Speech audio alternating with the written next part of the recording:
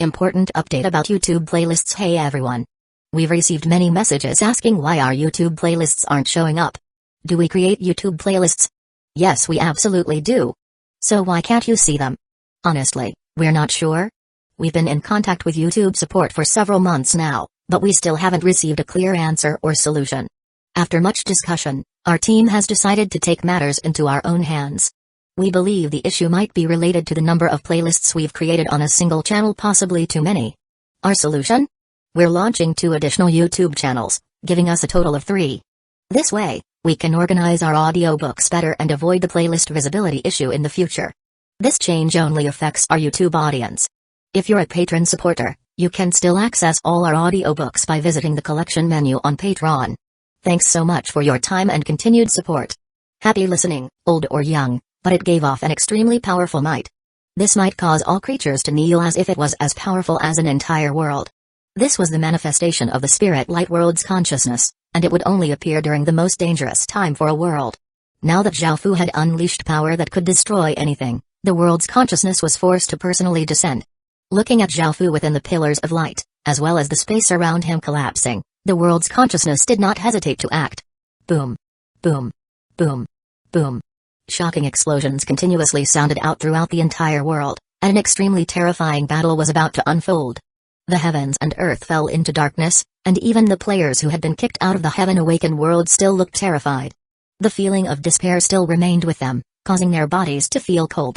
Only after a few days were they able to enter the Heaven Awakened world again. The spirit light world had been greatly ravaged, with countless trees and boulders lying about and gashes all over the ground. Some people could not help but head towards where the center of the battle had been, and the sight was simply too shocking and horrifying. The sky was covered by thick, dark clouds, and 1,000 or so regions had been burned to nothing. There were still traces of a black aura rising up from the ground, and all life there had been exterminated. There were deep abysses in some places and valleys in others. In fact, oil leaked out of the ground in some places, making it look like an apocalyptic scene. One could only imagine how terrifying the battle had been. Anyone who had remained would have died without a doubt, trampled on like ants. However, in the end, it was a victory of the spirit light world, or else the consequences would have been even more severe. That person could actually fight with the world's consciousness. Just what sort of existence was he? Following this, Great Kin's legatee's name resounded throughout the entire spirit light world. It was the first time most of them had heard of this name, and they still felt some chills when they remembered his power. It completely surpassed anything that they knew. Even though he had been forced into retreat by the world's consciousness, the 4 guardian beasts had almost died and had been heavily injured. Fortunately for Kamen, he had run quite quickly, or else he would have died. However, he was also on the verge of death, and this was the same for the world protectors of the other worlds. Most importantly, that person had killed countless creatures in over 1,000 regions. It was difficult to estimate just how many people had died, and even now, their cries still fill those regions. Now, the entire world listed Great Kin's legatee as their greatest and most dangerous enemy. All those who belonged to the spirit light world were determined to kill Great Kin's legatee. He not only took away their primogenitor statue but did such a thing to their world. The most important person in all of this had already returned to Great Kin. This was mainly because of the Golden Dragon, because without it, Xiaofu would have remained in the spirit light world until he died. After returning to Great Kin, Xiaofu was also heavily injured, and his aura was quite weak. Luckily, this time, the Imperial Physician's Pavilion had the revival pill. Li Si immediately ordered people to use the revival pill, and Xiaofu's injuries quickly recovered. There was also the Emperor Phoenix statue, which poured a large amount of Phoenix Chi into Xiaofu's body, helping with his recovery greatly. It was about half the effectiveness of the revival pill. Finally, the Flower Fairy also helped heal Xiaofu, causing Xiaofu to regain consciousness in just a few days, though his aura was still incredibly weak. By now, Xiaofu had already returned to his original state, and his eyes had become normal again as well. The splits in his pupils had also recovered. Xiaofu was not sure what had happened back then. After being nailed against the mountain, Xiaofu's consciousness had been pulled into a boundless darkness, and his body had been controlled by his bloodline. It was mainly the Death Race's bloodline that had taken control. That was why it seemed like Xiaofu had died, because the Death Race was made up of undead creatures, and Xiaofu's bloodline was a top-tier bloodline among the Death Race. Because his body was taken over by the Death Race bloodline, his 3 Fate Stars sensed that he was in enormous danger, so they broke free from Xiaofu's control and released their most powerful energy. At the same time, the demon god divinity within Xiaofu's soul also affected his body, giving him pure destructive power. Now, Zhao Fu sat against the headboard of his bed, eating some healing medicines while listening to the Golden Dragon describe what had happened. When Zhao Fu's pupils had split, that was when Zhao Fu had broken a life restriction, entering the Dao state. All living creatures had a life restriction. It determined a person's lifespan, a person's innate attributes, and a person's talent. One's lifespan and talent were all determined by one's life restriction.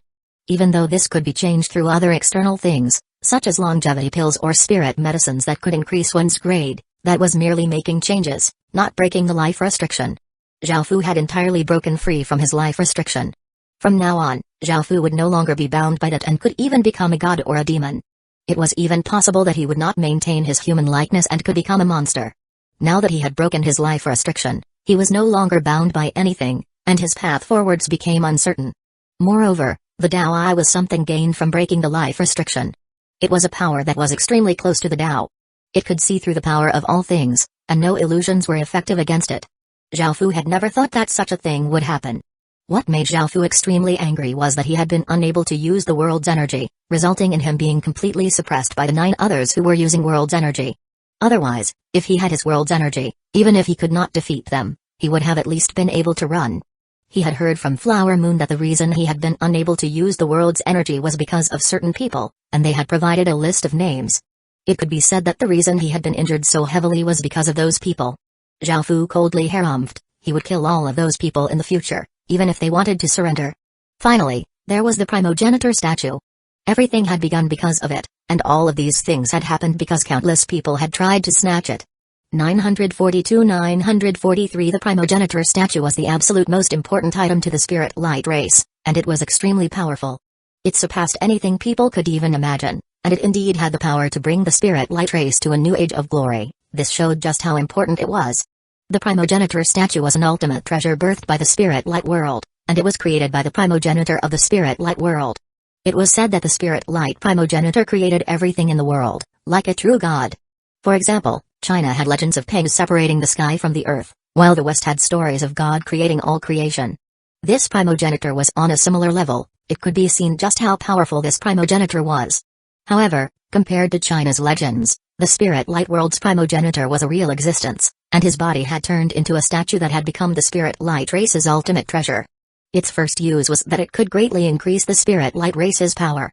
This sort of power was a bloodline power, increasing one's innate attributes and causing their overall power to become stronger. Most importantly, the primogenitor statue was not limited by numbers. This was not raising the strength of a few 100 million or a few billion people but raising the entire spirit light race's power. This statue could increase the entire world's power, and such things were incredibly rare. Moreover, it gave a great boost to strength. It could cause the spirit light race's innate strength to reach Tier 0 level 9. In other words, without even doing anything, those who were born would have Tier 0 level 9 strength and would not have to painstakingly reach that level like other people. As such, this primogenitor statue was incredibly important to the spirit light race. With its power, the spirit light race's strength would surpass that of even the world before it. Apart from this, it could also gather the heaven and earth spirit chi and could even forcefully absorb other worlds' spirit chi into its own world. This would cause the spirit light world's spirit chi to become even denser, resulting in cultivation speed becoming faster, while the spirit chi in surrounding worlds would decrease, resulting in their cultivation speed becoming slower. This would make them stronger while making their enemies weaker.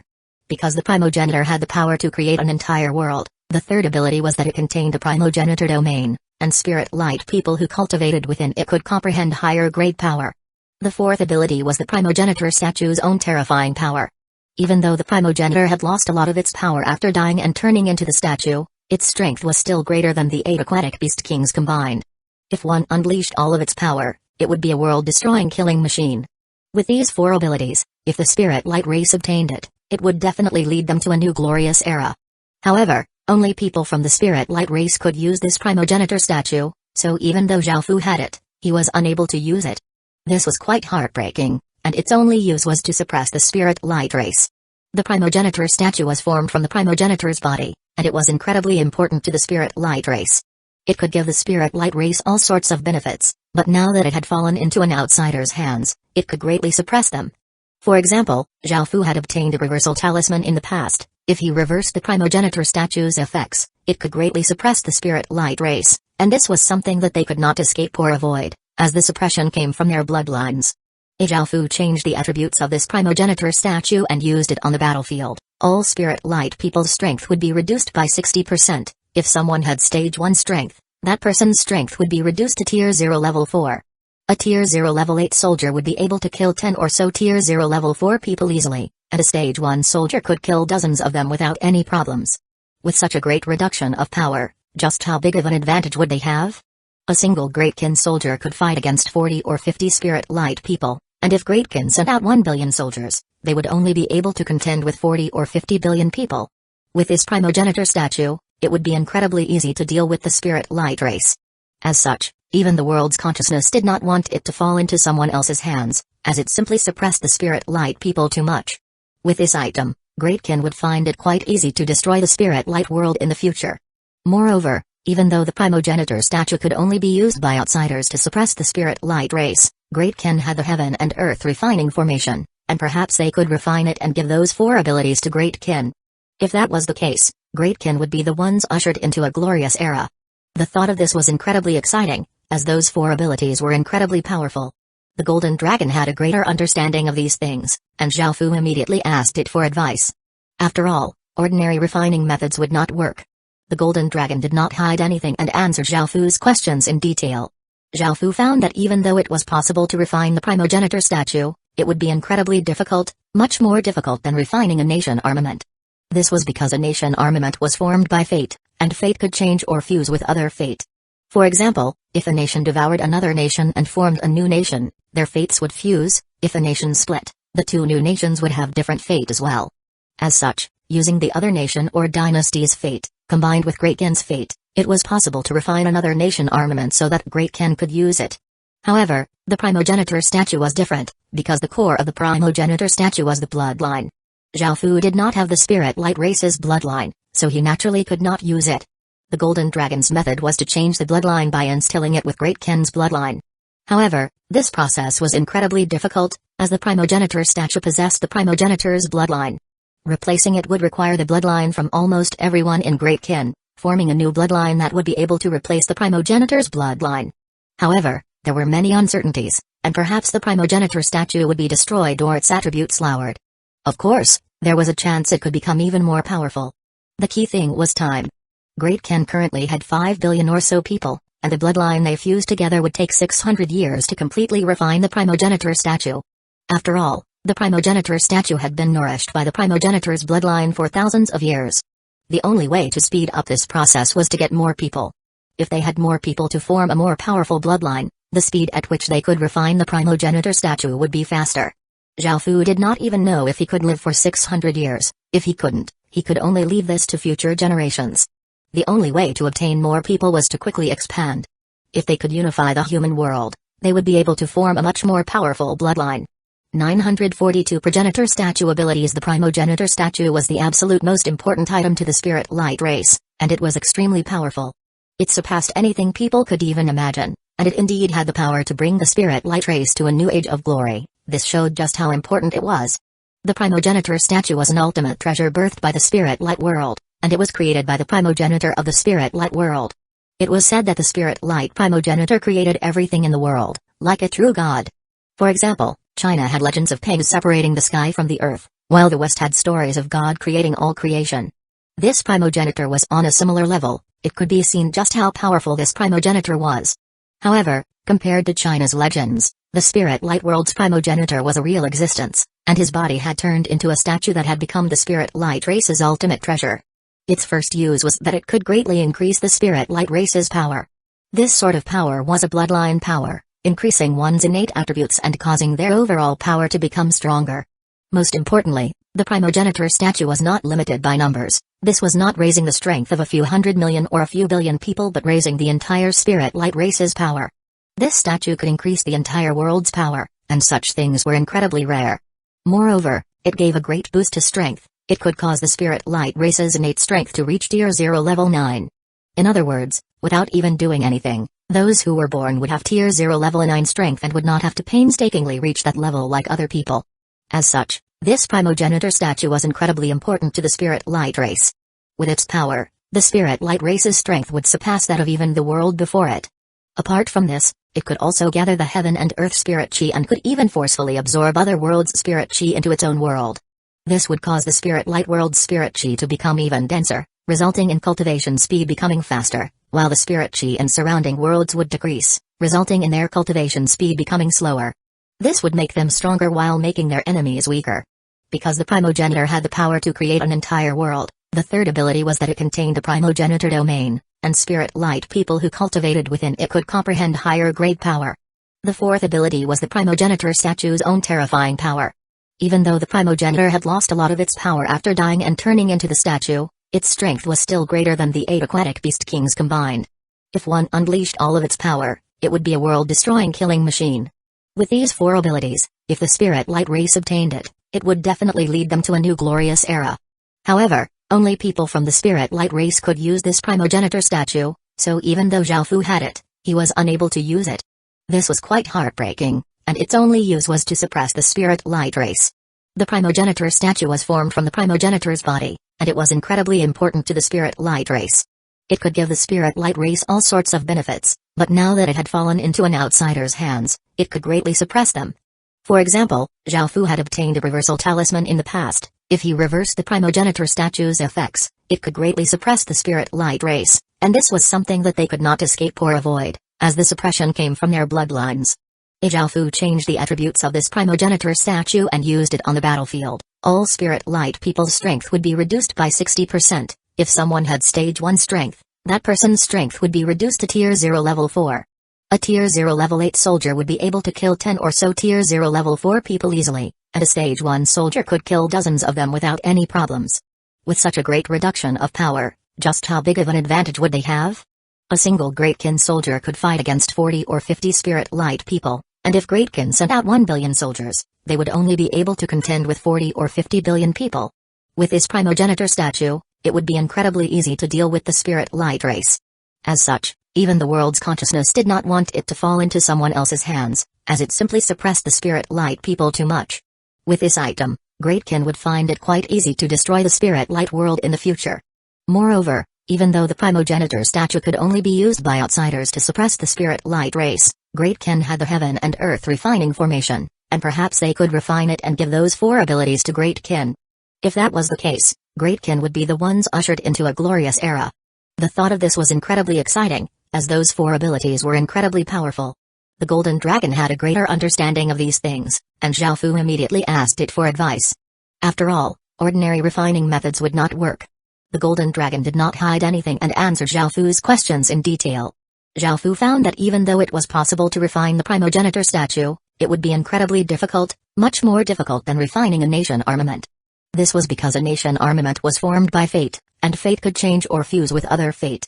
For example, if a nation devoured another nation and formed a new nation, their fates would fuse. If a nation split, the 2 new nations would have different fate as well. As such, using the other nation or dynasty's fate, combined with Greatkin's fate, it was possible to refine another nation armament so that Greatkin could use it. However, the primogenitor statue was different, because the core of the primogenitor statue was the bloodline. Zhao Fu did not have the spirit light race's bloodline, so he naturally could not use it. The Golden Dragon's method was to change the bloodline by instilling it with Greatkin's bloodline. However, this process was incredibly difficult, as the primogenitor statue possessed the primogenitor's bloodline. Replacing it would require the bloodline from almost everyone in Greatkin, forming a new bloodline that would be able to replace the primogenitor's bloodline. However, there were many uncertainties, and perhaps the primogenitor statue would be destroyed or its attributes lowered. Of course, there was a chance it could become even more powerful.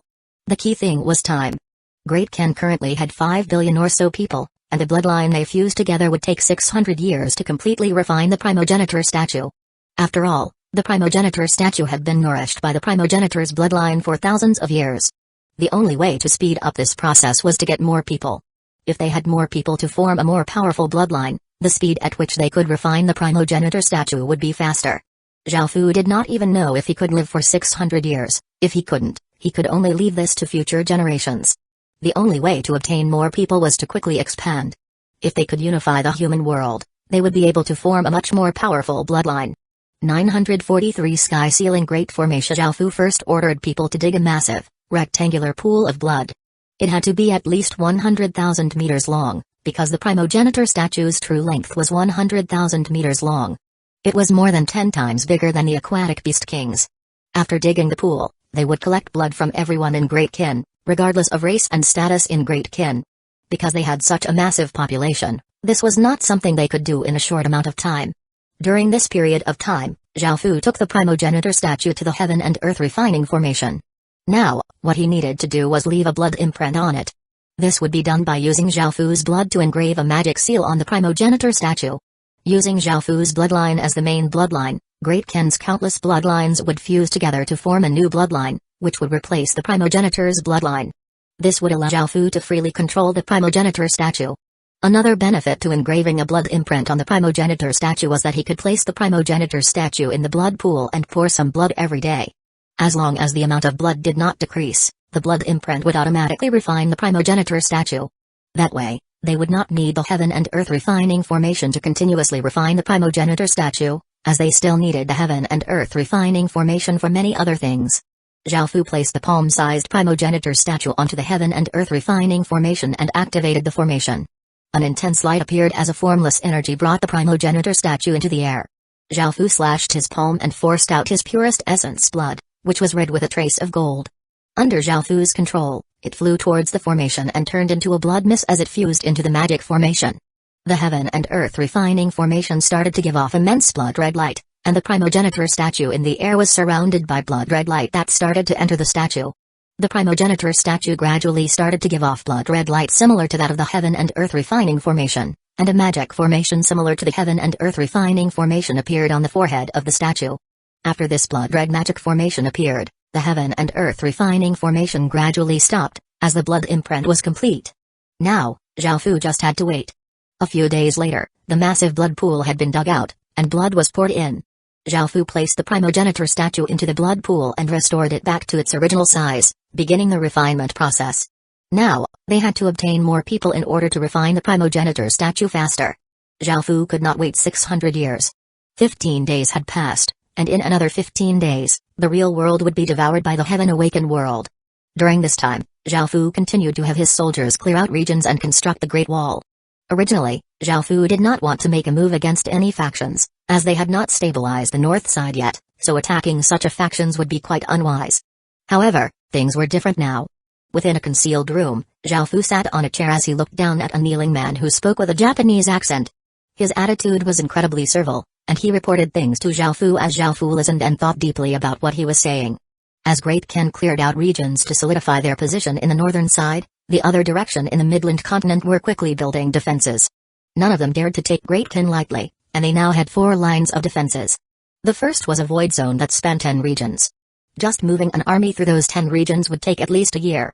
The second was a sky-sealing great formation that prevented anything from flying in the sky.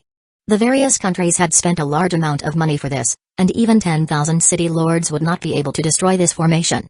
This was to prevent Great Kin from launching any air attacks. The third was underground formations. After seeing Great Kin take down the 4 other countries, they invested in underground protection to prevent Great Kin from digging tunnels and entering their territory without being detected. The fourth was a great wall for their final battle. They had set up countless restrictions here, because if the first 3 lines of defenses all failed, they would have to fight a decisive battle with Great Kin. Victory and defeat would be determined in that battle. With defenses in the sky, ground, and underground, the various countries were quite secure. They now had an impregnable aura as they prepared to face Great Kin's ferocious attacks. However, this time, they had failed in terms of people, and this was the purpose of this meeting. The person Zhaofu was talking to was Japan's ambassador, who represented 70% of the top-tier factions in Japan who wanted to submit to Great Kin. They would secretly open up a path to help Great Kin unify the eastern side of the Midland continent. Why are you doing this? What do you all want? Zhaofu asked in an imposing manner. People always had a motive when doing things, and 70% of the top-tier factions in Japan wanting to submit to Great Kin was no small matter. They were not stupid and definitely had a goal.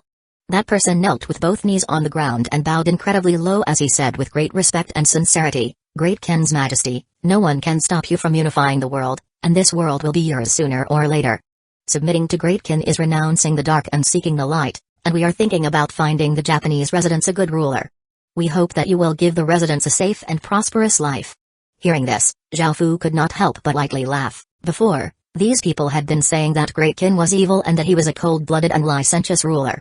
Now, they were claiming that they were renouncing the dark and seeking the light, and he had become a good ruler. However, Zhao Fu understood the situation in Japan right now. They were lacking in resources, and it had become a place where the strong devoured the weak. Anyone who had strength ruled those who were weaker, so they preferred people with strength. Now that the real world was about to be destroyed, they understood that no matter how good their defenses were, they would not be able to stop Great Kin in the end. As such, they came to submit beforehand. Their requirements were quite simple, which was to preserve their large families and legacies. In the future, the Japanese people would become part of Great Kin and receive the same treatment as ordinary subjects of Great Kin. Back when the four countries had resisted, Great Kin had lost many people, so he had been furious and made all players from those four countries the lowest class of resident. They had to make contributions to increase their status, and he was now surprised to find that this had brought positive effects. This matter was quite important, so Zhao Fu did not believe the ambassador so easily. Only after collecting intelligence and making sure of this would he believe these factions. With these factions' betrayal, Great Kin could easily take down the entire eastern side of the Midland continent, which would bring massive gains. As such, Zhao Fu agreed to their requests for now. Hearing that Zhao Fu was willing to agree to their requests, the ambassador felt incredibly happy and kowtowed in gratitude. 944 6 countries. There were 6 countries to the east of China: North Korea, South Korea, Japan, the Philippines, Malaysia, and Indonesia. Even though there were many of them, none of them were especially powerful, and they did not have much strength to resist. The closest country to Great Kin was Indonesia. It had 250 regions and roughly 50 million people. Next was Malaysia with 200 regions and roughly 40 million people, then the Philippines with 350 regions and roughly 80 million people. Further away was Japan with 300 regions and roughly 100 million people, then South Korea with 200 regions and around 40 million people, and then finally North Korea with 150 regions and roughly 30 million people. In total, the 6 countries had 1,450 regions and around 340 million people. There were also foreign nation armaments from 4 of the countries. Indonesia, as the primitive society developed and trade and transportation across the South China Sea became more common, the Indonesian people visited more and more islands, bringing their culture with them. It was roughly around 200 BC that the country Yavadvipa appeared. Yavadvipa was outside the boundary of the Han Dynasty province in Vietnam, which was where modern Indonesia was. During 131 AD, it sent ambassadors to China to establish friendly relations. Malaysia, Brunei Darussalam was the most prosperous empire in Malaysia's history. In the 13th century, it governed 14 provinces with tens of thousands of people living in the capital. It was a slave-owning society with clear classes, and its economy was primarily focused on agriculture. The residents obtained their salt from boiling seawater and fermented their own wine from millet, living simple lives. In the 14th century, the central government set up a unified administration for the treasury and tax collection. At the end of the 14th century, it submitted to the Majapahit Empire, and at the start of the 15th century, it submitted to the Malacca Sultanate. Soon, it regained independence and became a sultanate. At the start of the 16th century, the 5th Sultan, Bolkiah, caused the sultanate to become more powerful.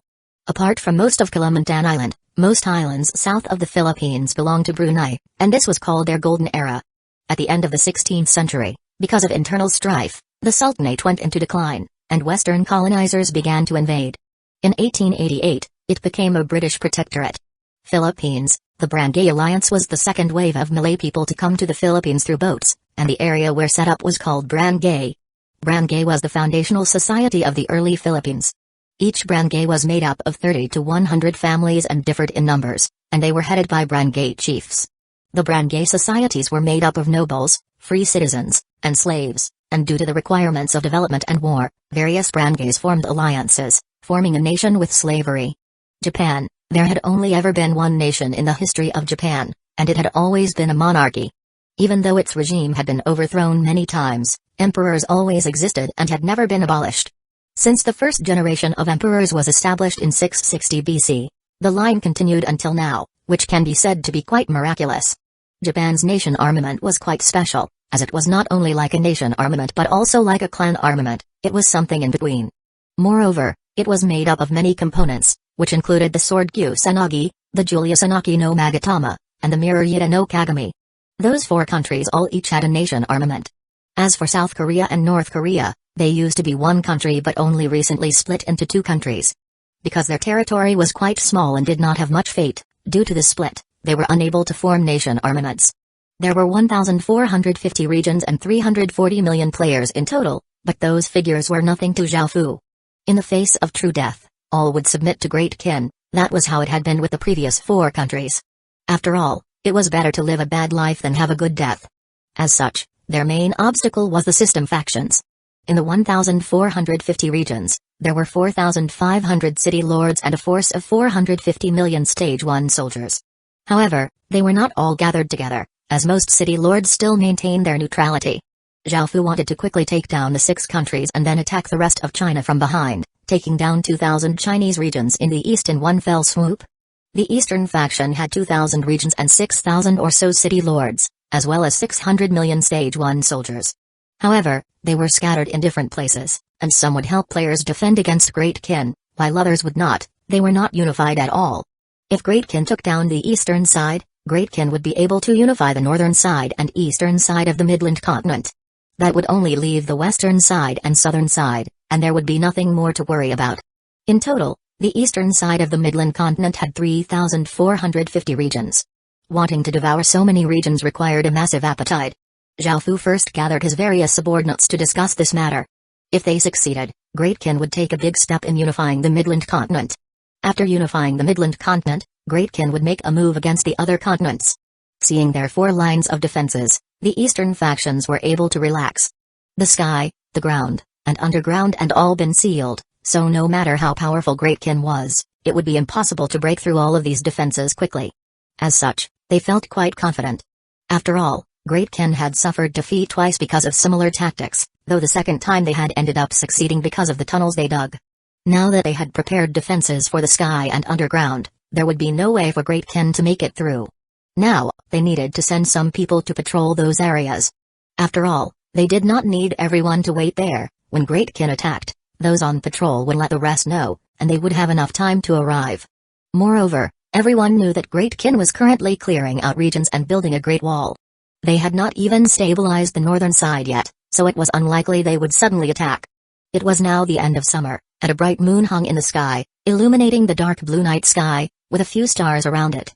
Bro, do you reckon we can stop Great Qin?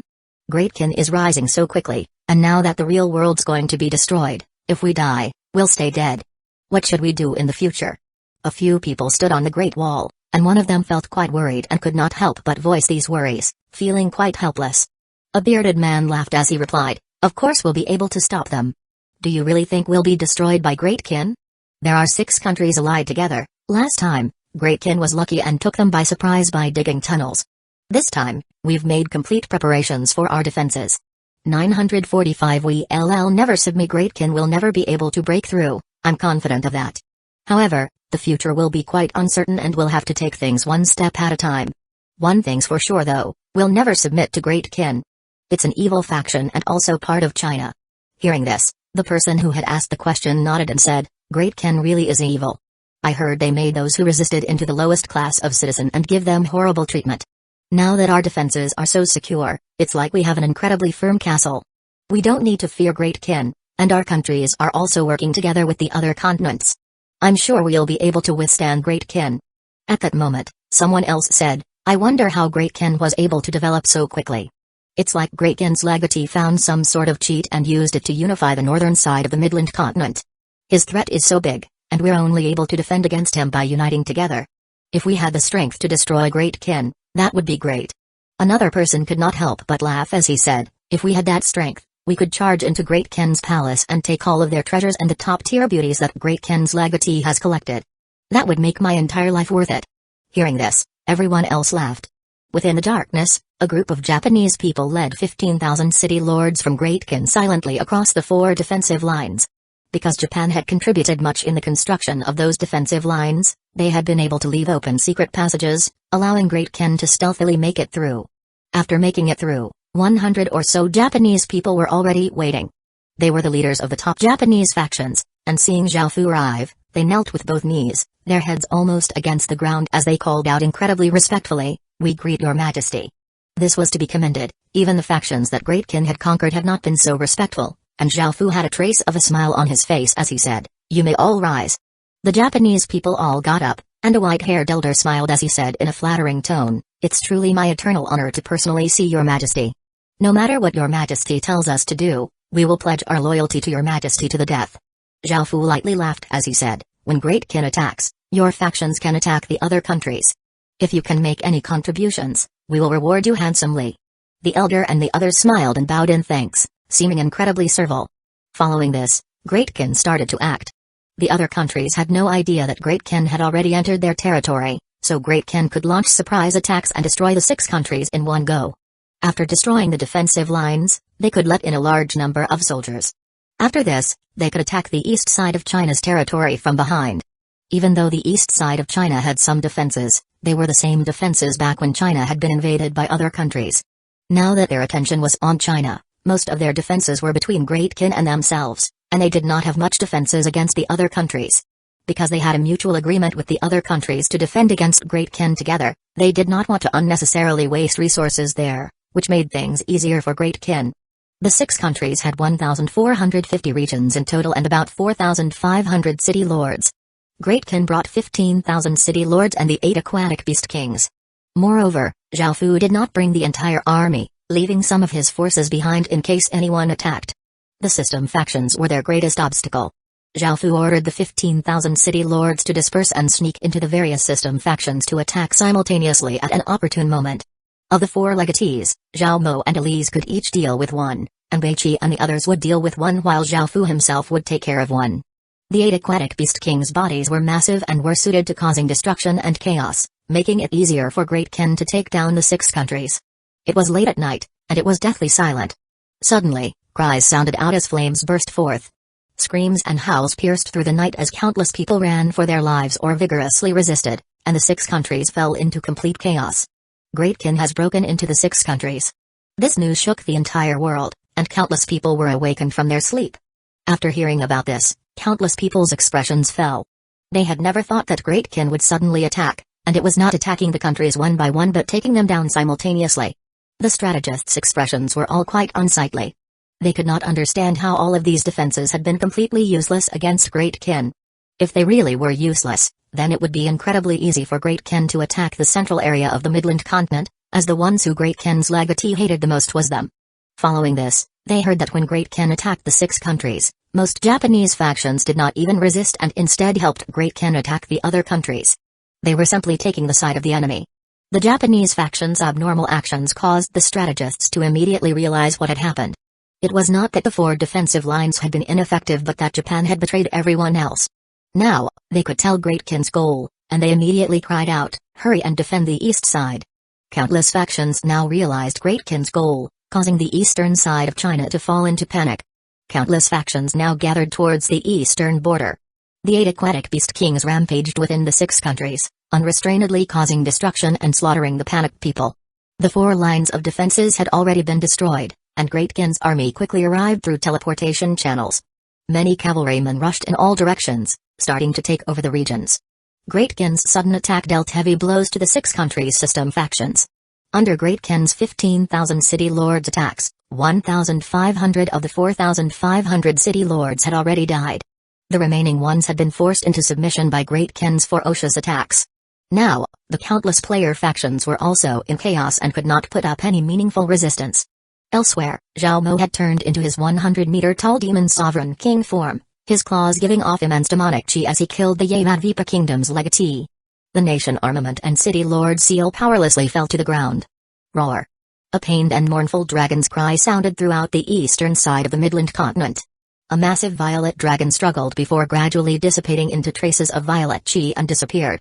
Finally, a system announcement sounded out, piercing into the minds of the Indonesian people. All of the Indonesian regions had been conquered by Great Qin. Indonesia had perished, and all of its fate had been absorbed by Great Qin. This caused all of the Indonesian players to fall into despair. Their minds went blank as they tried to figure out what to do. Now that Indonesia had fallen, what could they do? They evidently could not resist Great Qin. Were they going to be slaughtered by Great Qin? They were not the only ones in this predicament. Soon, 4 more system announcements sounded out. South Korea, North Korea, the Philippines, and Malaysia had simultaneously perished, causing all of their players to fall into panic and despair as well. 946 3 Grey Devils. At that moment, a voice sounded out like a light in the darkness, comforting their weak and afraid spirits. Great Kin's Majesty has ordered that all those who submit to Great Kin will become ordinary subjects of Great Kin. Those who joins Great Kin in attacking China will not be forced to bring their real bodies into the Heaven Awakened world. After the real world is destroyed, you will all be rewarded greatly. Great Kin had methods to bring people into the Heaven Awakened world en masse, so they would either submit or die a true death.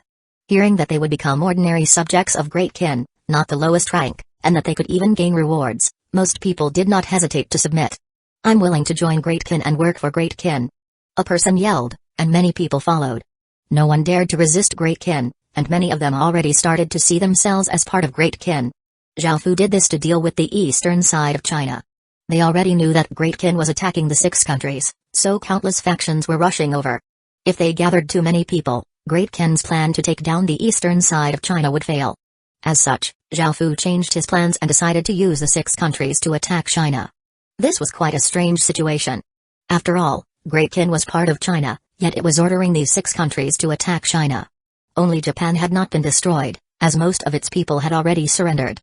The 6 countries formed 6 armies, ferociously attacking towards the eastern side of China with wild abandon. After all, Great Kin had promised rewards, and they would not die true deaths. As such, it was best to use this opportunity to contribute to Great Kin. If they wanted to make contributions in the future, they would be putting their actual lives on the line. There were not many factions gathered at the eastern side of China yet. After all, none of them expected the 6 countries to surrender so easily and follow Great Kin's orders to attack China. As the 2 sides fought, the Chinese side cursed at the 6 countries, saying that they had no backbone or any shame.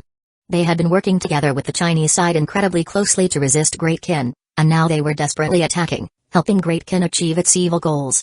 Now that the 6 countries had submitted to Great Kin, they of course defended Great Kin. They responded loudly, saying that they were now loyal to an enlightened legion, that Great Kin's legacy was the true mandate of heaven. He would one day unify the Midland continent, and they were simply following the heavens' will to punish those who resisted Great Kin.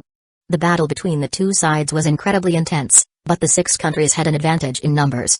They were already ready to fight and were incredibly close, while the defending forces had been caught unawares, and there were still factions on their way. Moreover, they had not even set up proper defenses and found it incredibly difficult to put up any meaningful resistance. Moreover, there was a big difference in their battle intent.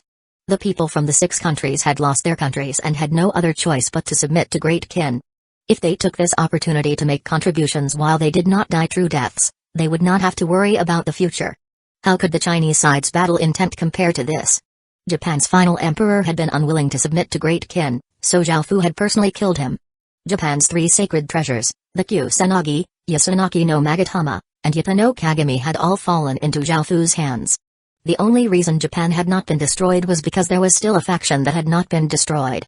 This faction was called the 100 Ghost Knight, and it was the faction that Musan Ori Hano had established. Zhaofu gave off a terrifying aura as he stood above her devil city. As a world legatee, Musan Ori Hano had great strength. Because Zhaofu was the world protector and she was a world legatee, both of them could use the human world's energy. However, in this sort of situation, neither of them could use it, as they were facing each other. Musan Ori Hano stood in the air, looking at Zhaofu with a complicated gaze, and 3 figures giving off powerful devil chi stood behind her. The first had 2 horns, a wine pot on its back, and looked quite handsome. This was Shudenji. The second figure was dressed in armor and had a pair of crow's wings and a long nose. Its face was quite savage. This was the Greater Tengu. The third was an incredibly enchanting woman who had 9 tails. She was Tamamo no Mei. These 3 were Japan's 3 great devils, and there were many legends of them. Their head was Shudenji. Zhaofu looked at Musan Ori Hano and said gently, as he had a good impression of her, "Hano, you're not a match for me. Japan has mostly submitted, so there's no point in you resisting like this. If you're willing to submit to Great Kin, I will treat you well." Musan Ori Hano felt quite complicated. Japan had already fallen, and there would no longer be Japan in the future. She was the final resisting faction, and she felt quite deeply towards Japan. She was not quite willing to let it just perish. However, the 3 devils behind her were quite intelligent.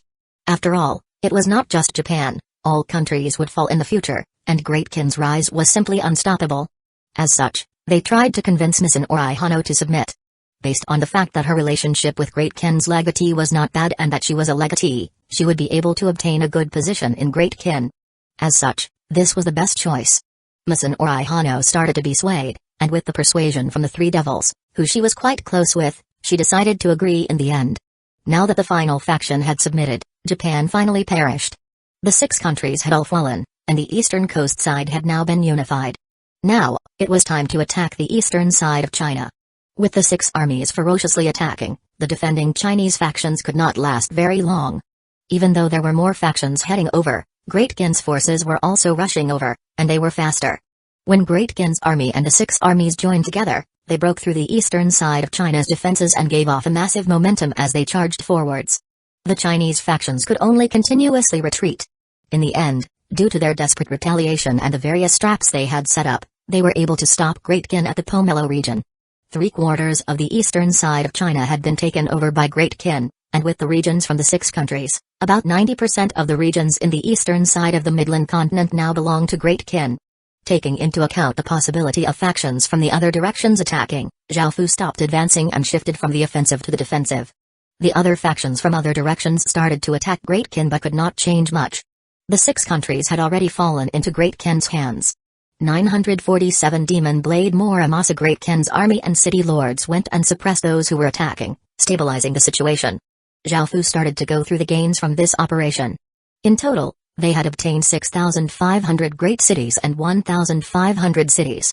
Most of the great cities had come from the 6 countries, and almost all of the cities had come from them as well. When Zhao Fu ordered the 6 countries to attack China, the Chinese side had continuously fallen back, and they had almost made it to the central area of China. If it wasn't for the strategists predicting that they would not be able to hold the eastern side of China, setting up defensive lines outside the central area, it was possible that Great Qin would have conquered the central area as well and even made it to the western side.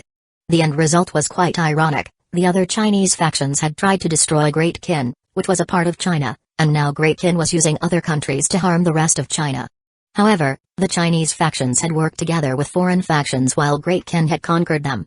With the Chinese side continuously falling back, many factions hurriedly relocated their cities. As such, Great Qin's gains in the eastern side of China were quite little. However, they were still able to conquer 3,100 regions. In total, they had obtained 6,500 great cities, 1,500 cities, 3.5 billion people, and 500 million Stage 1 soldiers. Now, Great Qin's overall population was 8.5 billion people, and it had 900 million soldiers. Of these soldiers, 820 million were Stage 1 soldiers, 10 million were Stage 2 soldiers, 1.8 million were Stage 3 soldiers, and 60,000 were Stage 4 soldiers. They now controlled 6,820 regions, 1 marquisate city, 3 barony cities, 6 capital cities, 15,070 great cities, and 4,421 cities. Great Qin's strength once again massively rose, and now they once again had to properly incorporate these people and regions. They would not be able to attack other factions for a while, as they had brought in simply too many people this time, almost 1/3 of what Great Qin already had. If they staged a rebellion, it would be quite difficult to deal with. There was also the issue of the regions. Great Qin already had 1,000 regions to clear, and now there were another 3,000 regions to clear out. This was no simple matter, and with the construction of the Great Wall, it would take at least a year to complete all of these things. In order to stabilize the people, Zhao Fu first gave out rewards. All those who had contributed were rewarded, regardless of if they were players or indigenous residents. The 6 countries had performed quite well this time, and this was especially so for the Japanese people. They fought incredibly vigorously while also shouting Great Qin's praises, which Zhao Fu found quite strange. The people from the 6 countries now belonged to Great Qin, and Zhao Fu made them ordinary residents, making them feel quite relieved. In order to celebrate this victory, Great Qin set up a massive banquet to reward those who had participated. In contrast, the factions at the central area of China had incredibly dark looks on their faces, looking at the people around them in suspicion. After what had happened with Japan, everyone found it hard to trust each other. If someone did the same thing as Japan and Great Qin attacked, they would completely fall apart. Great Qin now occupied the northern side while also having control of the eastern side. Almost half of the Midland continent now belonged to Great Qin, making it much harder to resist them. As such, these factions could only discuss how to prevent something like this from happening again, and the strategists once again started to think of plans. As for the leaders of the Chinese invasion from before, Great Qin had already executed those people, and their families' factions had all been destroyed. Their family members could only struggle to even live. There were now 20 or so women kneeling in front of Zhao Fu who came from those families. 2 of them were quite exceptional. One of them was Bak Xiaolan, the person who had led the South Korean army and said that Chinese people had stolen Korean culture. Now she, her mother, and her little sister were like pitiful little beasts, kneeling on the ground. There was another person who seemed much more dignified and composed. This woman was a Japanese woman and was dressed in a red kimono. Her long black hair fell to her shoulders, and she held a saber as she knelt on the ground. She was Oda Kamiya's older sister, Oda Mina. As the descendant of Oda Nobunaga, Oda Kamiya had been quite famous during the earlier times. However, he had been surpassed by others, such as Masin or Ihano and the last emperor. As the person who had led Japan to invade China, Zhao Fu showed no mercy to him. Oda Kamiya did not intend to submit to Great Kin either. After Great Kin broke into his city, Oda Kamiya committed seppuku using the demon blade Muramasa. The saber that Oda Mina now held was Muramasa. Even though it was in its sheath, it gave off a sense of evilness. Zhao Fu grabbed with his hand, and the Muramasa flew into his hand. Zhao Fu drew the saber, and a massive wave of evil spread out. The blade gave off an incredibly cold light, making people's hairs stand on end. The saber was now a saint armament. It had most likely killed many people. Zhao Fu was not very interested in this saber. However, Zhao Sha seemed to be very interested in it, so Zhao Fu gave it to him as a reward. Zhao Sha had immense potential, and Zhao Fu wanted to take all opportunities to nurture him. Before, when Zhao Sha had obtained the assassin legacy, he had used a dagger because it was more suited to assassinations. Now that he had Muramasa, he could fight directly against others. After taking care of everything, Zhao Fu went over to Oda Mina. He was somewhat interested in her, and he wrapped his arms around her, causing her face to go red. She knew what was about to happen, but for the Oda family, she had to properly serve this man. Oda Mina lightly hugged Zhao Fu back, gently resting her head against his chest. Zhao Fu hugged her and took some other women into the refining pavilion.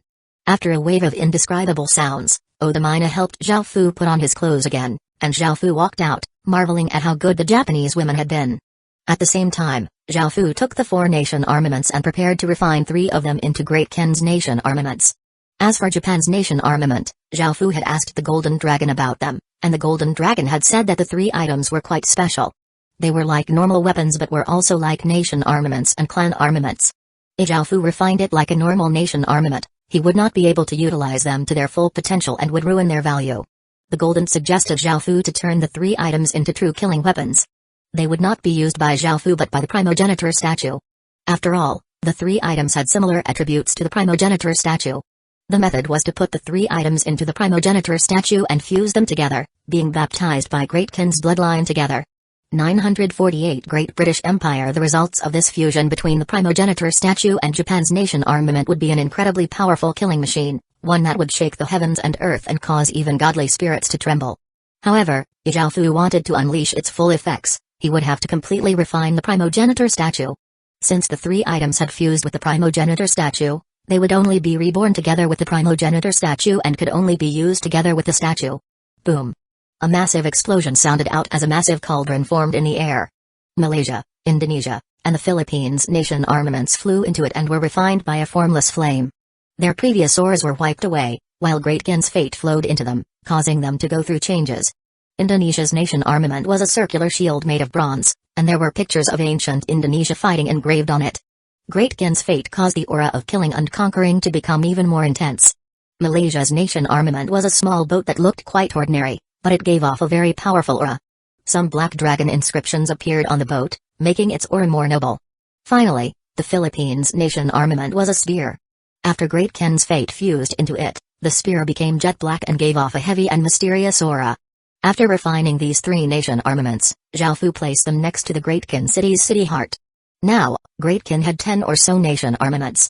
Zhao Fu went to the blood pool and fused Japan's 3 items into the primogenitor statue's chest, which happened quite smoothly.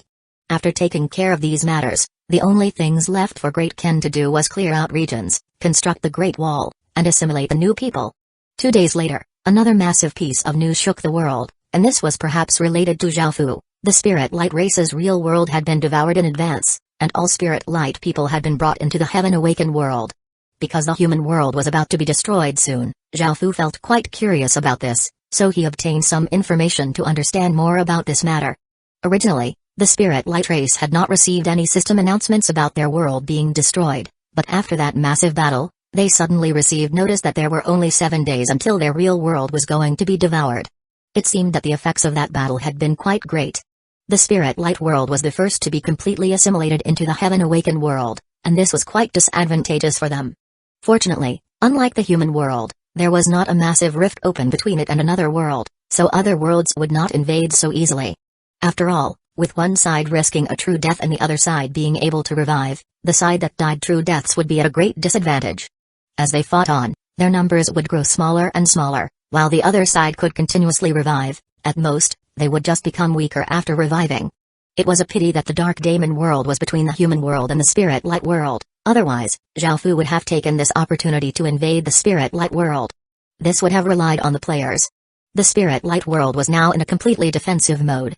They had set up a large number of defenses at the boundaries, because their world had already been destroyed. Once the heavenly domain boundary disappeared, the previous world and other worlds would immediately invade. They would be doomed without any defenses. As such, they felt incredibly hateful towards Great Kin's legatee, who had caused the destruction of their world to happen earlier.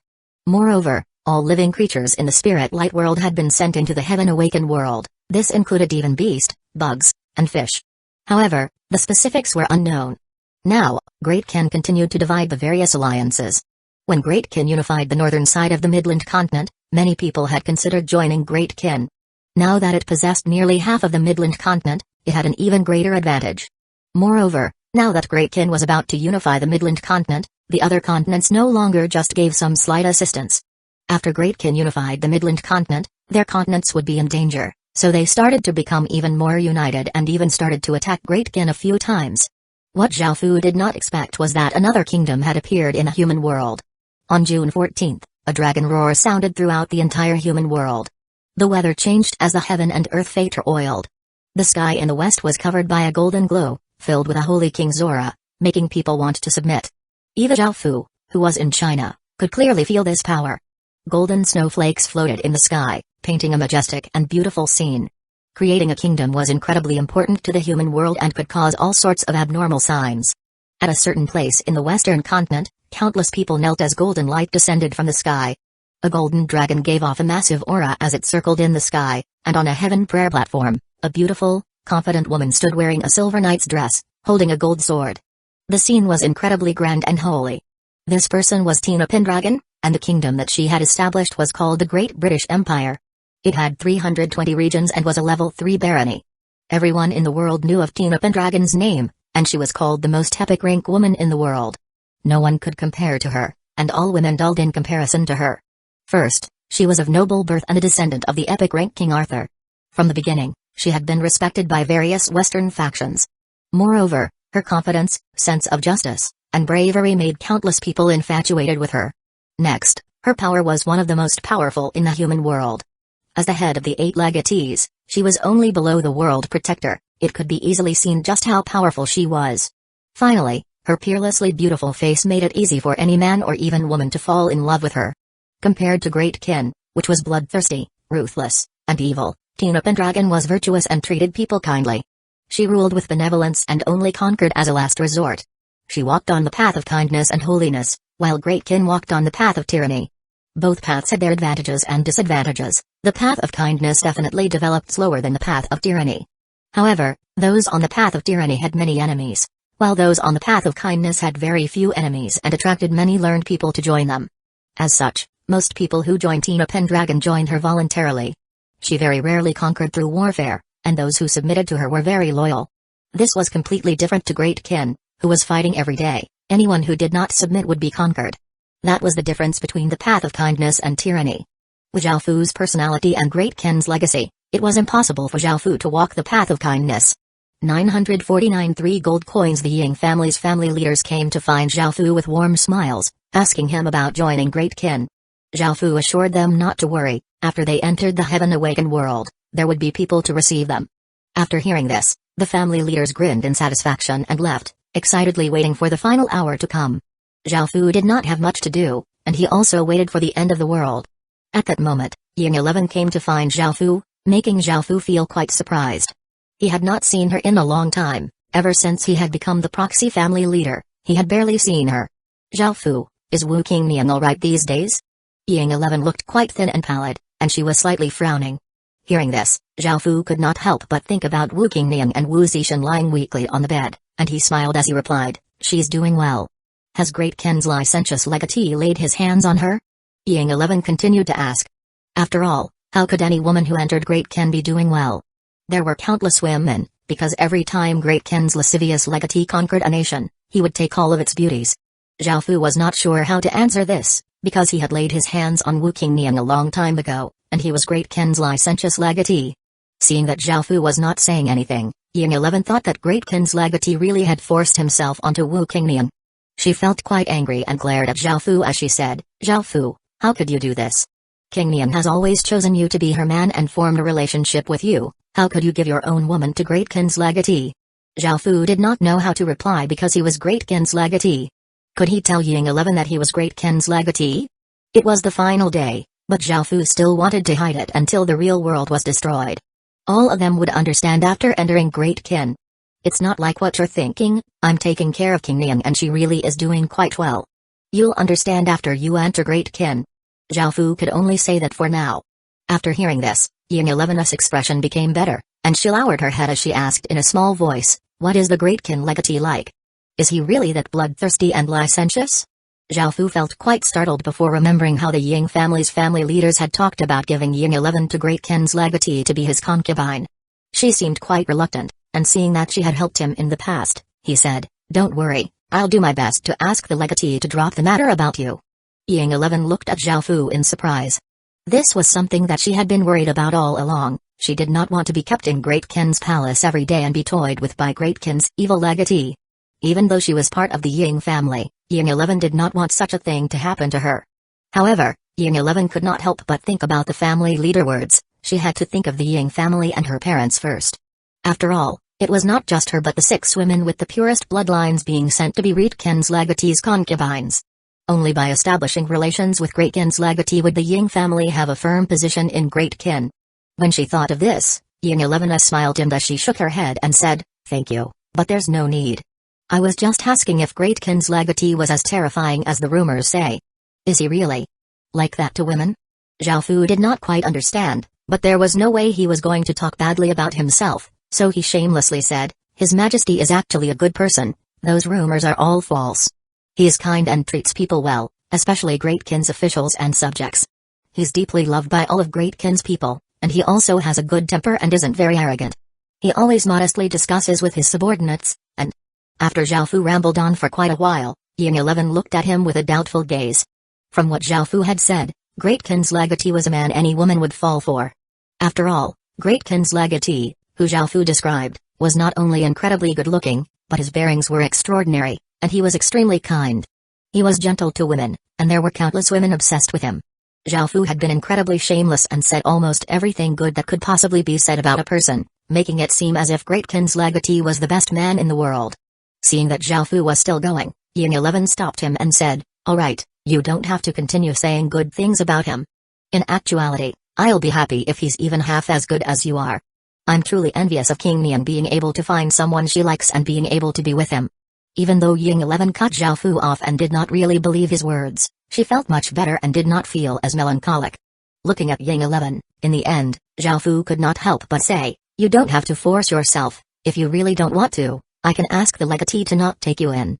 You don't have to worry about the Ying family. The legatee has never thought about getting rid of the Ying family. I can promise this on my life." "Really?" Hearing that Zhao Fu was so willing to help her, Ying 11 felt quite moved.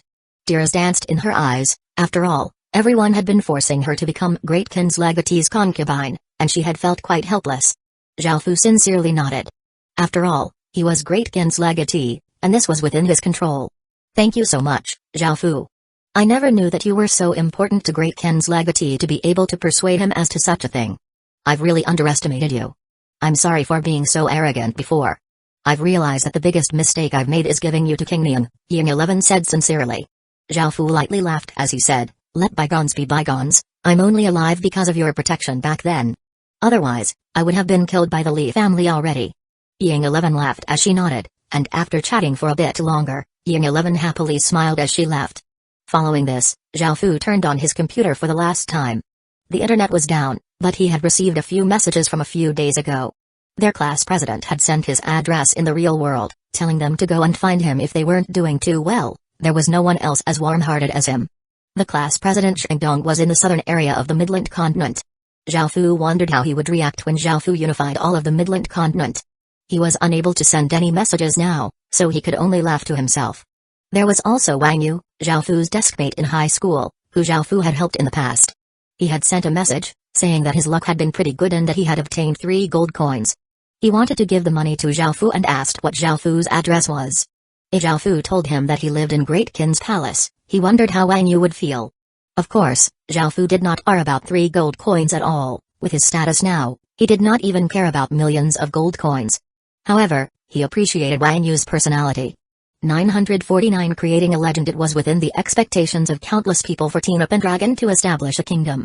Her reputation in the Western continent was extremely great, and almost everyone loved and respected her. This was not just the players but also the indigenous residents and city lords. That was the biggest reason why she had been able to establish a kingdom. However, no matter who it was, establishing a kingdom now was too late. After all, Great Qin was about to unify the Midland continent, so even if someone could establish a kingdom, could they resist Great Qin? After hearing about this, Zhao Fu was not too surprised. Now, the task at hand was to unify the Midland continent. Only after doing this would he lay hands on the other continents. Attacking the Western continent right now would be too troublesome. The Great British Empire was only a tiny barony kingdom right now, so Zhao Fu did not feel threatened at all, as Great Qin was already a marquisate kingdom. Apart from Tina Pendragon, Egypt's legatee had also nearly established a kingdom. After all, the southern continent corresponded to Africa in the real world, and because there were very few dynasty legacies there, Egypt had a big advantage. On July 5th, almost everyone returned to the real world, because on this day, the real world would be destroyed. As the sunlight of the dawn broke through the darkness of the night, revealing the blue sky and white clouds, birds happily called out. Zhao Fu woke up early and ate some breakfast. Now that the real world was about to be destroyed, Zhao Fu could not help but feel quite wistful. After all, he had lived in this world for 20 or so years, and he had countless memories here. Some were painful and some were happy, some were quite sad and others were blissful. Now that the real world was going to be destroyed, Zhao Fu felt quite complicated. It was not just Zhao Fu, almost everyone else felt this way. The older people were, the more reluctant they were to see the real world destroyed. Since China had been established, it had been around 5,000 years. Now, that was about to end. The humans were going to start a new era in a new world. The Ying family was filled with delight, and everyone was quite excited, as today was the day that they were going to join Great Qin. Today, they were finally going to escape the awkward situation of Great Qin's royal clan not being able to enter Great Qin. From now on, their Ying family would be the true royal clan of Great Qin and not just in name. Great Qin was now incredibly powerful within the Heaven Awakened world, and no one could stop it. Without even doing it, their Ying family was going to inherit a powerful faction. At first, they had looked down on Great Qin's legatee as he was from the collateral family and only had a bit of the Ying family's bloodline. They felt quite humiliated that Great Qin's legacy had been obtained by such a person. Because of this, they had often been mocked by other factions, who had said distasteful things, such as that their Ying family had no one of value, their legacy had been obtained by an outsider, which was a humiliation for one of China's 5 great families. It was not just the outsiders, even the Ying family despised this person, wanted to get rid of him, and cut him into 1,000 pieces to vent their anger. However, the Ying family and countless others had never expected that Great Qin would walk step by step towards the peak of the world because of that outsider, and his performance had shocked the entire world time and time again. Now, he had not only restored Great Qin but was about to unify China once again and the entire Midland continent. In fact, he might even unify the human world. Who else could do such a thing? Tina Pendragon was the most epic rank and brilliant woman in the human world, and any woman would dull in comparison. No one could compare to her except one person, who had completely surpassed her. That person, who had been completely unknown before, had affected all of China, all of the human world, and even the surrounding worlds. Great Qin's legatee had created his own legend. Now, the massive empire that he had established shook the entire world, and he was now the main player in this world. All important matters in the world were related to him and everything had him at the center. This was indeed enough to write his own legend. Putting Tina Pendragon aside, even the entire human world would pale in comparison to him. No one knew just how great his potential was or far he would go. The only thing they knew was that he could exceed anything they could imagine. If the people had to choose the greatest figure in the modern era, it would definitely be Great Qin's legatee. No one would be able to surpass him. The Ying family felt quite glad, and that was about it. They were glad that Great Qin's legacy had found a good master, that their ancestor had chosen the right person, and that the outsider was Great Qin's legatee. Now, no one in the Ying family could compare to him. Indeed, No one in the entire world could compare to him. Even if that person was not Great Kin's legatee, he would have a boundless future. Now, it was not a matter of whether the Ying family accepted Great Kin's legatee but whether Great Kin's legatee accepted the Ying family. Right now, the Ying family could only desperately try to curry favor with Great Kin's legatee. As long as he gave the order, they would do anything for him to accept the Ying family and not throw it away. As such, the most important figure right now was the Ying family's proxy leader, Great Kin's legatee's representative, Zhao Fu. In actuality, the Ying family's family leaders and the upper-class members of the Ying family all looked down on Zhao Fu. After all, he was part of the collateral family and had a lowly status, and he was not that special. There were plenty of people like him, but they could do nothing about it, as he was the person Great Kin's legatee had chosen. They wondered how Zhao Fu had been so lucky as to have Great Kin's legatee choose him. He was now an important member of Great Kin and was quite valued by Great Kin's legatee. The reason why the family leaders and the upper-class members of the Ying family were so courteous to Zhao Fu was because of Great Kin's legatee standing behind him. Deep down, they all despised him. However, as Zhao Fu contributed more and more, their view of him started to change. Now, their positions had reversed, Zhao Fu's status had become quite important, and it was Zhao Fu who now looked down on them. They did not dare to look down on Zhao Fu and desperately tried to curry favor with him. At the same time, they rejoiced that Zhao Fu had been chosen by Great Kin's legatee. After all, without him, the Ying family would have nothing to do with Great Kin's legatee. If that were the case, Great Kin's legatee would not acknowledge them and could even destroy them. It was only because of Zhao Fu that they had developed a connection with Great Kin's legatee and received his acknowledgement. Now, they could join Great Kin. Without Zhao Fu, none of this would have been possible. As such, the family leaders all sincerely praised Zhao Fu, because his contributions in this matter were not small at all. 953 gold coins. Note, this chapter is out of order. This one is chapter 950, not 949. The Ying family's family leaders came to find Zhao Fu with warm smiles, asking him about joining Great Kin. Zhao Fu assured them not to worry, after they entered the Heaven Awakened world, there would be people to receive them. After hearing this, the family leaders grinned in satisfaction and left, excitedly waiting for the final hour to come. Zhao Fu did not have much to do, and he also waited for the end of the world. At that moment, Ying 11 came to find Zhao Fu, making Zhao Fu feel quite surprised. He had not seen her in a long time, ever since he had become the proxy family leader, he had barely seen her. Zhao Fu, is Wu Qingniang alright these days? Ying 11 looked quite thin and pallid, and she was slightly frowning. Hearing this, Zhao Fu could not help but think about Wu Qingniang and Wu Zishan lying weakly on the bed, and he smiled as he replied, "She's doing well. Has Great Kin's licentious legatee laid his hands on her?" Ying 11 continued to ask. After all, how could any woman who entered Great Kin be doing well? There were countless women, because every time Great Kin's lascivious legatee conquered a nation, he would take all of its beauties. Zhao Fu was not sure how to answer this, because he had laid his hands on Wu Qingniang a long time ago, and he was Great Kin's licentious legatee. Seeing that Zhao Fu was not saying anything, Ying 11 thought that Great Kin's legatee really had forced himself onto Wu Qingniang. She felt quite angry and glared at Zhao Fu as she said, "Zhao Fu, how could you do this? Qingniang has always chosen you to be her man and formed a relationship with you. How could you give your own woman to Great Kin's legatee?" Zhao Fu did not know how to reply because he was Great Kin's legatee. Could he tell Ying 11 that he was Great Kin's legatee? It was the final day, but Zhao Fu still wanted to hide it until the real world was destroyed. All of them would understand after entering Great Kin. "It's not like what you're thinking, I'm taking care of Qingniang and she really is doing quite well. You'll understand after you enter Great Kin." Zhao Fu could only say that for now. After hearing this, Ying 11's expression became better, and she lowered her head as she asked in a small voice, "What is the Great Kin legatee like? Is he really that bloodthirsty and licentious?" Zhao Fu felt quite startled before remembering how the Ying family's family leaders had talked about giving Ying 11 to Great Kin's legatee to be his concubine. She seemed quite reluctant, and seeing that she had helped him in the past, he said, "Don't worry, I'll do my best to ask the legatee to drop the matter about you." Ying 11 looked at Zhao Fu in surprise. This was something that she had been worried about all along. She did not want to be kept in Great Kin's palace every day and be toyed with by Great Kin's evil legatee. Even though she was part of the Ying family, Ying 11 did not want such a thing to happen to her. However, Ying 11 could not help but think about the family leader words. She had to think of the Ying family and her parents first. After all, it was not just her but the 6 women with the purest bloodlines being sent to be Great Kin's legatee's concubines.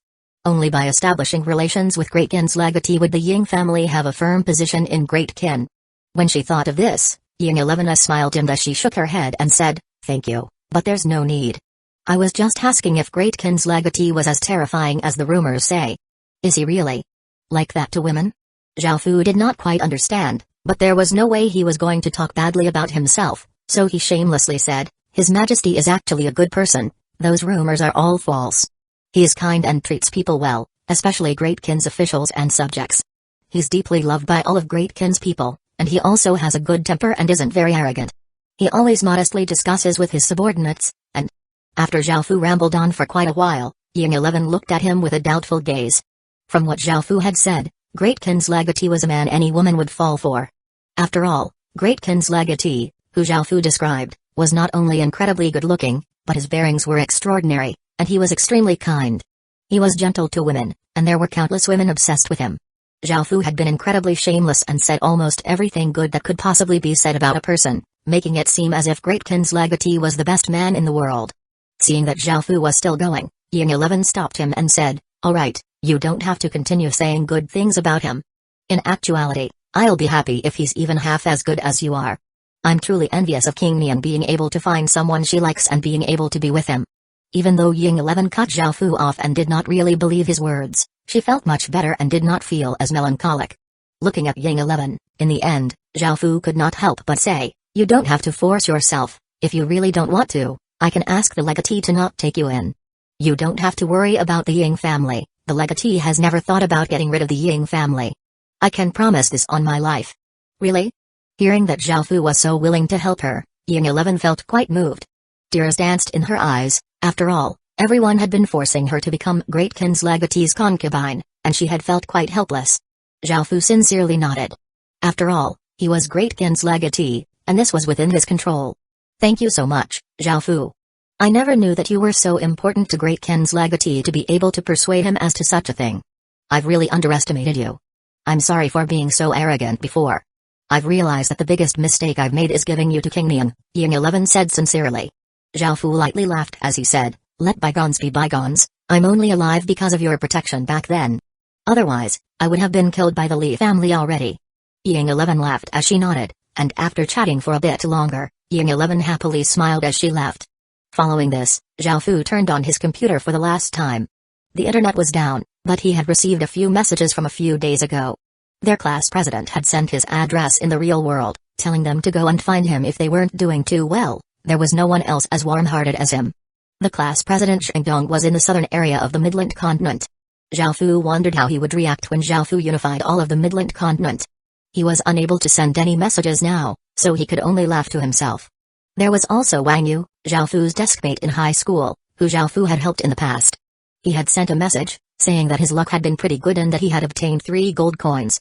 He wanted to give the money to Zhao Fu and asked what Zhao Fu's address was. Zhao Fu told him that he lived in Greatkin's palace. He wondered how Wang Yu would feel. Of course, Zhao Fu did not care about 3 gold coins at all. With his status now, he did not even care about millions of gold coins. However, he appreciated Wang Yu's personality. 951 Destruction of the world. It was now midday, and no one knew how long it would be until the world would be destroyed. Zhang Yukan had already prepared a sumptuous feast and called Zhao Fu out for lunch. This was the first time Zhao Fu had continuously eaten 2 meals in the real world in a long time. Zhao Fu did not hold back, because the food that Zhang Yukan had cooked was food that he greatly enjoyed. Zhang Yukan sat by the side, smiling as she put more food into Zhao Fu's bowl. Her aura was becoming more and more mature, and her cheeks were slightly red. Looking at her, Zhao Fu wanted to eat her up. Ever since he had entered university, he had fantasized about doing certain things with her. Facing Zhao Fu's gaze, Zhang Yukan felt quite embarrassed, and she lowered her head, her heart full of desire. After enduring the 6 desires demonic chi for such a long time, she had been dealing with it by herself every day and night, and she had also fantasized about Zhao Fu many times. Before, she did not have much confidence, as she was not young anymore, and she was worried that Zhao Fu would not be interested in her. However, after seeing Zhao Fu do it with Zhang Hongmai, who was even older than her, she found that Zhao Fu was quite capable, and Zhang Hongmai could only come every few days. She also knew that Zhao Fu was quite special. The atmosphere was becoming quite intense, and Zhao Fu smiled as he prepared to do something. Suddenly, the clouds started to swirl as the ground lightly trembled. Zhao Fu understood that it was time, so he walked out of the villa. Countless rays of rainbow light descended from the sky, and a boundless aura spread out, causing people's souls to tremble. Everyone was now outside, looking at this fantastical scene. Boom. A massive explosion sounded out from the sky as a massive aura swept through the world like a berserk gale. In front of this immense aura, everyone felt incredibly small and powerless. The image of another world slowly appeared in the sky. There were massive trees, majestic mountains, and lakes that were as big as seas. There were all sorts of beasts, and spirit chi was incredibly abundant. It was quite an awe-inspiring world. The image of this world gave off an ancient and powerful aura. This was the Heaven Awakened world. After the Heaven Awakened world appeared, an unimaginably powerful attractive force came out from it. It was an illusory attractive force that seemed to suck out people's souls. The entire human world started to fall apart as the ground violently shook, countless cracks appearing. Lava started to flow out of those cracks, and fire rushed to the sky as terrifying bolts of lightning blasted down to the ground. It was truly the end of the world. At that moment, all living creatures were sucked by that attractive force into that illusory world. This was not just humans but all other creatures as well. Zhaofu was also sucked in by that massive attractive force. He felt a wave of dizziness before his body appeared in the Heaven Awakened world. His body gave off a rainbow light as a system announcement rang out in his head, telling him that his body in the real world and his body in the Heaven Awakened world had fused together. Everyone's bodies fused together with the corresponding bodies in the Heaven Awakened world, and the other living creatures were all given places. Fish were placed by the formless energy into water, beasts were placed in mountains and forests, and birds were left flying in the air. It was not just the humans who were brought into the Heaven Awakened world but all other living creatures as well. Now, the real world had most likely been destroyed. The ground had collapsed, and the surface of the world would now be covered with lava. No creatures could live there anymore. Their blue planet had become a fiery planet of death. In actuality, the world was not completely destroyed, as it still existed. Perhaps after a few 100 million years, life would appear on it again. Perhaps humans would appear and the Heaven Awakened world would once again descend. Zhaofu stood there for a while and thought to himself, and Li Si came up to report, "Your Majesty, the Ying family's people have been received into great kin. This subordinate has made arrangements already, and they are waiting for you to summon them." Hearing this, Zhaofu calmly nodded. Following this, the Ying family's family leaders and hundreds of the most important people in the Ying family held back their excitement as they walked forwards. They were about to meet Great Kin's legatee, the most respected person in the Ying family and Great Kin's pride. Now, they waited outside the palace, waiting for Great Kin to summon them. A few of them could not help but try to guess what sort of person he was. Some people said he was definitely incredibly handsome, making all women fall for him. Others said he would definitely be incredibly dignified and domineering, or else he would not be able to create such a powerful kingdom. Others believed that he was incredibly charismatic. They were about to meet Great Kin's legatee, someone who stood at the peak of the world. Everyone had different guesses, and even the steady-minded family leaders could not help but feel incredibly curious as to what sort of person he was. Ying 11 did not think too much, as she had confidence in Zhaofu. As such, she did not worry too much. No matter what Great Kin's legatee was like, it would not be her problem. However, from the rumors, he did not seem like a good person. On the other hand, Ying 11 wanted to see Zhaofu and Wu Qingnian more. This was because she was mainly relying on Zhaofu, and she felt quite grateful towards him. With him by her side, she would feel more at ease. As for Wu Qingnian, she was the person Ying 11 was the closest with. His Majesty summons the Ying family. A loud cry sounded out as everyone in the Ying family started to feel quite nervous. They lowered their heads so as not to offend Great Kin's legatee and followed the palace attendants in. After walking in, everyone knelt on both knees and said simultaneously, "We greet His Majesty. Long live His Majesty. Long live His Majesty. You may rise."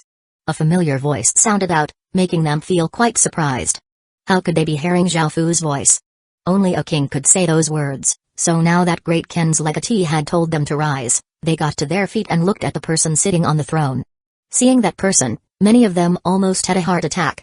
The family leaders' legs went weak, and they almost fell to their knees again. The person sitting on the throne was Zhaofu. Did that mean Zhaofu was Great Kin's legatee?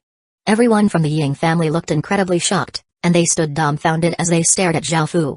They had never expected that Zhaofu would be Great Kin's legatee, Great Kin's mysterious, powerful legatee, who they could not find all over the world, had actually been within the Ying family this entire time. "Are you surprised that we are Great Kin's legatee?" Zhaofu lightly laughed as he spoke. The family leaders dumbly nodded, and only after a while did they hurriedly kneel, as did everyone else, saying, "We greatly offended your Majesty in the past, please punish us for our sins." 952 The identity of the legatee. They never could have expected that Zhaofu would be Great Kin's legatee. From the beginning, they looked down on Zhaofu, as Xiaofu was of lowly birth. Now that they thought about that, they felt quite scared. If they had tried to do something to Xiaofu back then, the entire Ying family could have been wiped out by him, because he was the person with the most authority and great kin. At the same time, they felt quite regretful that they had not been able to find out he was great kin's legatee earlier, otherwise, they could have done more to earn favor with him. Everyone felt incredibly stupid that they had missed such a good opportunity and had stupidly taken him to be great kin's legatee's representative. He was actually the person they had been desperately looking for. Now, they could only hope that Xiaofu would not take too much offense at their earlier conduct, or else they would be doomed. Everyone started to sweat cold sweat, and their bodies lightly trembled, begging Xiaofu to forgive them. The person who was the most shocked is Ying 11. After all, she was the first person out of them to interact with Xiaofu, and back then, he had been an incredibly minor figure. However, Xiaofu's performance had continuously surprised her, and his status was now higher than hers. However, she had never expected Xiaofu's true identity to be so monstrous. Now, she could not compare to even a hair on his body because Xiaofu was now the most prestigious person in the world. Now, Ying 11 did not even dare to look at Xiaofu, because the difference between this Xiaofu and the Xiaofu she knew was simply too big, making her feel terrified and incredibly inferior. The only thing that she felt quite grateful about was that their relationship was not too bad. However, Ying 11 suddenly remembered the things she had said to Xiaofu about Great Kin's legatee before the real world was destroyed. Her face became incredibly pale and she silently cursed at herself for being so stupid. She was definitely doomed.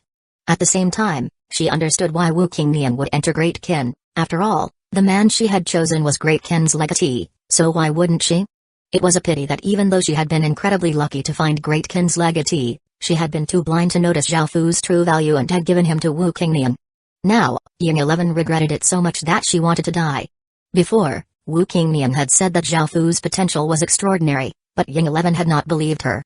Who could have known that he was Great Qin's legatee? Extraordinary potential? Xiaofu was almost godly at this point. If she had realized that Xiaofu was Great Qin's legatee, she might have been able to obtain great authority within Great Qin. However, this was now impossible. You may all rise. Originally, we did not plan on going to the Ying family or receiving the Ying family as Great Qin's royal clan, but we are part of the Ying family. When we acted as the proxy leader of the Ying family, you all performed well, so we will acknowledge your status, Xiaofu said in a dignified tone as he looked at the Ying family's people kneeling in fear. This caused everyone from the Ying family to let out a sigh of relief, their fear turning into joy. They profusely thanked Xiaofu, after which Xiaofu conferred some rewards and sent them off. After the meeting concluded, Wu Qingnian walked out. Ying 11 looked at Wu Qingnian and she could not help but leap into her embrace and cry. She felt incredibly happy and regretful upon seeing Wu Qingnian. What's wrong, Lil 11? Did that bad guy bully you? Wu Qingnian glared at Xiaofu while Xiaofu looked back at her innocently because he hadn't done anything. Ying 11 shook her head and explained, Xiaofu didn't bully me, I was just scared by his identity, and I'm also so happy to see you. So that's why.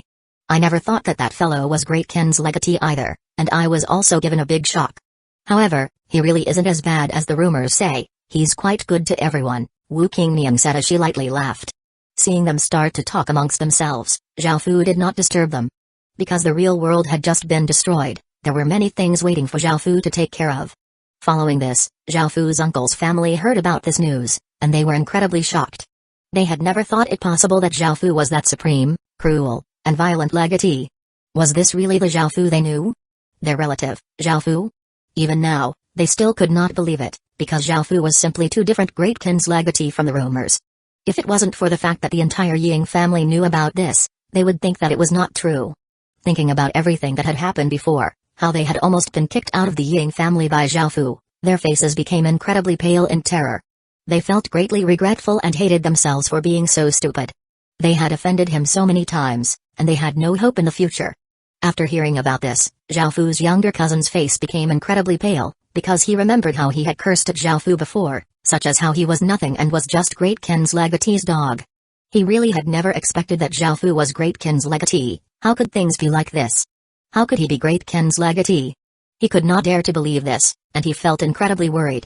Anyone who cursed at Great Qin's legatee like that would definitely suffer horrible death. He was probably the only person who had dared to say such things to Great Qin's legatee.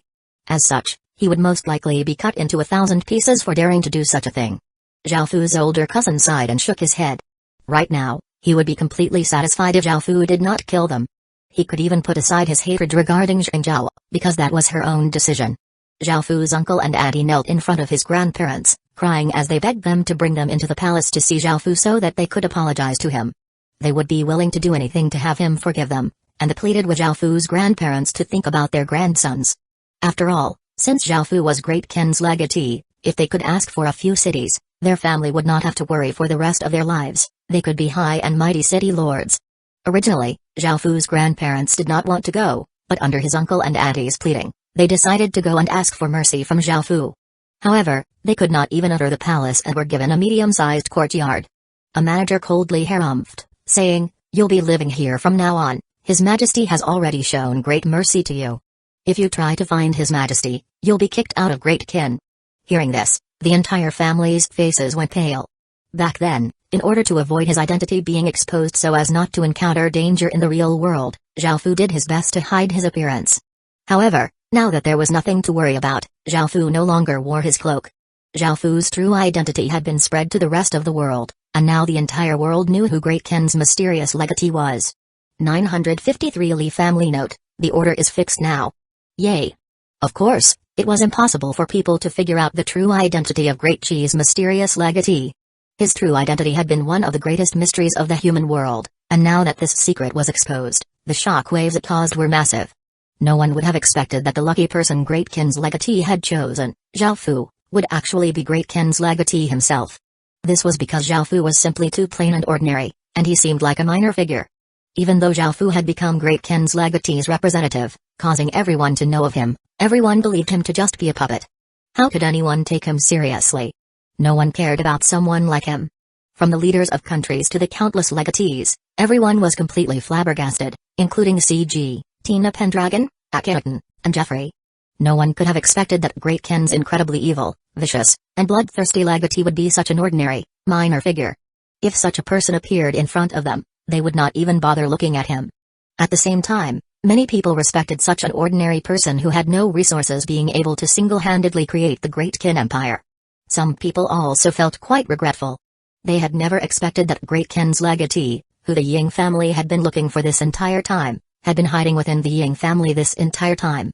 If they had known about this, they would have joined together to destroy the Ying family. That way, they would have been able to kill Great Qin's legatee. It was a pity that there was no medicine for curing regret. Those people could only sigh. Great Qin had already taken over half of the Midland continent, and their futures would be quite dark with no light or hope. After hearing about Great Qin's legatee's true identity, many factions felt quite regretful and shocked as well. There was one faction that simply could not accept this to be true, and this was naturally Great Qin's Li family. When the Li family's old patriarch heard that his illegitimate child was actually Great Qin's legatee, he felt as if his head had been hit by a hammer, and he went completely blank. He then coughed up a mouthful of blood and seemed to age 10 or so years. His eyes became incredibly hollow, and his entire person seemed to wither. Li's, Zhao Fu's father, had an extremely unsightly and shocked look on his face. He had never thought that a woman he just played with would be able to give birth to such a terrifying figure. That annoying, lowly bastard was actually Great Qin's legatee. Li Beiqing was also indescribably shocked. He had never thought that that minor figure, someone he did not even consider worthy for him to look at, someone who he considered not good enough to even call him big brother, was Great Qin's legatee, whose name resounded throughout the world. The entire Li family seemed to be covered by a dark haze, and everyone's faces were extremely pale. They all felt immense terror and despair, and their bodies trembled. If there was a list of factions that Great Qin's legatee wanted to destroy, the Li family would be at the very top of the list. After all, everything the Li family had done to Zhao Fu would definitely be paid back 10 times over by him. Back then, Li's had thrown away Zhao Fu and his mother. Zhao Fu had decided not to pursue this matter and live peacefully, but the Li family's old patriarch had given the order for Zhao Fu to be killed. He had shown no mercy, and despite the first assassination failing, he had tried again. This sort of hatred definitely could not be placated. Once Zhao Fu decided to repay the debt, everyone in the Li family would die, and Great Qin might even perish at his hands. After going through some emergency medical treatment, the Li family's old patriarch's complexion slightly recovered, but his face was incredibly pale. He quickly gathered everyone to discuss this matter. Now, the Li family's bastard had become Great Qin's legatee. This person, who they had all looked down on and thought they could kill easily, had achieved such great accomplishments, and he definitely harbored great hatred towards the Li family. If they did not deal with this matter seriously, the Li family's people would not only die, but they would also die horrible deaths. This was because the ones Zhao Fu hated the most were the Li family. No matter how powerful his other enemies were, they could not compare to the reasons the Li family had given him to hate them. Everyone gathered together, and the Li family's old patriarch sighed before saying, "What should we do? Do we have to watch Great Tang be destroyed at this bastard's hands?" An elderly woman looked at the Li family's old patriarch with a blaming glare and said, "Back then, I told you to control that son of yours. You said that as a man, he needs to have his fun, and that as your son, it's only right that he is like this. If you raised him properly, this would never have happened. Back then, I also told you to take in that mother and son. With the Li family's finances, we would not even notice them being here. However, you were adamant on not taking them in because you said that this was a humiliation to the Li family. That child has such talent, and if he was willing to serve the Li family, how bright would our future have been? Right now, it might not have been Great Ken conquering the world but Great Tang unifying the world. Without him, how could Great Ken have become so terrifying? It was you who delivered such an amazing person to the Ying family for free. How did the Ying family become so lucky to obtain such a shocking person?" Hearing this, the Li family's old patriarch felt indescribably regretful. If he had kept that mother and son back then, Great Tang would be in a completely different position. It might really have been Great Tang unifying the world, as opposed to Great Ken. Even his favorite grandson, the most excellent person in the Li family, paled in comparison to Great Ken's legatee. If he could go back in time, he definitely would not have made the same decision. However, there was no turning back now. The Li family's old patriarch now felt quite angry. If he had been crueler and killed the mother and son from the beginning, things would not have turned out like this, and the Li family would not be in such a crisis. Sitting by the side, Li Beiqing felt quite displeased as well. The reality was that he was indeed inferior to Zhao Fu. His half-brother, Great Ken's legatee, had struck fear into his heart for a long time, and he knew clearly that he would never surpass him in his lifetime. He could not compare to even a single finger on Great Ken's legatee's hand. When he thought of this, Li Beiking's expression became quite unsightly. Sitting beside him, there was an extremely beautiful and sexy, yet dignified, woman. She held Li Beiking's cold hand and gently smiled at him as she said comfortingly, "Beiqi, you're the most outstanding person in the world. I don't think that Great Ken's legatee is great at all. I only like you, and this is why I chose you back then." This woman was Yang Yuan, the fifth-ranked woman on the ancient beauty rankings. She was the descendant of Consort Yang. Back then, only she and Wu Qingnian had not chosen to join any dynasty legatees, but in the end, she had joined Great Tang and become Li Beiking's woman. She was deeply loved by Li Beiqing and was currently his only woman. 954 Give Hearing these comforting words from the woman he loved, Li Beiqing felt a warmth in his heart, and he squeezed out a smile and said, "I'll do my best not to lose to him." A beautiful and gentle-looking woman sitting to the side could not stop herself from crying. She was Lisa's wife, Zhang Xian, and she had come from a large and powerful family. She blamed herself greatly for this. If she could have accepted that mother and son, none of this would have happened. If she hadn't married Li's, perhaps Great Gen's legatee would be Great Tang's legatee. Seeing his wife cry and blame herself, Li's felt an ache in his heart. He deeply loved his wife, and even though he had been quite dissolute and loose in the past, he had always seen Zhang Xian as his only wife. No one could replace her. Li's brought Zhang Xian into his embrace and comforted her, saying, "Dear wife, it's not your fault. Even if I didn't have you, I wouldn't want that lowly woman. How could she compare to you?" Zhang Xian's eyes were completely red, but she felt a sweetness within her heart, and she lightly hugged Li's. Seeing the two of them act so lovey-dovey, the Li family's old patriarch yelled out, "Why did I give birth to such a stupid son like you? Look at the situation we're in, and you're only thinking about a woman. Do you want to watch that bastard destroy the entire Li family?" Hearing the old patriarch's angry yell, Zhang Xian let go of Li's and lowered her head. Li's angrily said, "I never thought that that bastard would be able to accomplish such things. I should have killed him long ago. I'll go to Great Ken and have him come to the Li family to apologize for his wrongdoings. He dares to treat the Li family like this? I'm his father, and if he dares not to obey me, I'll slaughter him." Hearing such foolish words, the Li family's old patriarch's face went red in fury as he roared, "If that bastard's willing to let off the Li family in exchange for your death, I'd happily send you over to him. Get the hell out of here." Li's replied dissatisfiedly, "I'm his father, I gave birth to him. He should be doing whatever I tell him. He wouldn't dare to kill me. Now that he dares to act like this to the Li family, it's simply disgraceful. I'll go and break his legs." After saying this, Li's really got up and angrily walked out.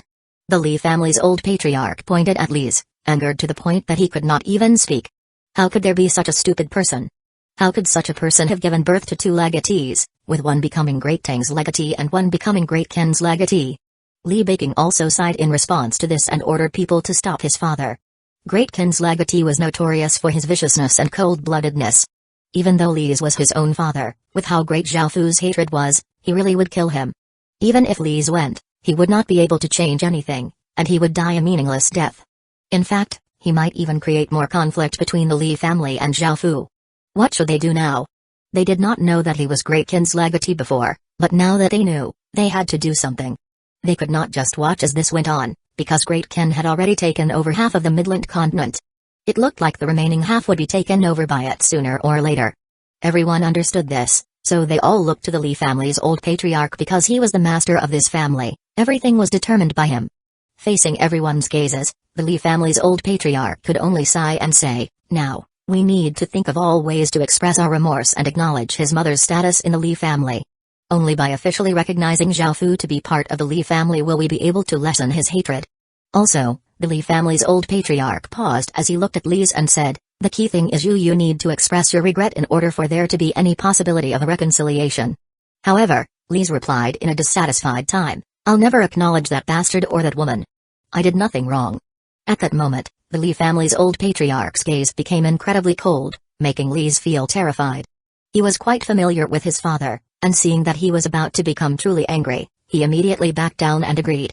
After this news spread, the entire world was sent into an uproar. No one expected there to be such a relationship between Great Qin's legatee and the Li family. They all felt quite sorry for the Li family, as they had actually given such an incredible person to others. If they had kept Great Qin's legatee in the Li family, he definitely would have become Great Tang's legatee, and it might have been Great Tang unifying the world. What was key was that the Li family had not been able to kill Great Qin's legatee in the end. With how powerful Great Qin was, the Li family was doomed. Now, all intelligent people understood that they could not afford to have anything to do with the Li family, or else they would be killed without even knowing how they had died. After all, Great Qin had enmity with some factions, but its enmity with the Li family was especially bad. Immediately, all of the factions started to avoid Great Tang, making the Li family feel quite embarrassed. However, they could not do anything about this, and they could only hope that Great Qin's legatee would be willing to put aside his hatred. If that were the case, they might be able to receive good treatment and avoid being destroyed. In fact, Great Qin might even help establish Great Tang. This was still somewhat possible, as Great Qin's legatee was someone who was from the Li family. He had the Li family's royal blood in his veins. This was something that could not be changed. In Great Qin, Zhao Fu sat on his throne expressionlessly. The atmosphere was quite heavy, and no one present dared to even breathe. There were 20 or so people kneeling in front of him. One of them was the ambassador from Great Tang, and the 20 other people were all top-tier beauties. Great Tang's ambassador knelt with both knees and said anxiously, "Great Qin's Majesty, here are some gifts from the Li family." The Li family's old patriarch, your father, and your little brother ordered this lowly one to bring your Majesty a letter to show their remorse and repentance. Your father even wrote a letter using his own blood, hoping for your forgiveness. Those words caused the temperature in the palace to seem to plummet because this was a taboo subject for Zhao Fu. No one dared to bring it up, and even Li Si, who had all information about Zhao Fu, did not dare to even breathe a word about it. Even he would be heavily punished if he did. Under Zhao Fu's formless emperor's aura, the ambassador's entire body felt incredibly cold, and he could not help but tremble. However, he gritted his teeth and endured it because he had come despite knowing he might die. The palace was completely silent, and no one made any noise. Zhao Fu coldly stared at the ambassador, remaining silent for a while. Only 10 or so minutes later did Zhao Fu finally speak. His voice was incredibly calm as he said, "Take all of the things back. I never had a father and I have no connection to the Li family. The Li family does not need to try anything, because Great Qin will definitely destroy Great Tang and Li family." 955 Great Qin as Grand Emperor. Hearing Zhao Fu refuse so resolutely, the ambassador thought about his mission, mustered up his courage, and raised his head as he shouted, "Your Majesty, they are your blood relatives. This is something that you cannot change.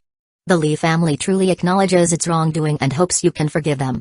As long as you forgive them, they are willing to do anything. There is nothing between us and the Li family. Did you not hear us ordering you to take these things and scram? Do you really want us to kill you?" Zhao Fu said angrily with a hint of killing intent. All of Great Qin's ministers felt a chill run through their bodies and understood that His Majesty was truly angry, and they could not help but feel anxious. They understood Zhao Fu's personality. When he was truly angered, he could do anything. At that moment, Some guards came over and grabbed Great King's ambassador, who struggled as he cried out, "Your Majesty, no matter if you acknowledge it or not, you are a descendant of the Li family. Can you really kill your own family? You are the Great King's Grand Emperor, aren't you afraid of being laughed at by the rest of the world?" Bang. A muffled explosion sounded out as a formless energy caused the ambassador's head to explode. Blood and brains splattered everywhere, causing everyone to feel terrified. Zhao Fu had a furious look on his face, and he directly walked out of the palace with his hands behind his back. The guards sent back all of the gifts that the Li family had sent, whether they were the treasures or women, and this also included the ambassador's corpse. After Zhao Fu left, the various ministers all felt quite nervous and afraid, and they also left.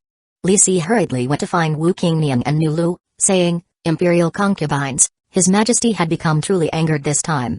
It is the first time this lowly subordinate has seen His Majesty like this. It most likely has to do with His Majesty's experiences in the past. You are His Majesty's most beloved people, so please help His Majesty. Great Ken's grand enterprise is not yet complete, and His Majesty must not ruin his health because of something like this." Hearing this, Wu Qingniang and Nu Lu felt quite surprised, because they knew that Zhao Fu got angry very rarely. Nu Lu was quite worried because she did not know about Zhao Fu's past. Wu Qingniang nodded in understanding. After she had started getting to know Zhao Fu, she had investigated his past and knew that his past had been quite unhappy. Wu Qingniang smiled as she whispered into Nu Lu's ear, causing Nu Lu to go completely red. She looked at Wu Qingniang and asked, "Qingniang, is that really okay?" Wu Qingniang lightly harumphed and said confidently, "Of course it is. That fellow is a mother con. Back when he was younger, he and his mother relied on each other to survive, but his mother passed away early on, leaving him by himself. That's why he's the way he is. As Nuwa's descendant, you have an innate motherly aura that no one can compete with, that's why I'm sure you can definitely do it. Moreover, haven't you felt that that fellow uses up more energy with you every day than with me? I feel angry just thinking about it." Hearing this, Nu Lu embarrassedly nodded with a red face before changing into a set of incredibly seductive clothes. However, she could not find Zhao Fu in the palace and later heard that Zhao Fu had left for the southern continent. This was because there was news that the fish-scale world might invade, and because the situation was quite urgent, Zhao Fu had left immediately. It had only been a few days since the humans had entered the Heaven Awakened world, and their neighbors, the fish-scale world, had definitely found out about this. Because there was a big rift between the worlds, it would be quite easy for them to invade. Now that all of the humans' real bodies were in the Heaven Awakened world, if they died, they would die a true death. However, the fish-scale people's bodies had not yet been brought into the Heaven Awakened world. If they started to fight, the human world would be at a great disadvantage. Zhao Fu was not worried about the human world, nor was he worried about the southern continent. It was because this matter threatened Great Qin as well that he had to personally go. Following this, all of the gifts sent over by the Li family were returned to them, causing the Li family's people's expressions to become quite unsightly. In order to mediate their relationship with Great Qin, the Li family had put in quite a bit of effort. Even though Great Qin already had much riches, the Li family still sent some treasures, and knowing that Great Qin's legatee liked beauties, they had picked out the 20 best beauties from Great Tang. What's more, the Li family's old patriarch, Li's, and Li Baking had all written letters filled with remorse and regret. Their tones had been incredibly servile and sincere. This was especially so for Li's letter written in blood. It really was written using Li's blood. Li's had refused to write the letter, saying that he could not lower his head to that bastard. If anyone should be begging for mercy, it should be Zhao Fu begging him for mercy. Only as Zhao Fu knelt in front of him would he acknowledge Zhao Fu. This completely infuriated the Li family's old patriarch, so he ordered people to grab Li's and take out some of his blood, and he had someone write the letter for him in order to show their sincerity. Because the blood contained their bloodline's aura, it was easy to tell whether or not it really was Li's blood. The Li family really had given their all, hoping that they could mediate their relationship with Zhao Fu. Of course, this was only because Great Qin was simply so powerful that the Li family could not rival it at all. If Zhao Fu was weak and they were strong, they would definitely choose to destroy Zhao Fu. Their assassination attempts before were the best evidence. However, in response to their efforts and sincerity, Zhao Fu had shown immense disdain and had even killed their ambassador. His attitude was incredibly resolute, making the Li family's people feel a chill in their hearts. They now knew that there was no room for reconciliation. What could they do now?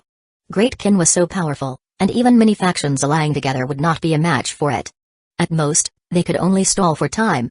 In the end, all of the factions would be destroyed. Their Li family could not resist at all. After thinking for a while, the Li family's old patriarch could only give orders to continue to express their goodwill. They first investigated everything Great Kin's legatee was interested in before locking Lee's up to have him reflect on his actions. The one Zhao Fu hated the most was definitely him, so if he could kneel in front of Zhao Fu, cry, and plead with him, perhaps they could wrest back the situation. Of course, Lee's would not agree with this, and he greatly resisted. Li Beiqing also did not want to see this and tried to convince the Li family's old patriarch otherwise, but he was determined because Great Tang's legacy was the most important thing. In order to preserve Great Tang's legacy, the Li family's old patriarch would even kill Li's. He could not allow his ancestors' foundations to perish at his hands. During that time, a person came to the Li family. It was Su Yan, who brought with him a confident smile, and he described an insidious plan to the Li family. 9562800 cities. Zhao Fu teleported to the southern continent and went to the massive rift before sneaking into the fish-scale world. The fish-scale world was currently gathering its army, with war cries sounding out everywhere. There was an aura of conquering all around as they prepared for an invasion. Even though southern continent was another of Great Kin's enemies and it being destroyed would reduce the pressure on Great Kin, would the fish-scale people stop after conquering the southern continent? This was not possible at all. They would instead continue to invade the rest of the human world. When that time came, what Great Kin would face was not just a continent but an entire world. This would place even greater pressure on Great Kin. If Zhao Fu wanted to stop the fish-scale world's invasion, the best time was now. This was because after they conquered the southern continent, it would be almost impossible to drive them away. No matter how powerful Great Kin was, it was still not powerful enough to face off against an entire world. If they started to fight, the other side could use their advantage in being able to revive, making it quite disadvantageous for the human world. After all, now that everyone's bodies had been brought into the real world, the player's battle intent was not very strong anymore.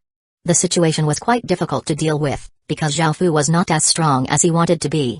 It would be quite difficult for Great Kin to face an entire world, but could he ally with the others to defend the human world? That was not feasible either. This was because Zhao Fu simply did not want to work with those people, as they had just been enemies.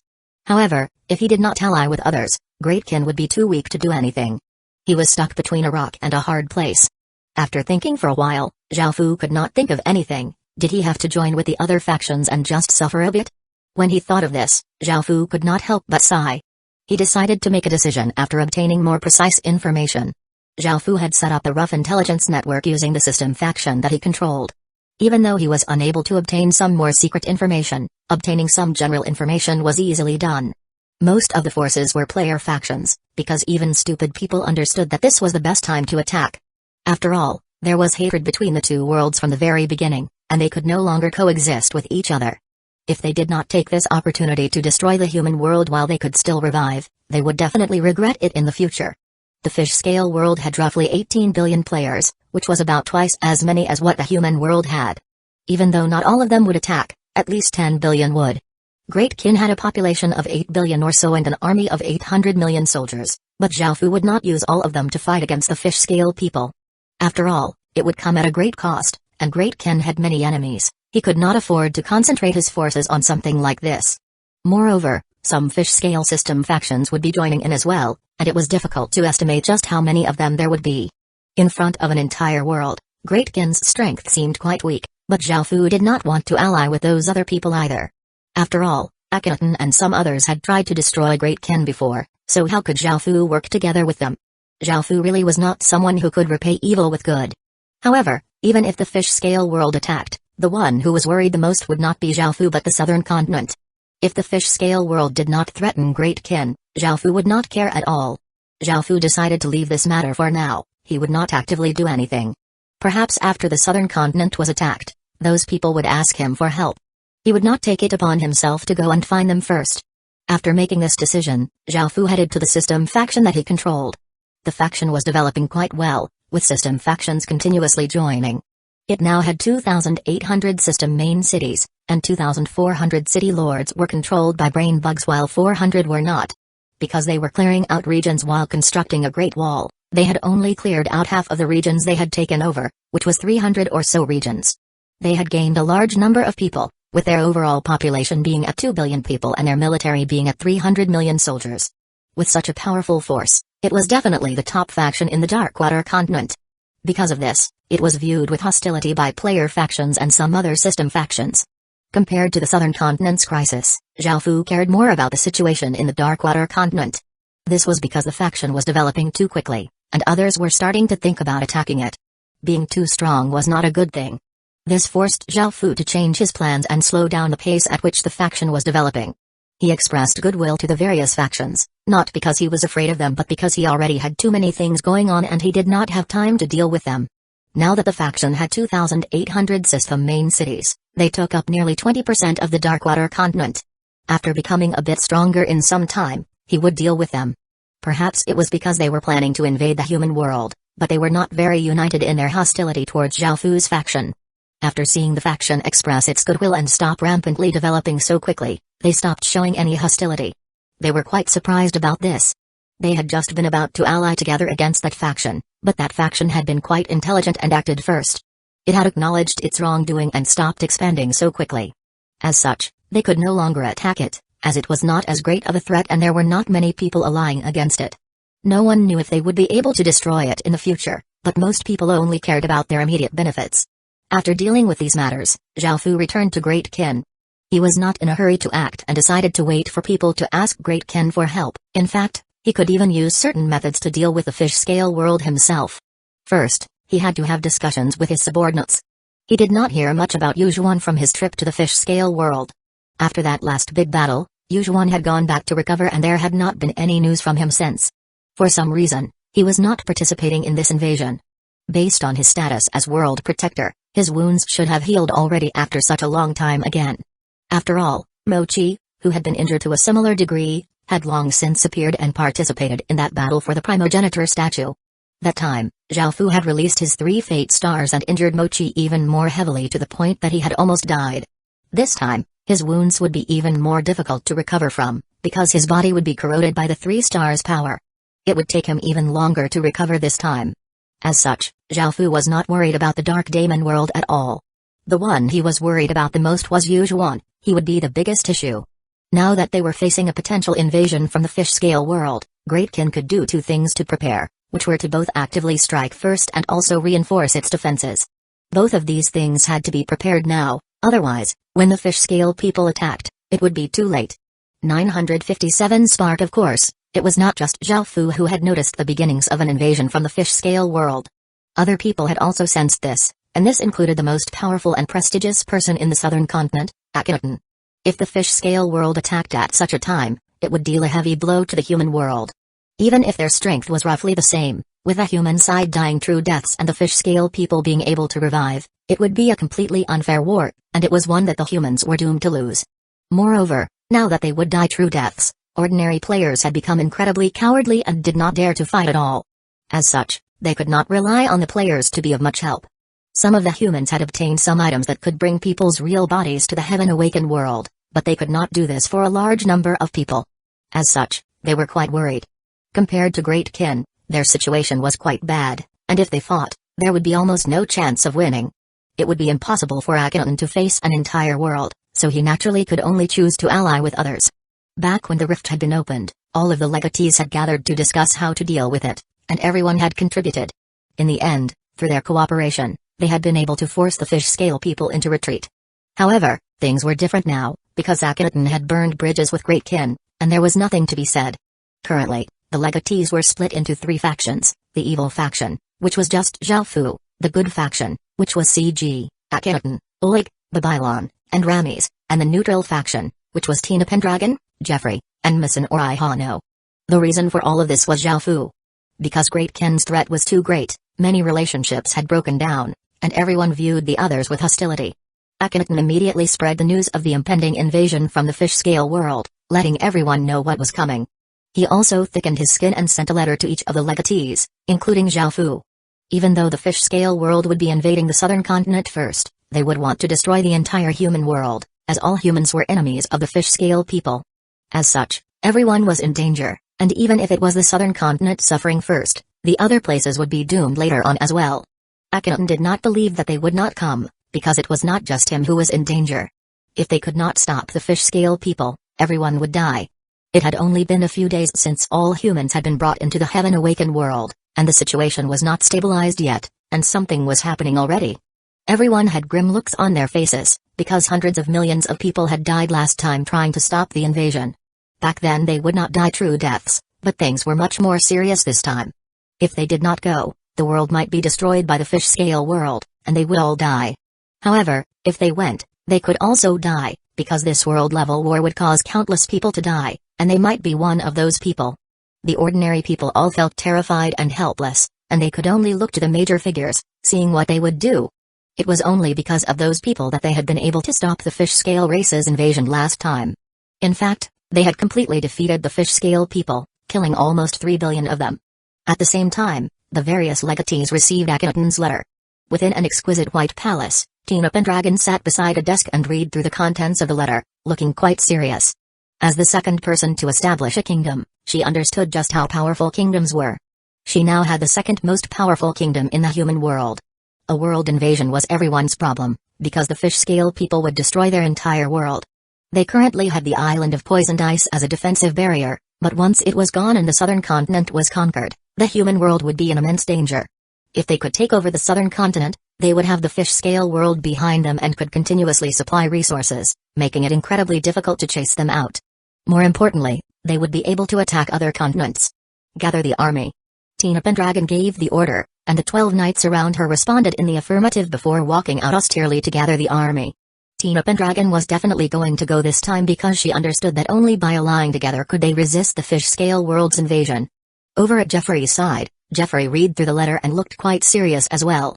The fish scale world was going all out this time, and its invasion would be many times greater than last time. If they could not stop them, the humans would fall at the fish scale race's hands. What should we do, sir? A pure and beautiful woman with flaxen hair, who was standing behind him, asked. Jeffrey nodded and replied, "Of course we have to go. This is not just a matter for the southern continent but for the entire human race. No one can avoid this. Our northern continent faces the terrifying demon race. Once the heavenly domain barrier disappears, we will need the other continents to support us as well." As such, Jeffrey gave the order to mobilize the army, while also convincing the other factions to help out and defend against the fish scale race together. Rames, at the eastern archipelago, read through the letter and looked quite hesitant, but he still decided to go. He also brought some soldiers and convinced the other factions to go with him, because the threat from the fish scale world was quite great this time. The legatees and various factions from the east, west, and north all responded quickly. Under the immense pressure from the fish scale race, they could only come, or else they would just be waiting to be destroyed. Most people's morale was quite low apart from some of the elite armies, who still looked quite resolute and fearless. Everyone else had pale faces and looked quite demotivated, afraid of the impending invasion. Finally, there was the Midland continent. As the central continent, its area was the greatest and had the most fate. The factions there were more powerful, and that was how a monster like Great Kin had been created. Babylon, CG, Masan Ori Hano, Oleg, and Zhaofu were all from the Midland continent. Masan Ori Hano was a legatee, but because she now belonged to Great Kin, she naturally could not receive the letter. The three others all responded in the same way as the others after receiving their letters. Now, only Great Kin was left. The situation in the Midland continent was quite tense, and they were not the ones in charge. Almost all factions were allied together to resist Great Kin, and they could barely hold on. If they withdrew their forces while Great Kin attacked, the people remaining would not be able to defend Great Kin, and Great Kin would be able to unify the Midland continent. Now that Zhaofu did not say anything, they naturally did not dare to say anything either, because they could all perish at Great Kin's hands. After coming out of the Heaven Spirit Steel, Zhaofu immediately received this letter. Hearing that it was personally written by Akhenaten, Zhaofu glanced through it before throwing it away. The letter burned up and turned into a spark that drifted down. 958 Fish Scale Invasion. Zhaofu made the decision not to go to the southern continent to defend against the fish scale people because he had an even better plan. If those people could defend against the fish scale people, that would mean they had strength. If they could not defend against them, they would die. Regardless, Zhaofu decided not to participate in their alliance. After making this decision, Zhaofu ordered all of Great Kin's generals to start making preparations, and he did not make any comment to the rest of the world. By now, the various factions had gathered at the southern continent, and they first courteously greeted each other and made some small talk before starting to discuss this matter. What they had never expected was that not a single person from the Midland continent had come. This made everyone's expressions become quite sour, because the factions from the Midland continent were all more powerful than other continents, and there were more of them as well. They would be a key force in resisting this invasion, but not a single person had come. How could they feel happy about this? The most important person, Great Kin's legatee, had not come either. This was an incredibly important war to the world, yet the world protector had not come. How could this be allowed? During the last invasion, it was Zhaofu who had changed everything, providing a massive amount of poison to poison 3 billion fish-scale people to death. No one had contributed as much as him, and he was undoubtedly the biggest contributor last time. However, the fish-scale people were launching an even greater invasion, yet that important person had not come. This made everyone's expressions incredibly unsightly, and their hearts plummeted. They felt that before this war had even begun, they had lost. With the most powerful person not coming, how could anyone else come in the face of Great Ken's threat? Seeing that Zhaofu was not willing to come, all of the legatees' expressions were quite grim. Even Tina Pendragon, who had established her own kingdom and was incredibly confident, did not feel so confident anymore. This was because Great Ken's legatee was irreplaceable, and even if he did nothing else but tie up the other side's world protector, he would be incredibly important. Fighting a war was not like playing a game, and Tina Pendragon was not stupid. She deeply understood how important Great Ken's legatee was. What should we do? Great Ken's legatee is not coming, how can we stop this invasion? A person cried out in terror. That's right. How are we supposed to defend against so many fish-scale people? I don't want to die for nothing. How about we surrender to the fish-scale world, another person said in fear. I also think that we can't stop them. Even the strongest person, Great Ken's legatee, hasn't come. I really don't feel confident at all, another person said shakily. After hearing that Great Ken's legatee was not coming, everyone felt deeply perturbed, and cries of fear sounded out all around. Even though Great Ken's legatee was the most terrifying person in the world, having him fight their enemies gave them incredible confidence. Seeing that the morale had plummeted so much just because Great Ken's legatee had not come, Akhenaten felt quite bitter and understood what Zhaofu was thinking. He did not want to work with them because they had tried to kill him many times. However, they had failed every time, and now that the bridges between them had been burned, there was no use asking him. Following this, the factions from the Midland continent sent over a letter, stating that they wanted to come and help defend against the fish-scale world's invasion, but because Great Ken's legatee was selfish and refused to come, they could not come either.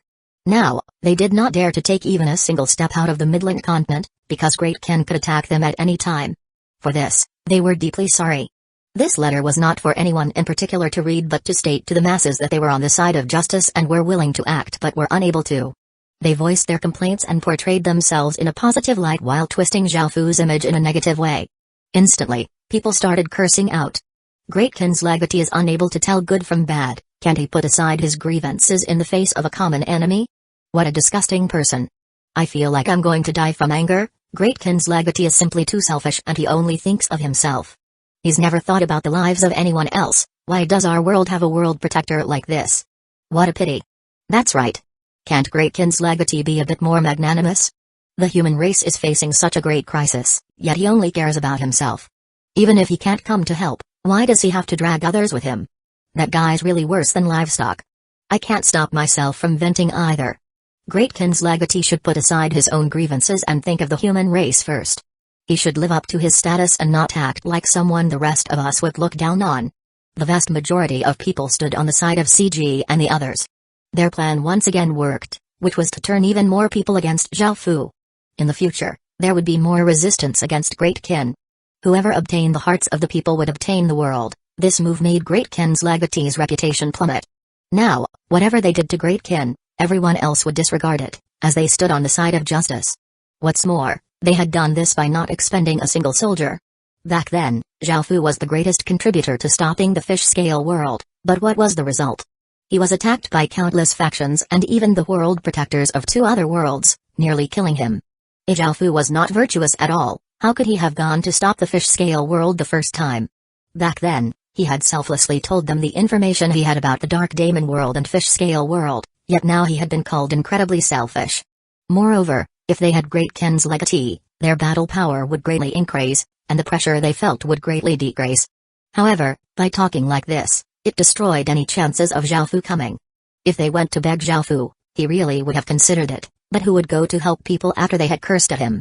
All of them were too blind to see this. However, they were not stupid, just easily manipulated. Just like the people who commented on news articles, most people did not think before speaking.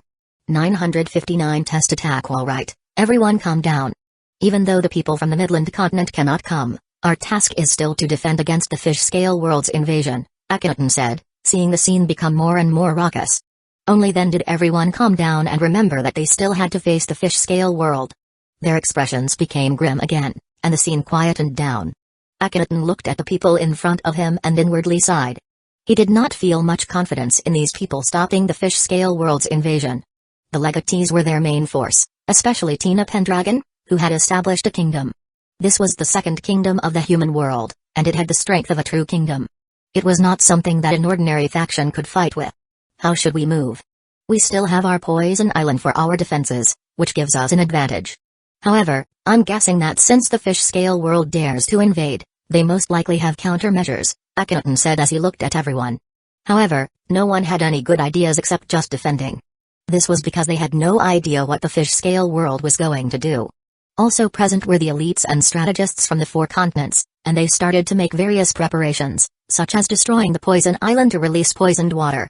The poison island spanned a few hundred regions, and there were 2 billion people present from player factions. The southern continent's system factions had also contributed quite a bit, bringing 2 billion stage 1 soldiers and 20,000 or so city lords. They had no other choice, they would either all live or die together. If they could resolve this by themselves, they definitely would not work together with players.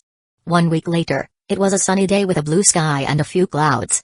There were 2 billion people standing on the poison island, forming a majestic defensive line. The fish scale world's forces had also made preparations, and they slowly made their way towards the poison island.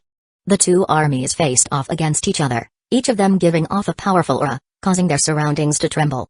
All of the aquatic creatures and monsters all ran away after sensing these 2 armies' auras. The city lords of the 2 sides stood in the air. Because Akhenaten's faction was the largest in the southern continent and he was the most powerful dynasty legatee from the southern continent, he was the leader for now. At that moment, Akhenaten said loudly in a courteous tone, "People from the fish scale world, our human world has no thoughts of offending you. You live in the water and we live on land, so we would not be able to live in your world anyways. There's no need to worry about us invading you. I'm sure that you don't enjoy living on land. There is not much reason for this battle, and it will lead to great losses for both sides. Let us sign a peace treaty to maintain the peace in both of our worlds. In fact, at times we can even ally together because our common enemies are the worlds before us." There were 8 billion fish-scale people participating in this invasion, which was double the numbers of the human side. Moreover, almost all of them were players, so even if they died, they would not die true deaths. However, once the humans died, they would remain dead. Akhenaten did not want to fight this battle at all because they were at a great disadvantage and there were no benefits to it at all. If they could resolve this peacefully, that would be the ideal situation. The fish-scale players looked at the humans mockingly. They had an overwhelming advantage, so they did not care about what the humans had to say. Destroying them would mean that they had nothing to worry about in the future. The main thing was that they would not die true deaths, so they could fearlessly attack while the other side could not. This was a battle they were bound to win, so why wouldn't they attack? Even though they indeed did not like living on land, taking over the human world would still provide them with massive benefits. They could turn countless cities into fish-scale cities, and with the power of 2 worlds, why would they fear the world before theirs? You humans are so weak. Greatkin's legatee did not come, so let's see how you can resist against us.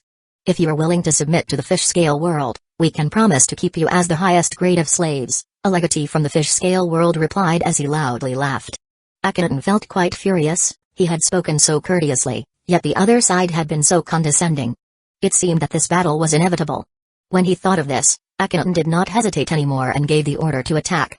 Boom. Boom. Boom. Wooden buckets were thrown out and exploded into the water, causing poison that gave off a foul stench to spread out, dyeing the water green. This was the poison prepared by the humans. It was not only incredibly toxic but could enter through one's skin. Moreover, the poison spread quickly, and if tossed into a group of fish-scale people, many of them would quickly die. This sudden attack would most likely obtain good results. However, the humans were all disappointed. Not a single fish-scale person in the green water was harmed. The fish-scale players were initially shocked, but after finding that it was a poison attack, they could not help but laugh.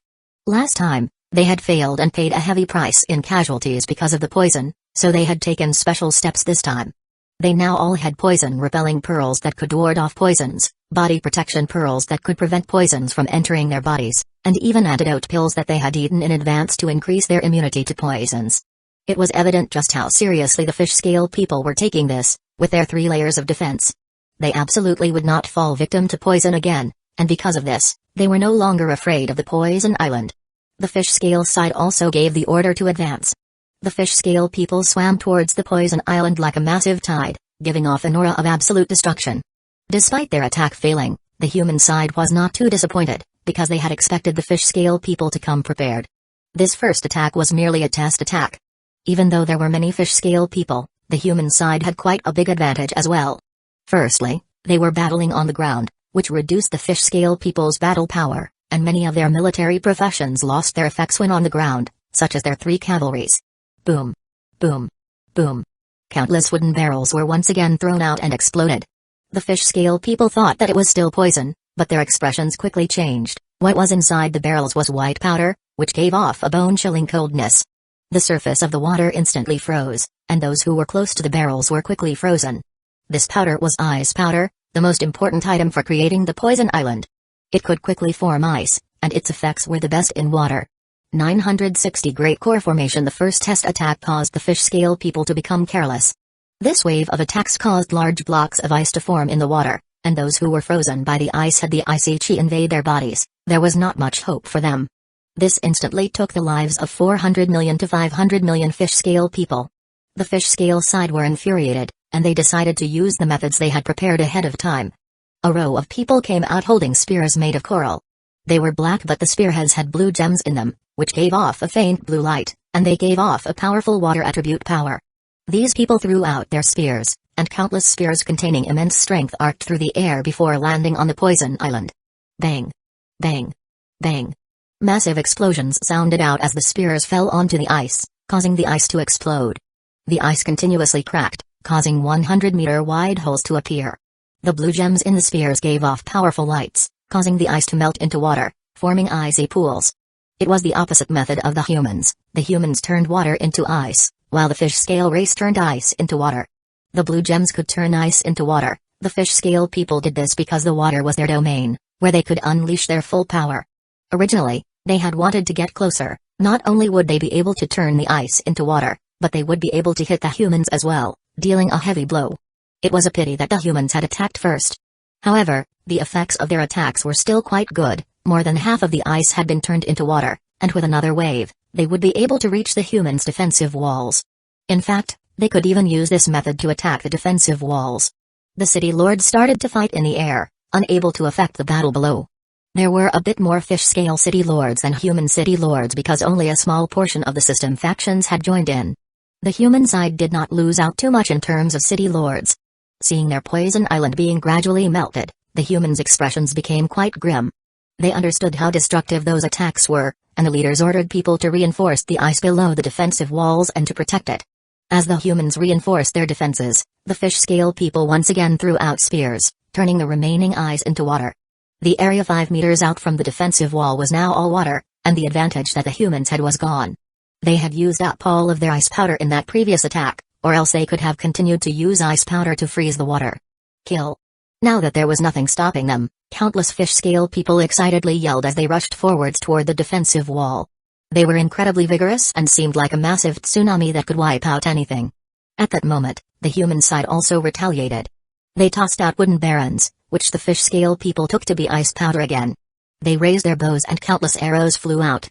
Many of the wooden barrels were pierced by the arrows, but at that moment, black liquid flew out and fell on the water. However, it did not mix into the water and instead floated on the surface of the water. Swish, swish, swish. Countless fire arrows descended, lighting up the black liquid on the water. The flames rushed up hundreds of meters tall, and a searing heat wave rolled out. Many fish scale people were devoured by the flames, and they howled as they were burned to death. That black liquid was naturally kerosene, and the massive flames created a wall of fire that prevented the fish scale people from coming any closer. That massive sea of flames had killed at least 300 to 400 million fish scale people. The fish scale people were once again infuriated. A large number of fish scale people wearing robes and holding staffs appeared. People dressed like this were usually mages. These fish scale mages raised their staffs and chanted a strange-sounding incantation before raising their staffs and releasing a brilliant blue light. The water seemed to be guided by something as it gathered towards them before forming a 1,000-meter-tall wave that gave off an aura that seemed to be able to destroy everything. Seeing this wave, the humans were greatly shocked and quickly tried to think of a way to deal with it. However, the fish scale mages did not give them an opportunity to think. That 1,000-meter-tall wave crashed towards the defensive wall and gave off a horrifying aura. It collapsed, instantly destroying the firewall that was hundreds of meters tall, then slammed into the defensive walls. Now, some parts of the defensive walls were submerged. The defensive walls had countless restrictions and buffs on them, making them incredibly tough. However, they still violently trembled and slightly cracked. Some places that were lower had the people on top washed off, resulting in countless injuries and casualties. However, to be able to form such a massive wave, it had been quite difficult for all of the fish scale mages, and their faces were now extremely pale. Seeing that this attack was so effective, the fish scale leaders immediately ordered the fish scale mages to repeat that attack. Even though their faces were quite pale, they could muster enough strength to cast it once more. As such, they once again raised their staffs and chanted. A blue light spread out as large amounts of water once again gathered. At that moment, on the human side, 5 groups of people clad in silver armor giving off heroic auras quickly gathered at 5 points on the defensive walls. Great core formation. They roared together as countless traces of silver aura gathered, forming 5 silver orbs of light that gave off powerful auras. The other humans also received orders from their leaders and released their cultivation power. As everyone released their cultivation power, it seemed to be absorbed by a formless force into the 5 silver orbs of light, causing them to expand from dozens of meters wide to thousands of meters wide. Boom. As the 1,000-meter-tall wave gave off an aura of destruction and rushed forwards towards the defensive walls, the 5 core simultaneously roared, and the 5 massive silver orbs of light flew out, colliding with the wave and creating a shocking explosion. The enormous wave was blasted apart, causing seawater to fly everywhere and descend like a torrential rain. A mighty shockwave also rippled out, and both sides were left in chaos from the shockwave. However, the first to respond was the fish scale people. They once again roared as they rushed up, the distance between the two sides closing. Soon, they reached the defensive walls. The human side was a bit alarmed, and the archers hurriedly drew their bows and shot out arrows towards the fish scale people. Kai. Sharp arrows pierced into the fish scale people's bodies, causing blood to fly everywhere and dyeing the water red. Many fish scale people died from this wave of attacks, but they fearlessly charged forwards because they would not die a true death. 961 True King's sword. The fish scale people who charged without regard for their lives quickly arrived at the bottom of the defensive walls. The fish scale archers at the back had also arrived, shooting out arrows towards the human side.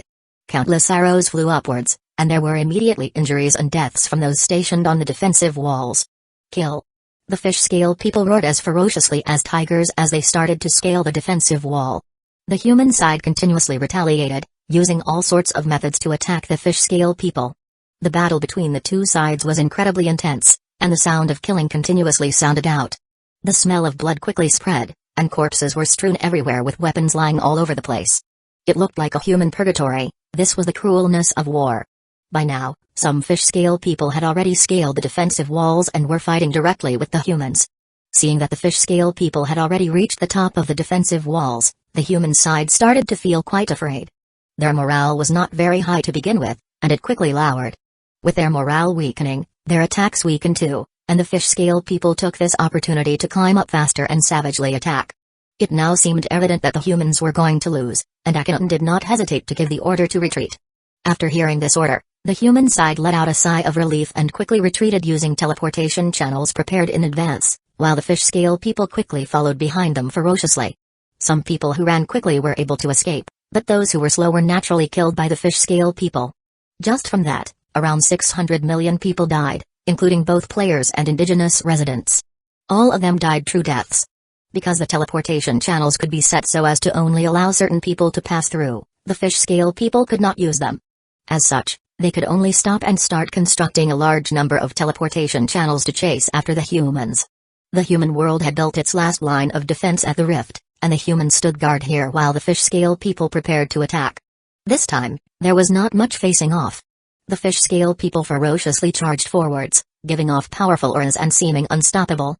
Seeing the humans seem so weak and looking like they were about to collapse, the fish scale world's legatees did not feel very hurried and arrogantly laughed, saying, "You humans are such miserable wretches, we already promised to make you the highest level of slaves if you surrendered, yet you're forcing us to conquer you." A big man with fangs wildly laughed as he said to Tina Pendragon, "Beauty, hurry up and surrender to me, and I'll let you taste my big stick tonight. I'll make you fall in love with it, it's something that humans can't possess." "Ha ha ha, that's right. You humans are a low-grade race, and your world is smaller than ours, you're destined to be conquered by us. We should be your masters." An elder also laughed. "True King's sword." No one replied to their words. Tina Pendragon looked at the fanged man and felt quite furious. She had hidden her power before, and she now exploded out with all of it. The golden dragon seal within Tina Pendragon's body gave off a brilliant golden glow, and Tina Pendragon raised her sword as a golden light shot towards the sky. A massive gale of sword chi spread out, and Tina Pendragon slashed out with her full strength, causing a terrifying golden sword light to sweep towards the Fanged Man. The Fanged Man had never expected Tina Pendragon to be so powerful. Just as he started to react, it was already too late.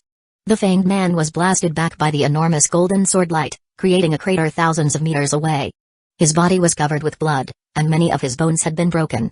A faint blue light covered his body. This was the fish scale world's energy. If it wasn't for the world's energy, the Fanged Man would have been killed instantly by that attack. That was the advantage they had as legatees. After seeing Tina Pendragon's power, the other legatees felt quite shocked and understood that she was someone who had established a kingdom. Akhenaten did not bother hiding anything and loudly laughed as he said, "It was your fish scale race that brought this on yourselves, don't blame us." This caused the fish scale people to feel that something was off. However, their army was about to crash into the humans' defenses, and they could not tell just what was wrong. However, at that moment, a shocking explosion sounded out. A white pillar of chilling chi shot into the sky, and icy fog covered the sky. A bone-chilling coldness spread out, and all of the ice on the water started to collapse, as some sort of power started to absorb the chilling chi. The fish scale people's expressions fell, and the leaders ordered everyone to gather together and use all of their strength to defend. At that moment, the pillar of chilling chi rapidly expanded with unstoppable momentum as if it was going to freeze the entire world. This chilling chi came from the Poison Island, as there was a massive magic formation on it. In order to use it to deal with the fish scale people, the humans had done a lot of planning. Before, this magic formation's purpose was to instantly turn the Poison Island into poisoned water and spread it into the fish scale world, but they had changed it to gather a massive amount of chilling chi. The Poison Island spanned hundreds of regions, and the amount of chilling chi that it contained was simply terrifying. The countless fish scale people understood how terrifying this chilling chi was, so they quickly gathered and created an enormous protective barrier. They were also prepared. However, that chilling chi was simply too monstrous, and after sweeping past, the protective barrier was instantly frozen. The fish scale people on the outer edges were frozen and instantly died. This attack instantly wiped out 2 billion or so fish scale people. Now, out of the nearly 8 billion fish scale people, only around 5 billion were left, while the human side still had around 3.4 billion people. The humans had lost 600 million people while the fish scale people had lost 3 billion people. However, the 3 billion fish scale people who died would not die true deaths, while the humans would remain dead. In actuality, this was not a great trade for the humans. Akhenaten understood this, and he loudly said, "We humans aren't so easy to be bullied. This is not even our full strength yet. I think it's best that we sit down and talk this out peacefully instead of fighting." Talk this out peacefully. The legatee in charge looked at all of the fish scale people who had died and vengefully looked at Akhenaten. However, he suddenly laughed as he said, "You humans have lost this time." Boom. A massive explosion sounded out in the distance, causing the clouds to swirl and the heavens and earth to shake as all of the humans' expressions fell. 962-second riff. A massive crack appeared in the horizon as transparent rocks giving off rainbow glows fell from the sky and into the water, resulting in large splashes. A 100,000-kilometer wide rift had appeared. This was a second rift, and the humans did not expect this at all. Almost 90% of their forces were gathered here and they barely had any forces left on the mainland. Once the fish scale people charged into the southern continent, the consequences would be unimaginable. All of the humans' expressions fell as they thought of the consequences. They had been completely fooled. They had never expected the fish scale people to have two teams, with the first drawing their attention while the second team was the true army. Over at the horizon, a small boy with a golden tail held a rainbow shard as he happily laughed and said to a young man, "Big bro, look, I found one again." That young man was Yujuan. How could he not be participating in something like this? By now, he clearly knew the threat that the human world represented. No, Great Kin's threat. If Great Kin was not destroyed, the fish scale world would definitely perish at Great Kin's hands someday. That little boy was Yujuan's little brother. He had someone obtain the ability to destroy the heaven domain boundary. The rift had been accidentally opened up by him last time. This sort of ability was naturally quite powerful. Zhao Fu did not know of anyone else who could do such a thing.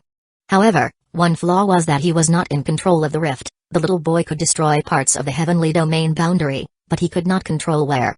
On the bright side, if he activated it on the southern side, the rift would definitely appear on the southern boundary. As long as he activated it some distance away from the first rift, their plan would succeed.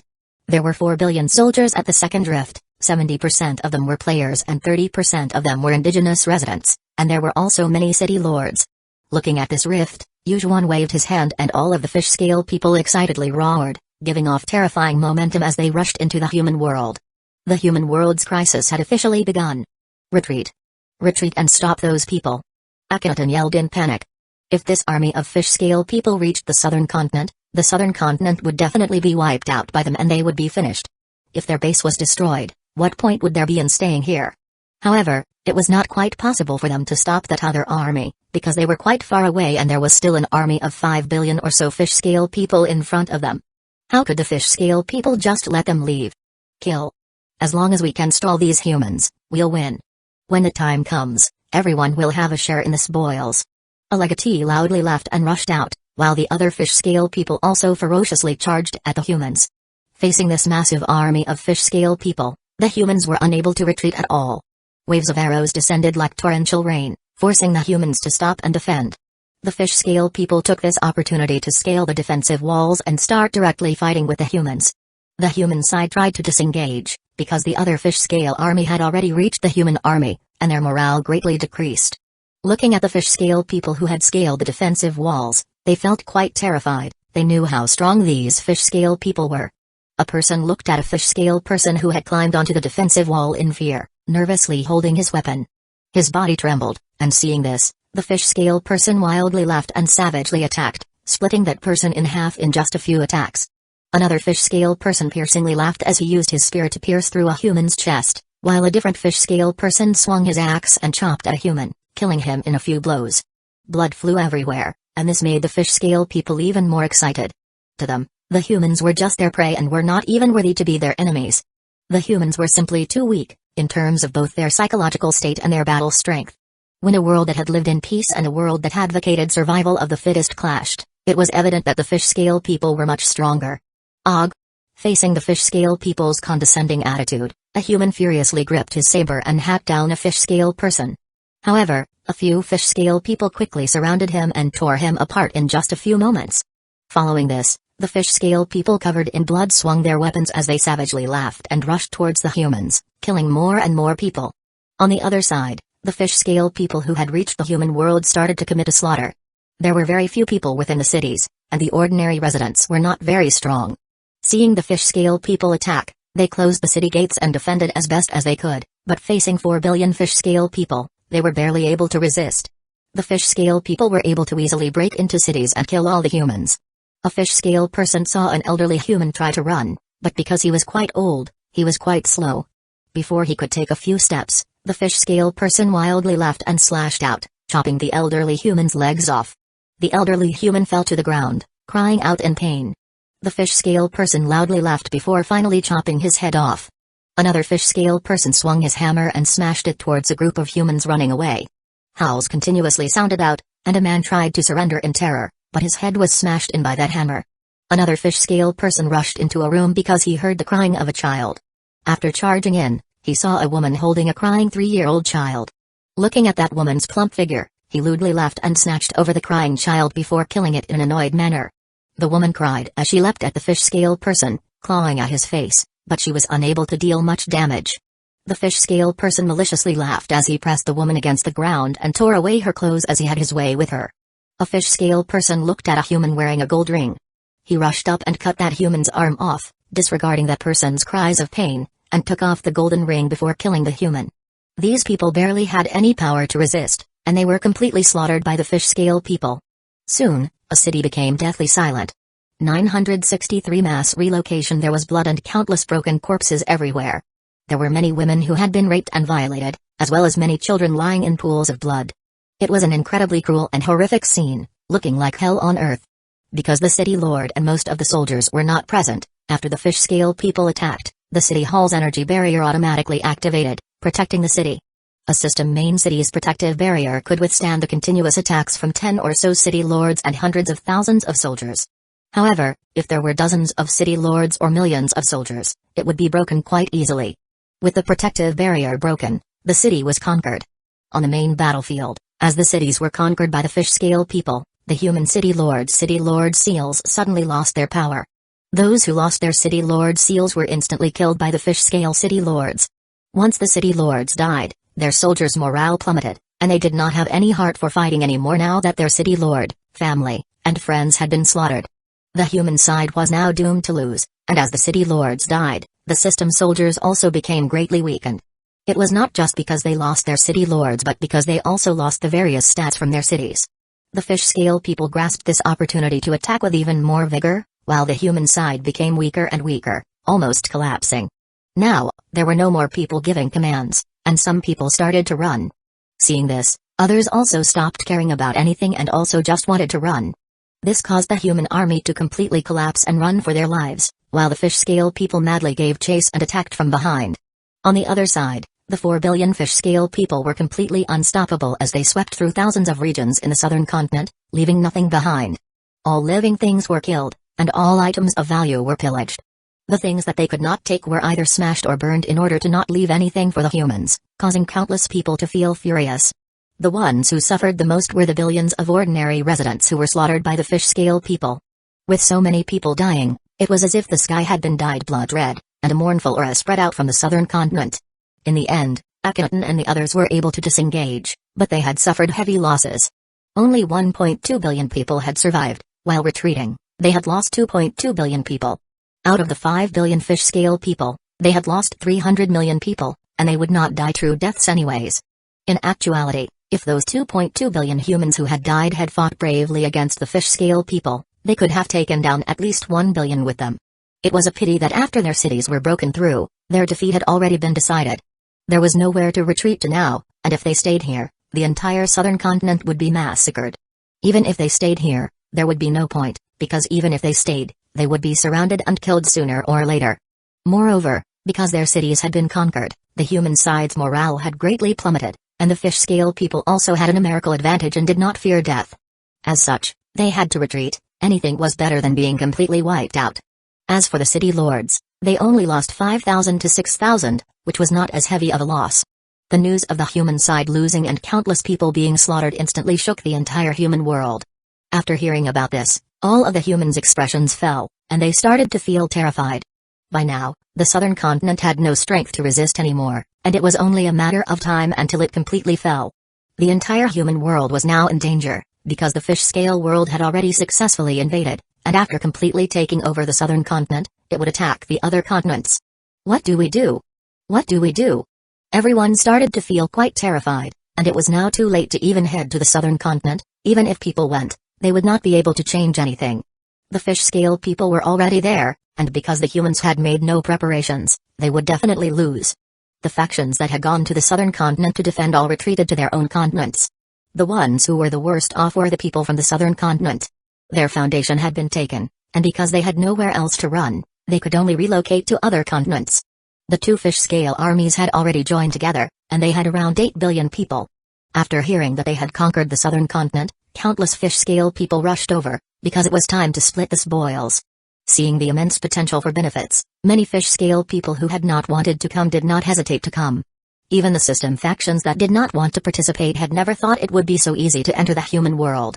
They were all too happy to come over and pick up the leftovers. An even larger force of fish-scale people started to invade into the human world. Yujuan did not turn away these latecomers, because with only 8 billion people, it would be quite difficult to take down the rest of the human world. If they were able to gather the entire fish-scale world, it would be much easier. In just a week, almost all of the southern continent had been swept across without any resistance, and 90% of the regions had been taken over. The southern continent's countless factions had already relocated to the other continents, and even the strongest king, Akhenaten, was no exception. Staying behind would spell certain death, as there were simply innumerable fish-scale people gathered in the southern continent now. The other continents were all quite welcoming of these factions relocating over. This was because under the threat of the fish-scale world's invasion, having more strength meant more safety. If it was under normal circumstances, they definitely would not welcome these factions. Most factions chose to go to the eastern, western, and northern continents. The situation in the Midland continent was quite tense, so many people were not willing to go there. Most factions chose to go to the western continent, because it was relatively safer than all other places. The northern continent faced the Dark Daemon world while the southern continent faced the fish-scale world. The eastern continent faced the previous world, while there was not much threat at the western continent. This was undoubtedly the safest places for humanity, so most people chose to go there. Akhenaten also chose to relocate to the western continent to be the second foundation of Egypt. They had suffered heavy losses this time, and his plan to establish a kingdom had been set back 10 or so steps. His only consolation was that they had not all been destroyed. 964 Trash World Protector. Around 1,500 to 1,600 city lords had come to the Midland continent and joined CG's alliance, becoming part of them. CG naturally welcomed them greatly, but none of them chose to join Great Ken because the Ken suppression plot, causing Great Ken's reputation to decrease. No matter how great of an advantage Great Ken had, they were unwilling to join. On one hand, they despised Great Ken for being such a contemptible and evil faction. On the other hand, they had already offended Great Ken, so they did not dare to join Great Ken. In fact, some people pushed this disastrous defeat onto Great Ken. If Great Ken had helped, perhaps things would not have turned out like this. The sounds of blaming towards Great Ken grew greater and greater. Almost all player factions and system factions had relocated from the southern continent. Only some villages in the wilderness were not so lucky. Those countless villages became the second target for the fish-scale world. They rushed into those villages, pillaged anything of value, and killed all of the people. Those who did not resist were taken as slaves. Perhaps people would buy them. Now, the southern continent was about to be completely taken over by them, so they were not in a rush. They slowly plundered everything in the southern continent, whether they were people or resources. However, humans could not breathe underwater, so those who bought humans as slaves would also have to buy items that could allow them to breathe underwater. The fish-scale cities could repel water and contained a gravitational force that made it difficult to swim normally, so people could only walk. If they could solve the issue of humans being able to breathe underwater, they could live in the fish-scale world.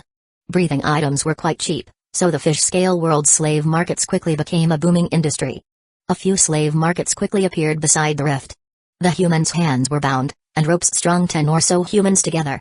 Some were kept in wooden cages as if they were animals. There were generally only young men and women because the elderly and children did not have much value as slaves, so they were generally killed immediately. These people were barely dressed to make it easier for clients to inspect the goods. Anyone who saw something they wanted could directly purchase them and would be able to determine their life or death. The people here all had empty, lifeless eyes and blank expressions as if they were zombies. Their hearts had already died because of their despair. Pa. Pa. Pa.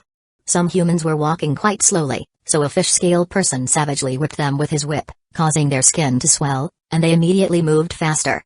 Old Luo, you're gonna be rich after capturing so many humans today. Another fish-scale person laughed as he looked at the person whipping the humans. The savage expression of the fish-scale person holding the whip disappeared as he chuckled and said, I was pretty lucky and found these group of people.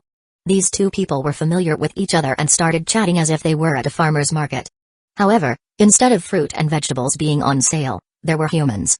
This was quite normal and none of the fish-scale people were surprised. No one even reacted to the hundreds of human women being violated by the side as if this was incredibly ordinary. This was the true face of the heaven-awakened world, the strong determined everything. This was the outcome of those who were conquered, and Zhao Fu had long since seen this sort of thing outside the legacy land. The other continents started constructing defenses, because after the fish-scale world devoured the southern continent, they would naturally turn to the other continents. Almost the entire human race hurried to have a meeting together because the human world really could be destroyed. Even those who did not want to get involved were forced to join in because they did not want to die, and they had heard that becoming slaves was even worse than dying. This time, many factions from kin suppression came as well. Even though they did not bring many people, the leaders all came, such as CG, Oleg, Babylon, Liu Yi, etc. They could not just continue watching. Right now, the greatest threat was the fish-scale world. Before they were destroyed by Great Kin, they would be destroyed by the fish-scale world, so they naturally had to come. Under this immense threat, almost all of the leaders of the human world met together. No one dared not to come. It was evident how important this was. Everyone was quite terrified that the fish-scale world would turn on them next. They all prayed that these major figures would be able to think of a way to stop the fish-scale people and save the humans and this world. During this crucial time, there was one important person who did not participate, and that was naturally Great Ken's legatee. His absence caused everyone's expressions to become quite unsightly, because everyone acknowledged his position in this world. Only he could stand against the fish-scale world, and if he did not come, none of them would feel any confidence. None of them had expected Great Ken's legatee to still not come despite the fact that the human world was about to be destroyed. Could it be that he wanted to stop the fish-scale world with just Great Ken? Or did he want everyone to die together? No one could understand Great Kin's legatee's intentions, and CG and the others' expressions became quite grim. Without Great Kin's legatee, they felt quite hopeless. In actuality, they felt quite angry at themselves. If they were strong enough, why would they need Great Kin's legatee? They would be able to resolve this themselves instead of having to pray for Great Kin to come. Great Kin's legatee doesn't understand the gravity of this at all. The human world is about to be destroyed, yet he's still not coming. He doesn't deserve to be the world protector at all. A person yelled angrily with a reddened face. An elder in Confucian robes also yelled, "What a trash world protector." Putting aside the first time, it's now the second time and he's still not coming. How can he be so narrow-minded? Why can't he be more magnanimous? The world is at stake. A big man could not help but shout, "I hate Great Kin's legatee the most. How can there be such a disgusting person?" The scene evolved into a session of cursing at Great Kin's legatee. How could they talk about resisting the fish scale people? Finally, an elder yelled, "Enough." Even though Great Kin's legatee is the world protector, no one has the power to force him to come. Whether he comes or not is up to him. He can choose to help us or not to help us. You're here cursing at him. How about you deal with the fish scale people yourselves? Then you won't need him anymore. 965 Split. The scene quietened down, and no one said anything because what the elder said was true and they could not refute his words. Seeing this, the elder coldly harumphed and said, "Who can you all blame for this? Which of you haven't attacked Great Kin before? Especially last time, you Chinese factions allied with so many other factions to deal with Great Kin. You even asked 2 world protectors for help, and now one of them has brought his people to invade our world. What do you all have to say for yourselves?" The leaders of the Chinese factions had unsightly looks on their faces, but they could say nothing in response. Even though everyone else felt quite displeased, they did not know what to say. Now that things had calmed down, some people stepped out and tried to mediate, saying, "Everyone, the most important thing to talk about right now is how to defend against the fish scale world's invasion. Even though Great Kin's legatee has not come, we still need to deal with this issue. Now, all of the leaders of the biggest factions in our world have gathered, and with all of our strength combined, we should have a chance against the fish scale world. It's just that we lack confidence. If we band together, I'm sure no one will be able to defeat us. If such a terrifying faction like Great Kin joined us, we would naturally feel more confident. Great Kin has many hidden trump cards, and since its strength is undeniable, perhaps we can think of some way to convince it to join us. This is a matter for the entire world. Can Great Kin defend against an entire world by itself? Of course not. If we're destroyed by the fish scale world, Great Kin will also perish. How can Great Kin's legatee not understand this? Now is the time for certain people to admit their wrongdoings to him, apologize, and give him some face. If they do that, he will naturally join us. I'm sure he isn't willing for everyone to die together." Hearing this, most people nodded, as those words made sense. Standing at the side, Tina Pendragon and Jeffrey looked at this and felt slightly less nervous. Right now, the most important thing to do was to rationally discuss how to deal with the fish scale world instead of fighting among themselves. They wanted to personally head to Great Kin because Zhao Fu did not seem like a bad person to them, nor was he unreasonable. It was possible that they could convince him to come. When they thought of this, Tina Pendragon and Jeffrey exchanged a few words and prepared to depart for Great Kin to meet with Great Kin's legatee. However, at that moment, a person rushed in with a piece of paper and called out, "The fish scale world's world protector sent a letter, saying that as long as we remain neutral and allow them to destroy Great Kin, our human factions will not be destroyed. If we help them kill Great Kin's legatee, the fish scale world will no longer invade our world." Instantly, many people looked quite delighted and asked excitedly, "Will they really stop invading if we help kill Great Kin's legatee? How can we make sure they keep their promise?"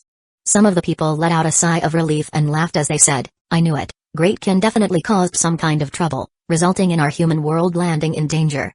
Since it was caused by Great Kin, we should let Great Kin deal with this themselves."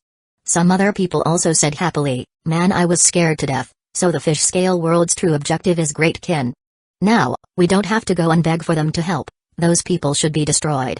The quiet scene once again became noisy, but it was only a minority of people talking. The majority sank into their own thoughts.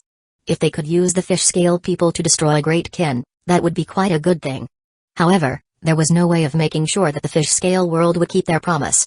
Even though they did not trust Great Kin's legatee, he was at least a human, while the other side was a different race. Everyone was quite clear as to what the fish scale people had done, so they did not trust them at all. Looking at those people discussing happily as if the crisis was over, some people could not help but curse at them, saying, "Stupid. Right now, Great Kin is the only thing that the fish scale world fears. If Great Kin is destroyed, what will be stopping the fish scale world from killing us as well? However, some people refuse to accept this, saying, that World Protector already made a promise, and if there's something that can bind them, we can't trust them. Both of them are evil, so we might as well let them fight amongst themselves. That's right, why wouldn't we just trust the fish scale people once? I feel like there's nothing wrong with this. It's you all who are being too narrow-minded, thinking that only humans can be trusted. Who cares what race they are? Don't we kill each other as well? Who held back when attacking others? I feel that we can trust the fish scale people. After those people spoke, some people agreed with them, but the majority all sighed. It was possible that the human race was doomed. No matter what, I will stand with Great Kin and with humanity. I will never work with the fish scale people, Tina Pendragon said for the first time as she gave off a powerful aura. Her gaze was incredibly resolute, no one could change her mind. Before, Tina Pendragon had barely spoken because with her personality, she did not want to get involved. However, this time, she could not stop herself from stating her position. After saying this, she turned to leave. Hearing the ruler of the human world's second kingdom speak, many people also made a decision. However, there were some people who mockingly called out, I'm not saying you're all stupid, but wait until the fish scale world destroys you all. When that time comes, you can't blame yourselves.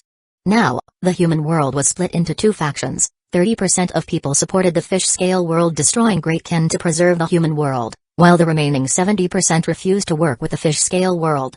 This was because the fish scale people never viewed the humans as people, only as slaves. It was not that they were protecting Great Kin but that the fish scale people were even worse than Great Kin. Neither side was able to convince the other. The 30% minority were determined to work with the fish scale people, thinking that the majority were idiots. If they signed a contract with the fish scale people, they would be able to protect the peace of the human world. Moreover, even if the fish scale people still destroyed the human world, those who helped destroy Great Kin would have made a great contribution and would be given higher statuses. The ordinary people would be made slaves. However, the ordinary people had nothing to do with them. Who would care about the lives of other people? They felt that it was incredibly stupid to die protecting Great Kin. 966 White Magic Formation. None of the fish scale players would die true deaths, and they were naturally stronger than the humans. If they continued on like this, the humans would definitely lose. The fish scale world was lacking people, so if they submitted, they would receive decent treatment. Moreover, since there would be slaves, there naturally had to be people supervising them. As upper-class people, they would be perfect for this, so they were quite willing to help the fish scale people. The majority 70% could tell what those people were thinking, and there was no point in continuing to argue. Since those people had already decided to submit to the fish scale world, there was no hope in convincing them. After this meeting, everyone looked quite displeased, and nothing had been decided. Instead, the problem had become even more complicated due to the divisions, and everyone wanted to leave. Suddenly, another person hurriedly ran in and cried out, Great Kin has sent 500 million soldiers to attack the southern continent. What? Everyone was sent into an uproar. No one had thought that such a thing would happen. The fish scale world had not gone to attack Great Kin, yet Great Kin had sent 500 million soldiers to attack the fish scale world. Had Great Kin gone mad? The southern continent had essentially been taken over by the fish scale world, and there were countless fish scale people now. 500 million soldiers sounded like a lot, but if they went, they would definitely be instantly killed. After hearing this, everyone felt incredibly shocked. They could not understand why Great Kin would do such a stupid thing. It was not just them, who in their right minds would believe that 500 million soldiers could fight against an entire world. After even if the entirety of Great Kin defended against the fish scale world, they might not even survive, yet they were taking the initiative to attack. Tina Pendragon, who had been preparing to leave, could not help but look shocked after hearing this. After all, what Great Kin was doing was simply too shocking. Jeffrey felt slightly less nervous. Since Great Kin was doing this, they would not just sit by and watch. However, Jeffrey could not help but worry about 500 million people facing off against an entire world. Only a small portion of the northern side of the southern continent had not yet been conquered. That area was quickly conquered by Great Kin, and this was not too difficult as most people had fled already. After hearing that Great Kin had brought 500 million soldiers to defend against their entire world, the fish scale people could not help but laugh. Great Kin's legatee was simply an idiot. Did he really think he was invincible? If he wanted to die, then he shouldn't blame them. After hearing about this, Yujuan felt quite surprised as well. He had never thought that Great Kin would take the initiative to attack. However, he could not help but feel serious, because from his understanding of Great Kin's legatee, he definitely was not someone stupid. At that moment, The fish-scale people who heard about this all rushed towards the northern side of the southern continent, and they easily surrounded Great Kin. At the very least, there were over 10 billion people, forming an incredibly tight encirclement, and both sides officially faced off. A group of fiendish fish-scale people looked at Great Kin's soldiers ahead, and the legatee leading them condescendingly looked at Zhao Fu and mockingly yelled, "Great Kin's legatee, you're so smart, you ran over here to express your loyalty to your elder. Just what are you thinking?" Another person loudly laughed as he said, "I heard that Great Kin has countless treasures, and beautiful women are as common as clouds there. If you give them to us and make us happy, maybe we'll let Great Kin off, ha ha ha." A white-haired elder coldly harumphed, "Back then, you poisoned billions of our fish-scale people to death and now you're in this situation. I definitely won't let Great Kin off, I'll be paying the debt back in full, killing Great Kin completely." They had gathered over 10 billion people here, and there were still more people heading over. The city lords present were already innumerable, and this gave them immense confidence. It was like a grand mountain looking down on a small beast. This was because a force of 500 million was simply too pitiful in front of them. They could destroy it incredibly easily without any resistance. Yujuan did not reveal himself and instead remained hidden as he observed. Great Kin's force was quite strange. There were only cavalrymen riding on large, tall black horses. They were lined up in ranks and wore black armor with 3 different colored spears on their backs. They all had resolute looks on their faces and gave off an austere aura, causing the air around them to seem to freeze. Despite being surrounded by so many fish-scale people, they showed no fear at all, and they did not have any archers or infantrymen. All 500 million soldiers were cavalrymen. Only Zhao Fu stood in the sky, wrapped in his black cloak. Facing those countless gazes and those mocking voices, he did not show any weakness nor did he reply to them. He simply had a cold smile. Rumble. All of Great Kin's soldiers received orders, and they gripped the white spears on their backs as their horses charged. The sounds of the horses galloping sounded like thunder, ringing out in the surroundings. Seeing Great Kin dare to take the initiative to attack, the fish-scale people coldly smiled as they also rushed forwards. However, at that moment, Great Kin's cavalrymen threw their spears towards the sky. The white spears turned into white lights as they shot into the sky, giving off shocking sounds. The fish-scale people were quite surprised to see that the spears were not aimed at them. Boom. Boom. Boom.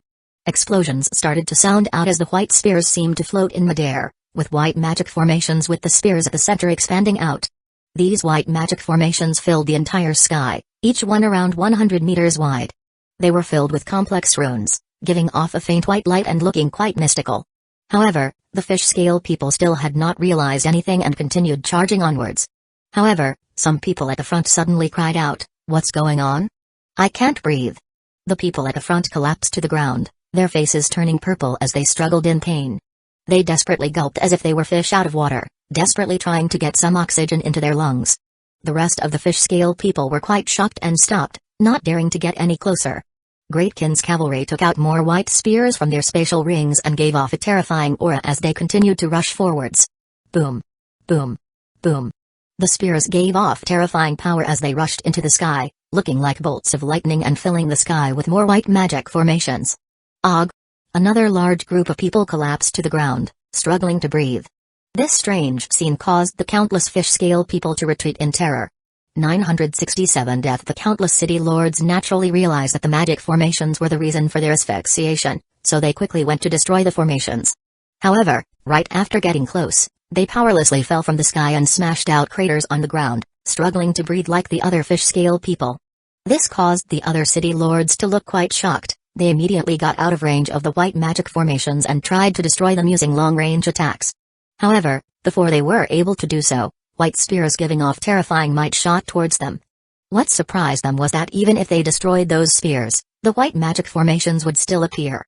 In that instant, it was as if all of the oxygen within their bodies were sucked away by some sort of power. The city lords standing in the air fell like raindrops and struggled in pain. This scene shocked all of the fish-scale people. Even the city lords were unable to resist at all. Just what were those white magic formations, and what was going on? The fish-scale people were utterly confused. Great Kin's cavalry continued to flood forwards towards the fish-scale people. Now, they did not use white spears anymore and instead gripped the crystal spears on their backs, and they threw them out towards the fish-scale people. The target still was not the fish-scale people. The crystal spears fell on the ground, causing blood-red magic formations to appear, and a formless energy rippled outwards. Ah! What's going on? My real body was brought into the heaven-awakened world. A cry of terror sounded out, making everyone feel shocked. The fact that they would not die true deaths was their greatest trump card, allowing them to be completely fearless. However, if they had to face true death, they would not be so reckless because no one did not fear death. And yet, this had been taken from them so easily. Thinking about the people painfully suffocating on the ground, they realized that if they stayed here, they would die, and it would be a true death. It was not just the fish-scale players and soldiers who were scared, even the city lords were terrified now. They started to desperately run backwards, while Yujuan was forced to also reveal himself. He had tried stepping into the range of those white magic formations, and he had felt the oxygen being stripped from his body. He had defended with all his might, but there were simply too many white magic formations, and the suction force they gave off was too powerful, causing his expression to fall. Swish. The sound of the air being torn could be heard as a white light containing terrifying power flew towards Yujuan. Yujuan raised his hand, and a massive formless energy shattered the white ray of light. The spear turned into motes of light and disappeared. A white magic formation appeared, giving off an immense suction force as much of the oxygen within Yujuan's body was sucked away again. Yujuan immediately retreated, because not only was the oxygen in his body being stripped away, but he also felt a terrifying amount of danger from Zhaofu. Boom. Demonic chi rushed into the sky, causing all of the demonic chi in the heavens and earth to madly gather, forming a sun that gave off a demonic light and an immense amount of demonic intent. Countless creatures felt a chill and terror. Zhaofu directly unleashed his full strength, his body giving off terrifying demonic chi. He raised the sky demon sword high and slashed out a monstrous black sword light that seemed to be able to split open the heavens towards Yujuan. Yujuan's expression fell as he did not hold back either. He took out his golden trident and stabbed towards Zhaofu. A massive wave of power spread out from the trident as a golden beam of light shot out, seeming to dye the entire world golden. Boom. The golden ray of light and black sword light collided, resulting in a shocking explosion. Light and sword chi shot everywhere as a massive gale rippled out. However, the golden ray of light was split in half by the black sword light, causing it to turn into motes of light, while the black sword light continued on towards Yujuan and blasted him back. Yujuan flew back 10 or so meters and coughed up a mouthful of blood, an unsightly look on his face. It had been a while since they had last met, and he found that Zhaofu's strength was many times more powerful than before. How could he have such power?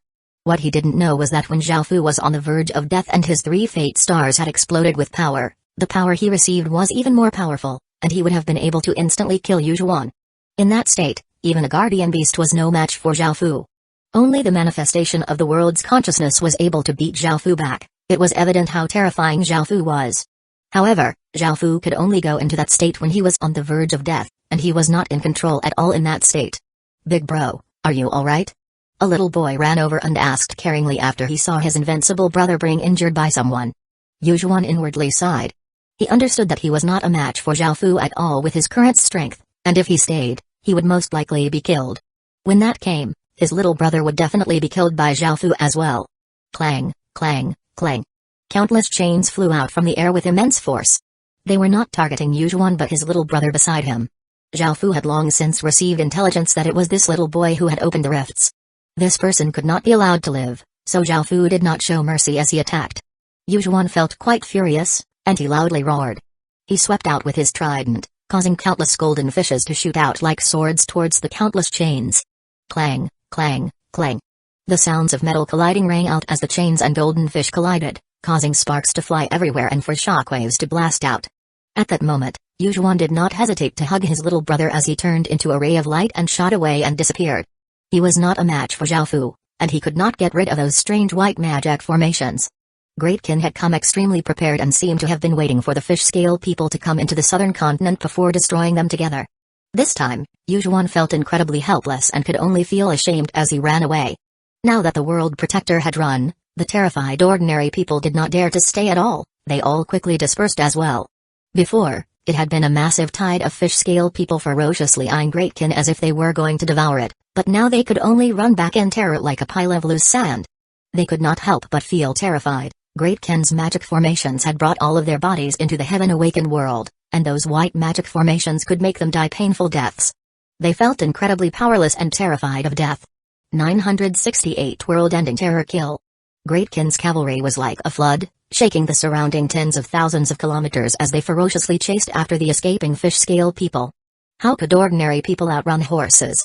What's more, Greatkin's cavalry rode on black god horses that had some divine power.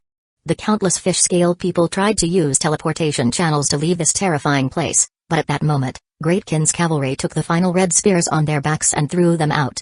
Swish, swish, swish. The sound of the air being torn could be heard as countless red spears flew out, drawing arcs in the air. Once again, their targets were not the fish-scale people but the ground. The red spears ferociously stabbed into the ground, the spearheads piercing 1 meter into the ground.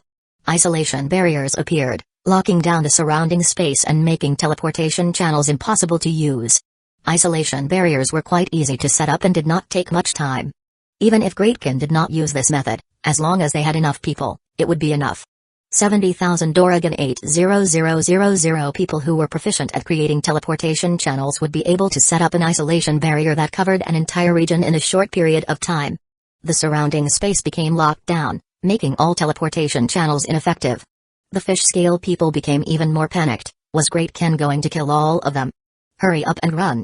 Since the teleportation channels were unusable, they could only run as fast as they could. Only by running could they live. If they stayed here, they would die true deaths. Greatkin's cavalry looked like a tiger that dove into a herd of sheep, chasing down the terrified fish-scale people. The fish-scale people could only helplessly run in fear, no longer seeming as ferocious. Zhao Fu looked at Yujuan running away, but he did not give chase because he felt that he would not be able to catch up. Moreover, his focus was the current battlefield. He had to stay to make sure nothing unexpected happened. The countless fish-scale people continuously ran, and some people who did not know what was happening stood there and watched in confusion. Logically speaking, shouldn't they have destroyed Greatkin's forces by now? Why were they the ones running? Moreover, Greatkin only had 500 million people, while they had countless people. It was impossible that they had lost. However, the reality was that the fish-scale people were running with terrified expressions. Just what had happened? The people who did not know what was happening grabbed one of the runners and asked, "Bro, what's happening? Haven't we destroyed Greatkin's forces already? Aren't we going to take their treasures and women and make them pay for poisoning our people?" The person who had been stopped replied in terror, "Destroy Greatkin?" Greatkin brought the real bodies of everyone at the front into the real world and used weird methods to kill them. I heard that billions of people have died already. They all died true deaths. Hearing that person's words, the people who did not know what was happening looked incredibly shocked, saying, "How could so many people have died? Are you sure about this? Didn't we have many city lords, the world protector, and the other legatees? What happened to them?" The person replied, "Greatkin's legatee is too strong. Our world protector did not have any strength to retaliate, so he could only run. The city lords were even worse, they died before they could even attack. Moreover, Greatkin has set up isolation barriers and is killing anyone they can find. Greatkin hasn't arrived here yet, so you'd best all start running. If you stay here, you'll definitely die." Hearing this, the others imagined an incredibly bloody scene, and they could not help but tremble in terror. No wonder so many people were running away in horror. Now that they knew, they did not hesitate to join in the tsunami of escaping people. This news quickly spread, causing the entire fish-scale race to feel terror. Everyone packed their things and quickly ran back towards the fish-scale world, not daring to stay in the human world for even an extra moment. This was simply too terrifying. After retreating to the fish-scale world, a piece of news spread, causing the entire fish-scale world to feel terror. Billions of people really had died, and they had died in the real world as well. Billions of people had been killed so easily, wiped out like ants. This was simply too shocking.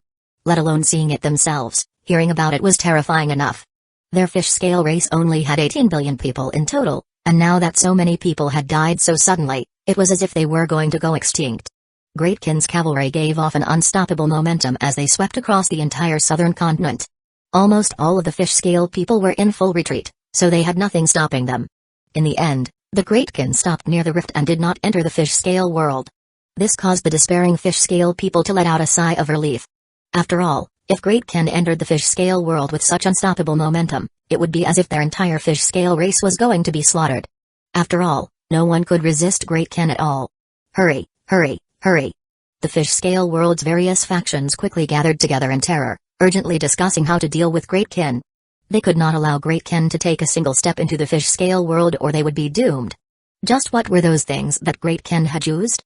The fact that the fish-scale world had successfully invaded the human world and conquered the southern continent was definitely a trap set up by Greatkin. They had been too confident and had thought that the human world could not retaliate at all, resulting in this tragic outcome. Even though Greatkin had stopped at the rift, that was because all of them were cavalrymen and could not go into the water. They definitely had preparations to invade the fish scale world. Thinking about how Great Ken had slaughtered all of the fish scale people Great Ken could find in the southern continent, no one wanted this to happen in the fish scale world as well. However, how could they stop Great Ken? The various factions were all incredibly panicked because they still did not know how Great Ken had achieved this, so they did not know what they could do about it. Under Great Ken's immense threat, it was the first time that the fish scale world had felt such terror. It was a world-ending terror. Many people kneeled on the ground in fear, praying that Great Ken would not invade the fish scale world and praying that this matter would be resolved soon. They prayed that they would be able to live and that there would not be such danger in the future.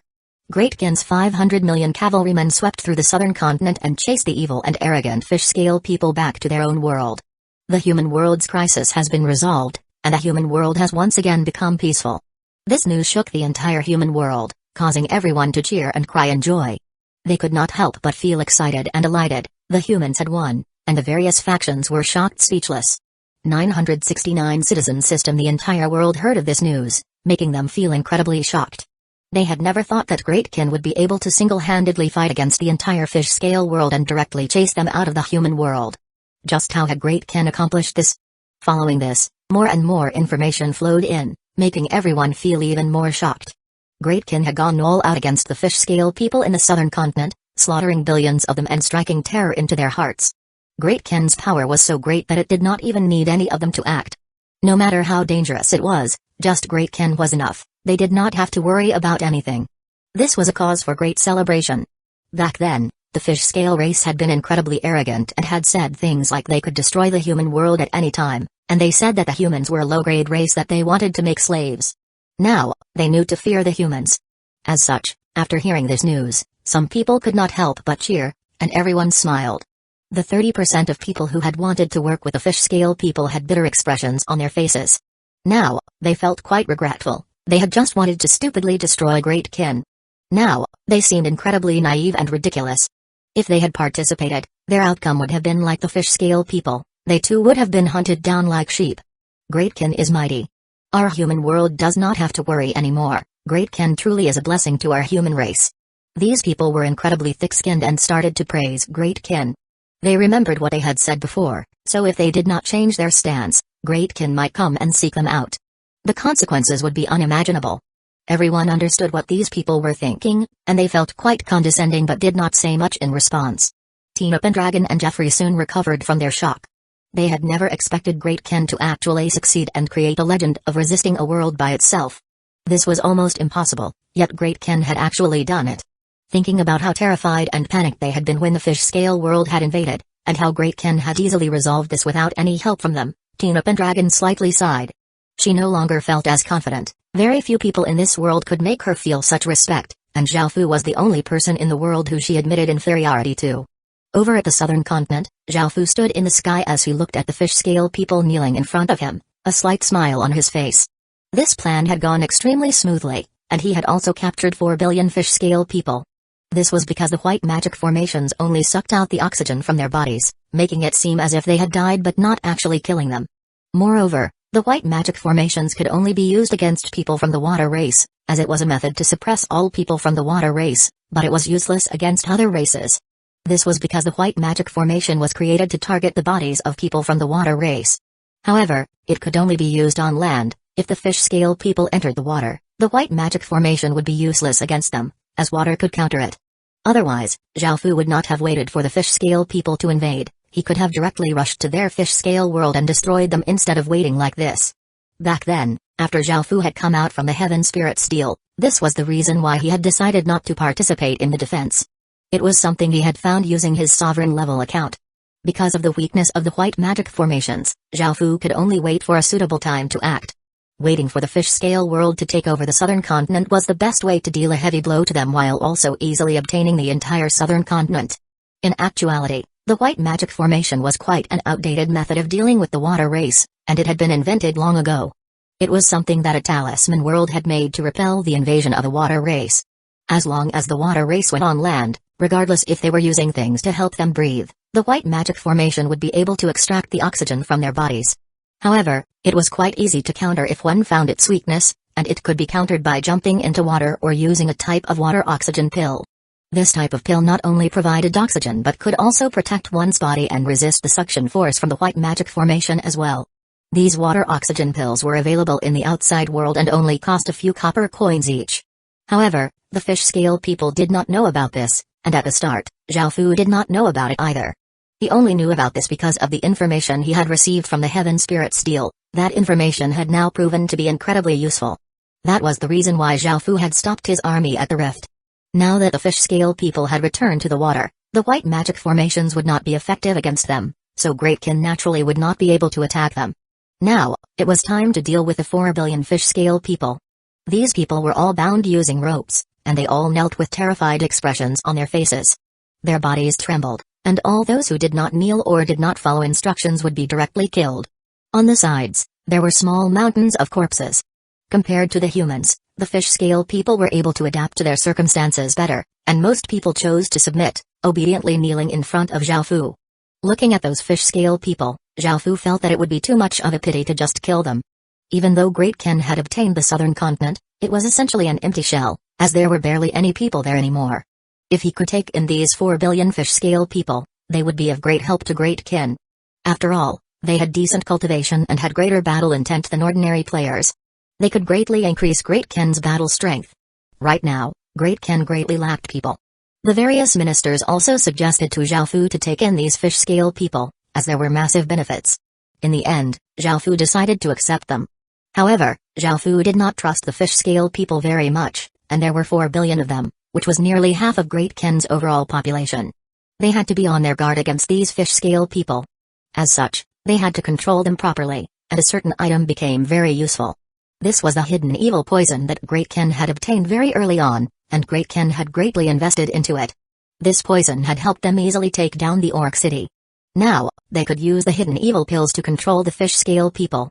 That way, they would not have to worry about an uprising. However, Zhao Fu was quite displeased with everything the fish scale people had done when they had conquered the southern continent. Even though Zhao Fu did not want to keep slaves, he decided to establish a citizen hierarchy. The first level was Great Kin's ordinary residents who received full benefits, while the second level comprised of the low-class citizens. For example, the 4 countries that had caused Great Kin to take a great loss had been listed as level 1 criminals. The fish scale people had dared to make human slaves, which displeased Zhao Fu even more, so he made them level 2 criminals. 970 fish scale ambassador. The lower the level, the benefits they received decreased. Only by making contributions to Great Kin would they be able to increase their level and become true citizens of Great Kin as opposed to criminals. The fish scale people did not have any objections at all to Zhao Fu's decision.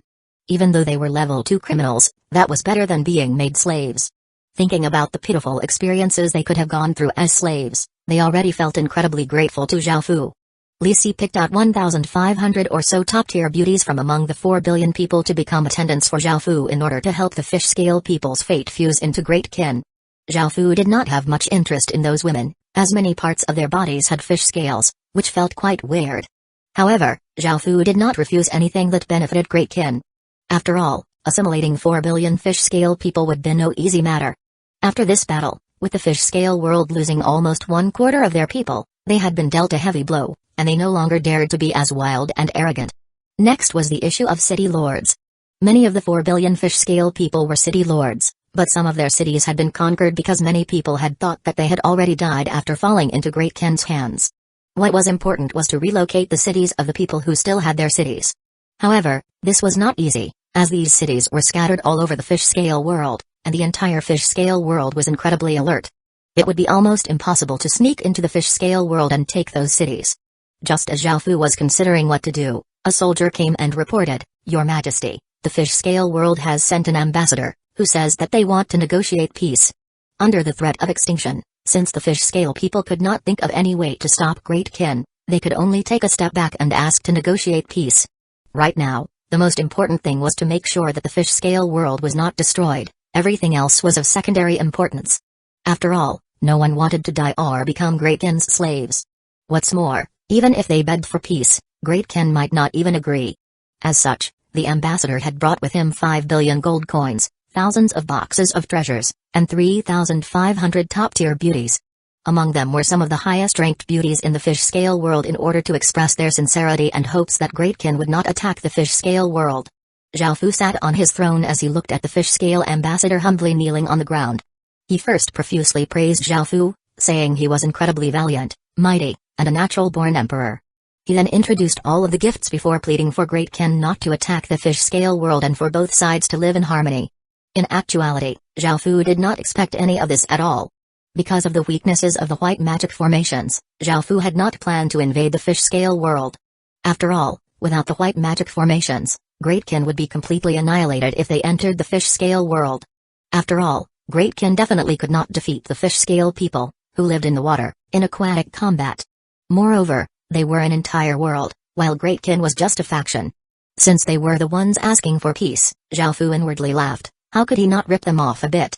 Even though Zhao Fu was inwardly laughing, he amicably smiled and said, "We are not a barbaric and bloodthirsty person. Since your fish scale world is willing to admit its wrongdoings, we are willing to forgive you all this one. We will accept these gifts, and we will also tell you a piece of good news. Those people you left behind did not die and have instead submitted to Great Ken and become subjects of Great Ken.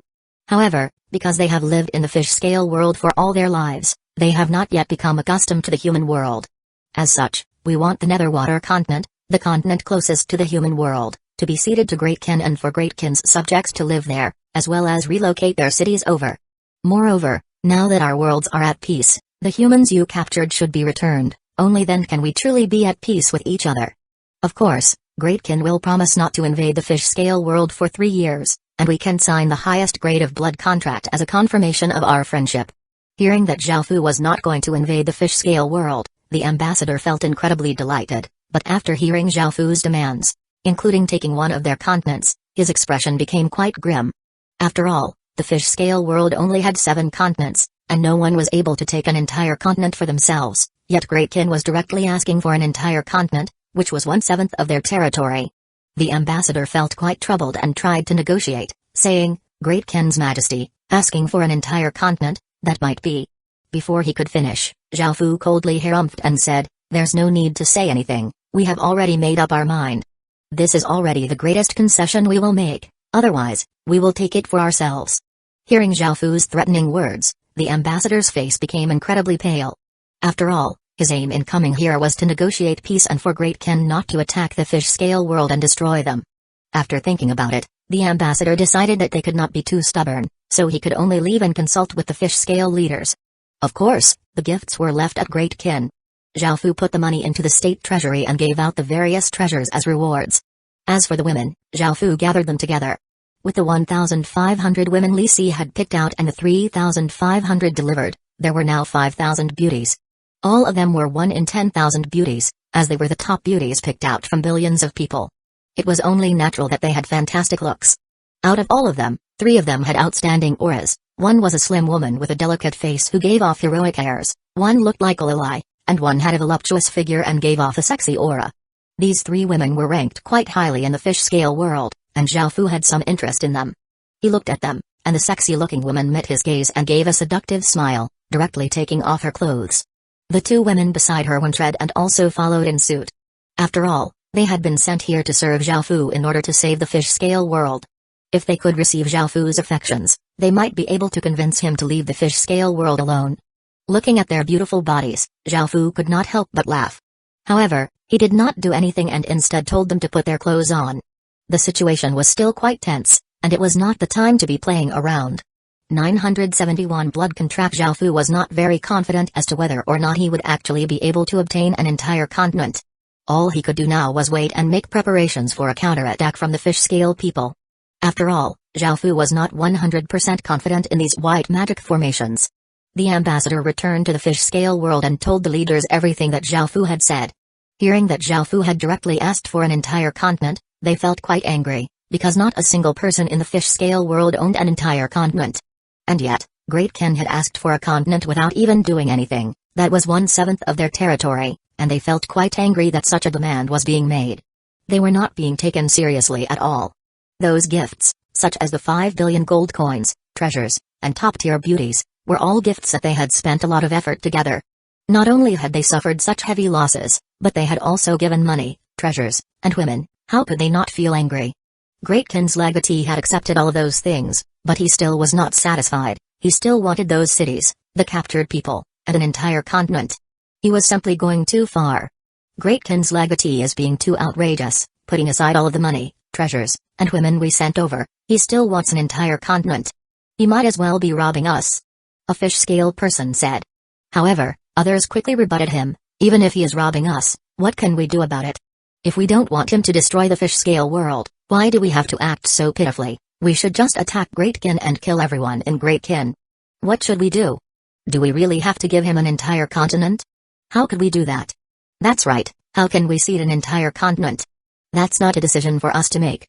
If we don't want to cede a continent, we'll have to defend against Great Kin's invasion. We can use gifts to stall them, but Great Kin can still attack at any time. Don't tell me you all want to die together. How about we go all out against Great Kin? We'll set up a large number of traps somewhere, worst comes to worst, we'll die together with Great Kin. At least that way, we won't have to suffer this kind of humiliation. The people in the hall continuously debated as to what they should do. If Zhao Fu had asked for less, they definitely would have agreed in order to preserve their safety.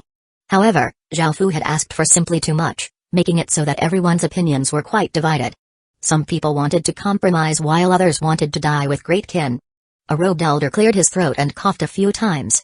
This elder was quite famous within the fish-scale world, and hearing his coughs, everyone settled down and looked towards him. The elder said, I think we can agree to Great Kin's legatee's demands. The Netherwater continent is the continent closest to the human world, and it is in great danger right now anyways. People are continuously escaping from there, and if we spread news that Great Kin will commit a slaughter in the Netherwater continent, there will naturally be no people there anymore. That way, we can cede the Netherwater continent to Great Kin but also increase everyone's hatred towards Great Kin in order to make a counterattack in the future. Moreover, the Netherwater continent only has 5,000 or so regions, and because it is the smallest continent, it will not be a great loss.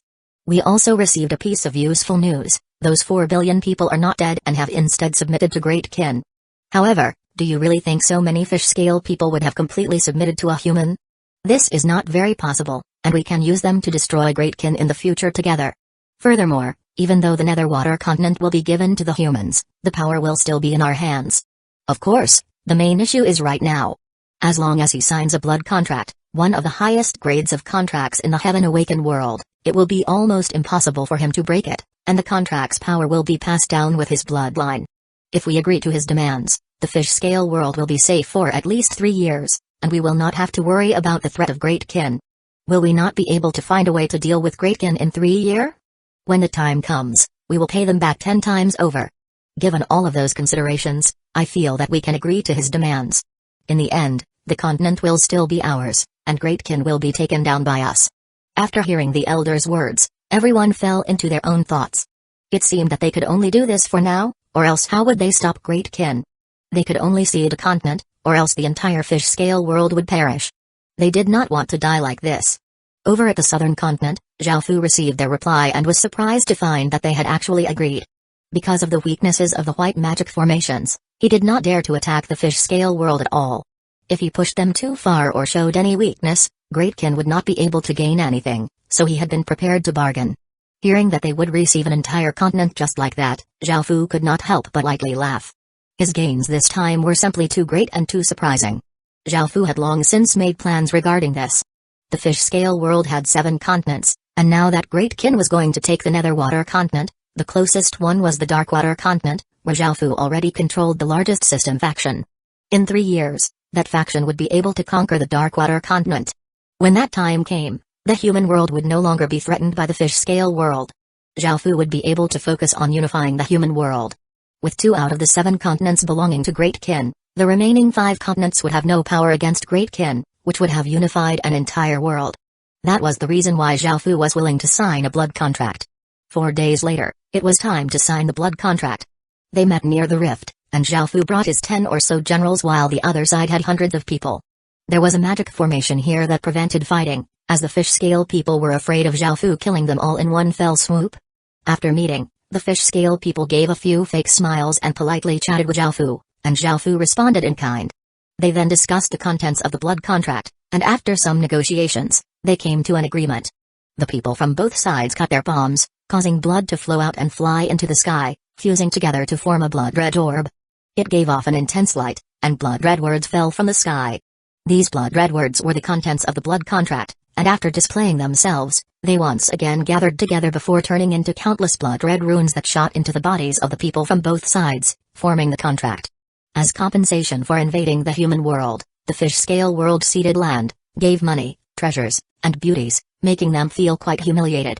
However, they had at least preserved the fish-scale world, and with this blood contract, they would have peace for 3 years. Zhao Fu returned to Great Ken with a big grin on his face and started to go through the gains from this battle. They were quite shocking, and Great Ken had benefited greatly. 972 Return the southern continent first. There were the 2 continents that Great Ken had obtained. One was the southern continent and the other was the Netherwater continent. They now both belonged to Great Ken. No faction had been able to do such a thing yet, even though Great Ken was quite powerful, it did not have the strength to unify an entire continent. Gaining 2 continents was simply incredible, and ordinary factions could not even dream of such a thing. Apart from the 2 continents, they had also obtained 4 billion fish-scale people, the 1 billion captured humans, and 7,000 or so cities. It was possible that the 1 billion humans and 7,000 cities were not everything that the fish-scale people had taken, but the fish-scale people had already taken a great step back and Zhao Fu did not want to push them too much. After all of this had been obtained through bluffing. Now that they had signed a blood contract, he did not need to worry about the threat of the fish-scale people. Even if there were more rifts, he would not have to worry. The southern continent now belonged to Great Ken. If the fish-scale people attacked again, it would be Great Ken responsible for defending. It would be impossible for Great Ken to stop another invasion, which was why Zhao Fu wanted to sign the blood contract. As for the 5 billion people and 7,000 or so cities, Zhao Fu did not plan to bring them back to Great Ken, and he instead had them reside in the 2 continents. After all, he needed some of his forces to be stationed here instead of gathering them all at the Midland continent. If they did not defend properly, it would be quite easy to lose these continents. Zhao Fu left the 1 billion humans in the southern continent. Because Great Ken had rescued them from the fish-scale people and they had gone through horrible things, they were incredibly loyal to Great Ken. Zhao Fu also left 1 billion fish-scale people there and 2,000 cities. The remaining people and cities were stationed in the Darkwater continent. The human world was Great Ken's domain, so it did not matter if their force in the southern continent was not very strong. If there was any danger, Great Ken would be able to act at any time. However, the Darkwater continent was quite far away, so they needed more defenses there. However, Zhao Fu did not trust the fish-scale people, and allowing the fish-scale people to live in the fish-scale world was like letting a tiger back into the mountains. Even though he used the hidden evil pills, the chance of them turning on him were quite great. As such, Zhao Fu had to change their thinking and truly make them part of Great Ken as opposed to being fish-scale people. Only if they stood with Great Ken would he be able to use them in battle. They had to first learn Chinese and Great Ken's culture, slowly changing them.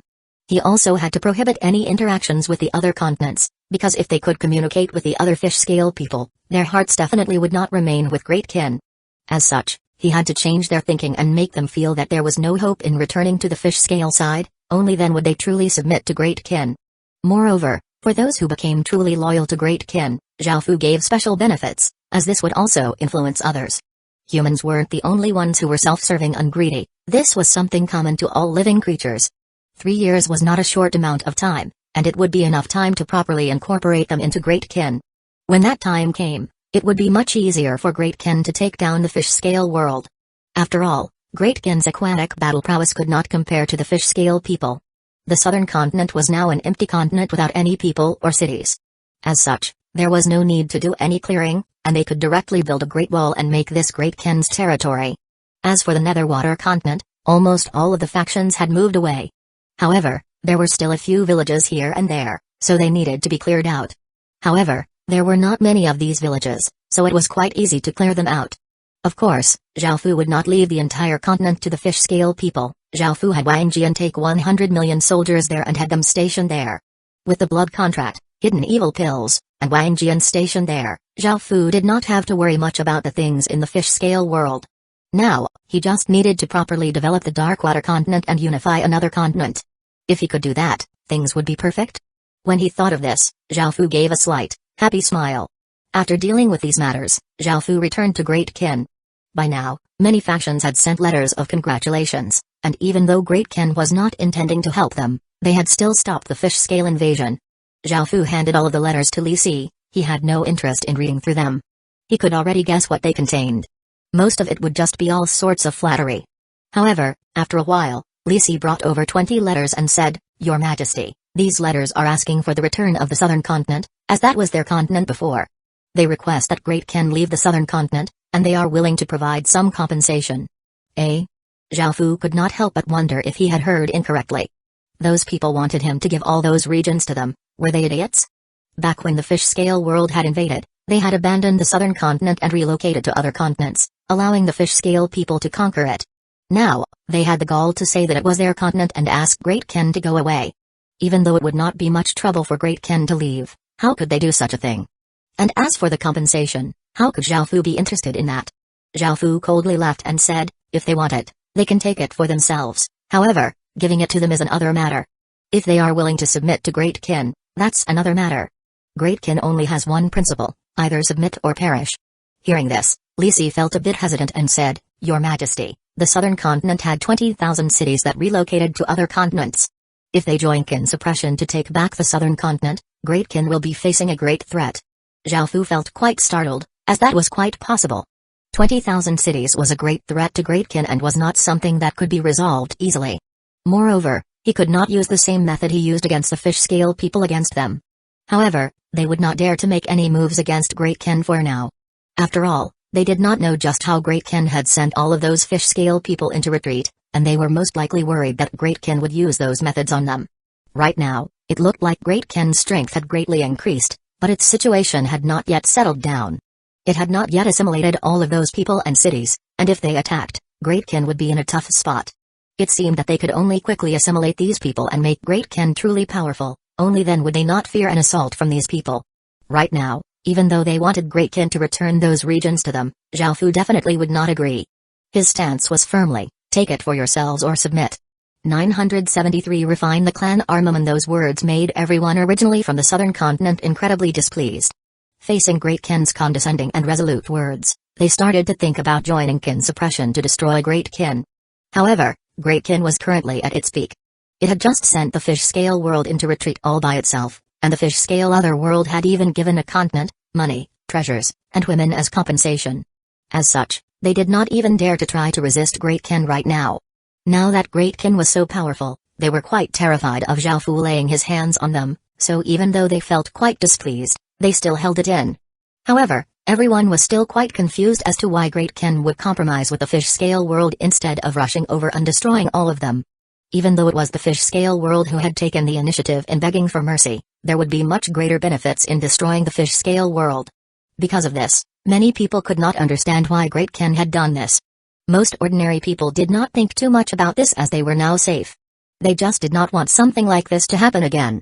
Great Qin quickly cleared out regions as the entire human world enjoyed a time of peace again. Everyone lived harmoniously with each other, and many people started to praise Great Qin for chasing away the fish-scale people, making it seem as if Great Qin was the pride and joy of the human race. However, this only lasted for 1 month. At first, some Chinese factions sent out a few waves of soldiers to test Great Qin. Even though they were easily destroyed by Great Qin, seeing that Great Qin did not attack them in response, they confirmed their guesses. That immense pressure instantly disappeared. During this month, the Chinese factions had felt quite miserable, as they were always worried that Great Qin would attack them. After all, compared to the fish-scale people, Great Qin would want to destroy them more. On one hand, it would allow Great Qin to unify the Midland continent, and on the other hand, the hatred between them that was simply irreconcilable by this point.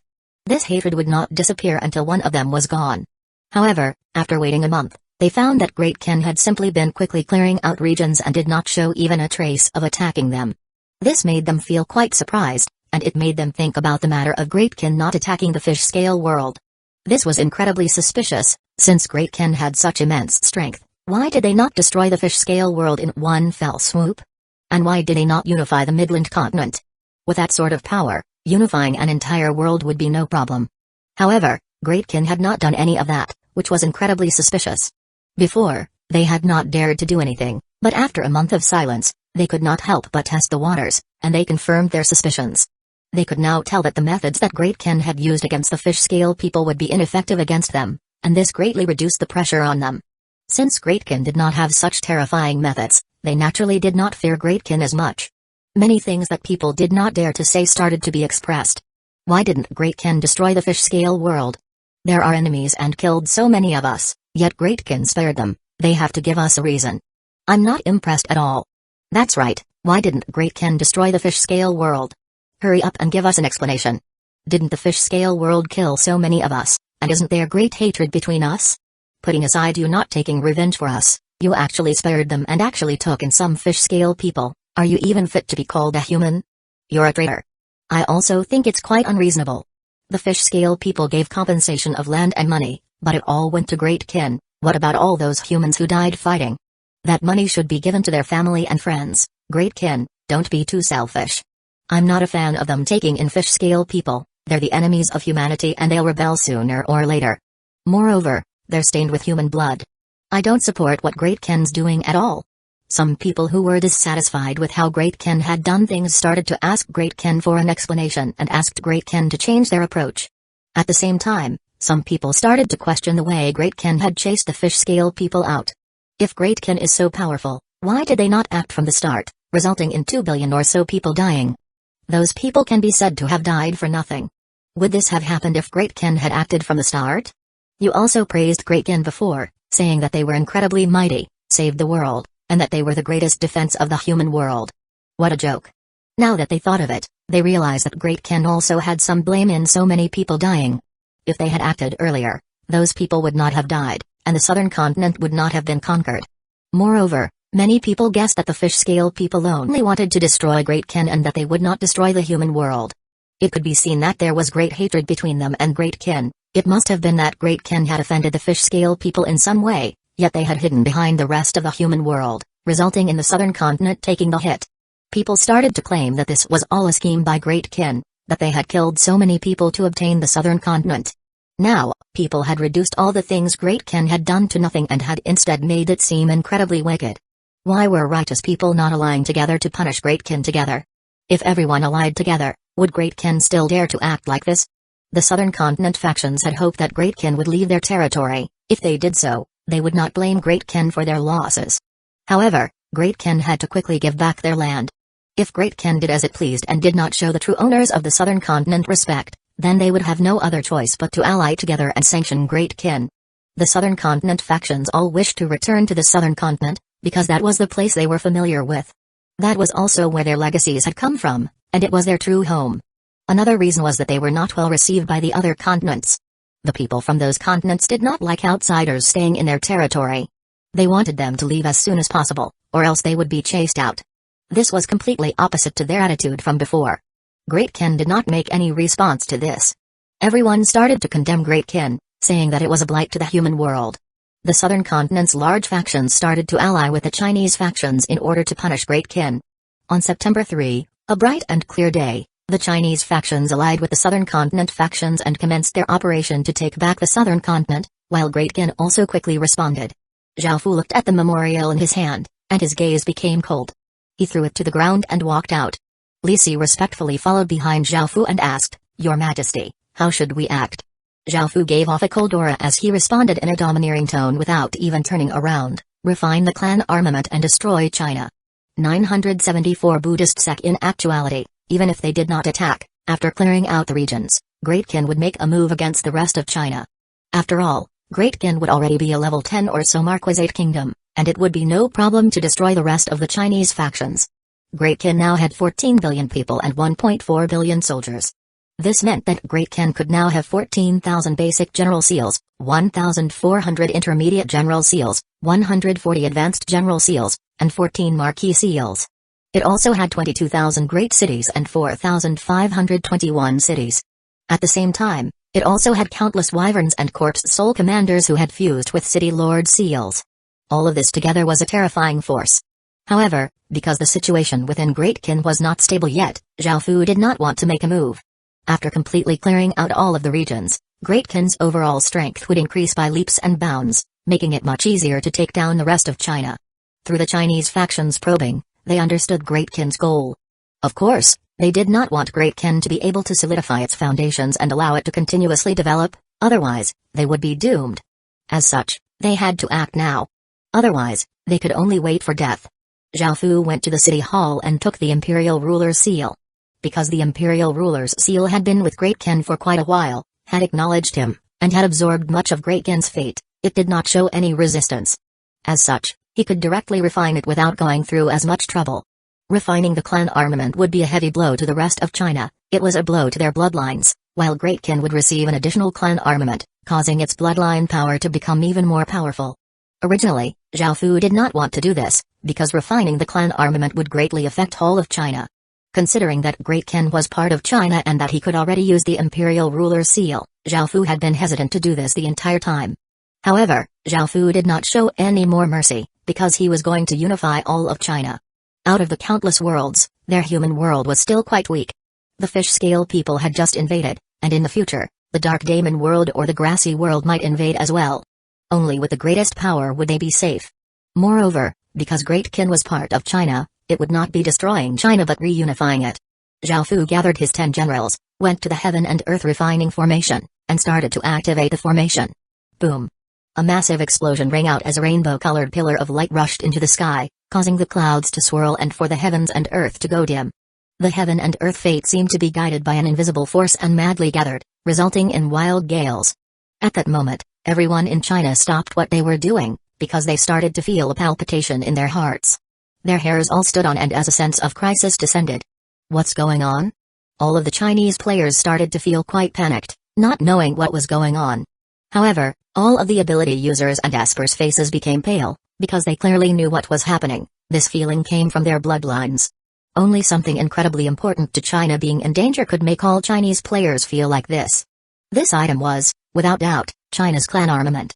China's clan armament was in the hands of Great Qin, and since Great Qin was not in any danger, why was the clan armament in danger? The only possibility was that Great Qin was doing something to the clan armament. Thinking about how Great Qin had made India's clan armament its own, countless people's expressions fell. Great Qin was destroying its ancestral heritage. No one had expected Great Qin to do something so rebellious and unfilial. It was completely mad.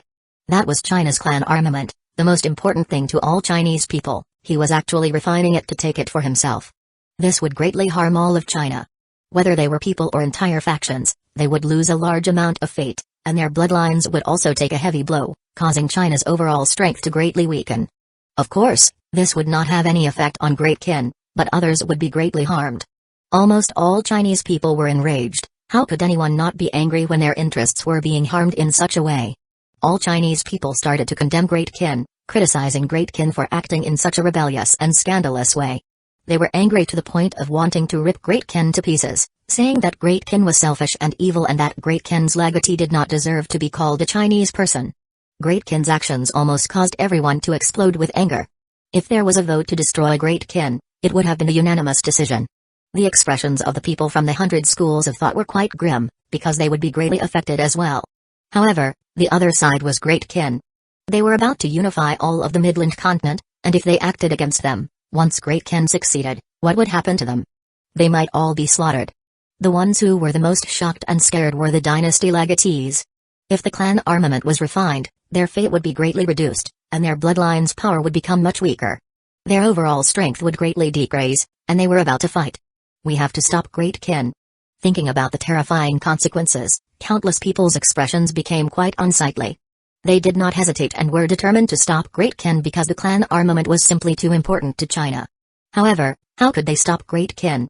Since the clan armament belonged to all of China and contained China's fate, only all of China could stop it together. All of the Chinese factions immediately called for everyone to resist Great Qin and stop it from succeeding. If they did not want to live under Great Qin's tyranny, give up their wives and daughters, or for China to disappear, they had to fight back. After the matter of the fish-scale world's invasion, almost everyone had expressed discontent towards Great Qin, if not anger. Great Qin's arrogant actions in not even bothering to make any explanations made them already quite furious. Back then, not many people had wanted to get involved, because even though Great Qin did not do things in a good way, everyone was safe, so they did not want to blame Great Qin. However, things were different now. Great Qin was directly harming their interests. How could they endure any further? Because of teleportation channels, news spread incredibly quickly, and with the various Chinese factions calling for everyone to be united, many people decided to resist Great Qin. The Chinese factions also convinced a few sects and schools that were unhappy with Great Qin to join, such as the Confucians, Mohists, and Buddhist sect. With them joining, the Chinese side had more methods to deal with Great Qin. 975 Crystal Ball over at Great Qin. The rainbow-colored pillar of light gave off an enormous aura as it stood between the heavens and earth. Countless traces of fate continuously gathered, forming a massive vortex that covered the entire sky. From the distance, it could be seen that all of Great Kin was covered by a haze. An extremely terrifying aura spread out from the sky, and the sense of crisis that the other Chinese people felt became even more intense. They felt as if they were about to fall off a cliff, their bodies became stiff, and their blood seemed to become cold. At that moment, traces of fate rose up from the ground all over China, flying towards Great Kin. The vortex above the Great Kin became larger and larger, and it began to slowly descend as if it was going to fall to the ground. An immense aura of suppression shook the surroundings, causing the scene to feel quite oppressive. The air seemed to have frozen, making people feel quite uncomfortable. Now, the entirety of China seemed to be covered by a thick haze, and the terrifying aura could be felt everywhere as if the sky was going to fall down. The people from the other continents looked over and could not help but feel shocked. Back when Great Kin had refined India's clan armament, there had not been such terrifying abnormal signs. This was because this was China's clan armament, and China was currently the center of the world. It was understandable just how powerful China's nation armament was. It was not something India's clan armament could compare to. Boom. A shocking explosion sounded out as the imperial ruler's seal within the rainbow-colored pillar of light violently shook before giving off an incredibly powerful aura. This aura was incredibly ancient and dense, and it gave off the pure aura of China. The pillar of light gradually dissipated as the imperial ruler's seal gave off boundless golden light. All of the fate in the sky and all of the fate on the ground formed two streams, one descending from the sky and one rising from the ground, entering the imperial ruler's seal. The imperial ruler's seal absorbed a large amount of fate, and the fate in the surroundings started to liquefy before solidifying into crystals, surrounding the imperial ruler's seal and forming a crystal ball that continuously grew. This was now the most important step of the refining, and at this moment, the Chinese factions started to act. Roar! Dragons' cries sounded out throughout the sky. From other continents, people could see different colored pillars of light standing between the sky and the ground in China. There were also massive dragons in the sky, giving off heaven-shaking auras, creating an awe-inspiring scene. All of the dynasty legatees, state legatees and some other factions all exploded out with their fate, trying to disrupt Great Kin and prevent it from refining the clan armament, or else they were doomed. The commoners all cried out, Great Kin is tyrannical and evil. With how villainous it is and how poorly it treats people, we will never submit to Great Kin. Their voices were incredibly loud and shook the heavens and the earth, sounding out throughout all of China. Just this alone started to cause some changes. The imperial ruler's seal within the crystal ball had been quite silent, but feeling every Chinese person's will, it started to tremble. A golden flame appeared as 9 small golden dragons appeared around it. Crack! A clear cracking sound could be heard as a crack appeared on the crystal ball in the sky, causing Zhao Fu's expression to change. He found that the imperial ruler's seal was resisting, and even though it acknowledged Great Kin, it belonged to all of China. Zhao Fu coldly harumphed and rose to the sky, exploding out with a powerful aura. A black flame appeared around him as he pressed his hand against the crystal ball, sending his own fate into the crystal ball. Sensing Zhao Fu's fate flowing in, the shaking imperial ruler's seal once again quietened down and its resistance weakened. The crack on the crystal ball slowly repaired itself as well. This caused the Chinese factions to feel quite startled. They did not hesitate and exploded out with their own fates and invigorated their legacy's power. Roar! The countless dragons roared, giving off unyielding wills. They rushed into the sky, and the Chinese people, sensing that burning bloodline was growing cold, continued to loudly yell, saying that they would resist Great Kin to the death. Traces of fate rose up from the Chinese people's bodies, flying into the sky and fusing with the legacy faction's fates. They formed a massive will that seemed to reign over the heavens and earth, flowing towards the crystal ball. Roar! Feeling this will, the imperial ruler's seal once again gave off a powerful aura, and it once again shined with blinding golden light. Cracks appeared on the crystal ball, and within it, the imperial ruler's seal had become an orb of golden light with 9 golden dragons circling around it. At that moment, the great world refinement created by the heaven and earth refining formation started to slowly disappear. The imperial ruler's seal had resisted Great Kin's refining, the Chinese people had succeeded. Zhao Fu felt quite furious, and he took out his Great Kin seal, which gave off a boundless black light. 9 black dragons appeared from it, and a booming voice sounded out in all of Great Kin's subjects' ears, all Great Kin subjects, gather Great Kin's fate. Great Kin's subjects all reverently knelt down, and traces of fate floated up from their bodies and fused into the Great Kin seal. A supreme aura burst forth from the Great Kin seal, and Zhao Fu pressed down on the crystal ball, sending this power into the imperial ruler's seal. The imperial ruler's seal's resistance once again decreased, while the Chinese side continued to vigorously resist. The dynasty legatees went all out in trying to resist Great Kin's will, and the countless Chinese people continued to yell. The Buddhist sect, school of Confucianism, and school of Mohism activated their formations, gathering vital energy in the heavens and earth that fused with the will that everyone else had created, strengthening the will as it entered the imperial ruler's seal. Boom! The imperial ruler's seal once again gave off an even greater golden light, and its aura was incredibly intense. The 9 golden dragons roared at Zhaofu, forcing Zhaofu to take a step back. The crystal ball cracked even more, and it seemed that if it cracked a bit more, it would collapse. If this crystal ball was destroyed, the refining would naturally fail. At that moment, the imperial ruler's seal's resistance became too intense, and the 9 golden dragons roared furiously at Zhaofu.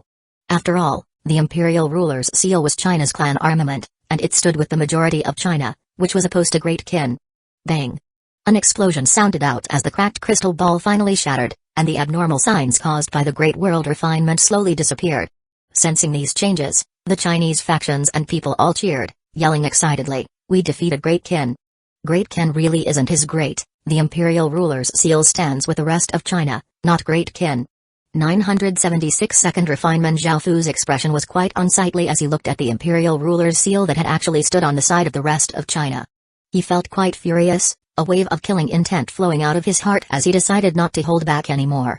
Boom! An extremely terrifying aura burst out of Zhaofu's body, and the Great Qin seal continuously trembled, giving off waves of even greater power. An enormous flame erupted around Zhaofu, spreading out to the 50 meters around him. It was hundreds of meters tall, and the terrifying shockwaves rippled out like wild gales. Bolts of black lightning rampaged around him, making it seem like an apocalyptic scene. The imperial ruler's scene was bathed by the black flames, but it continued to give off an intense golden light.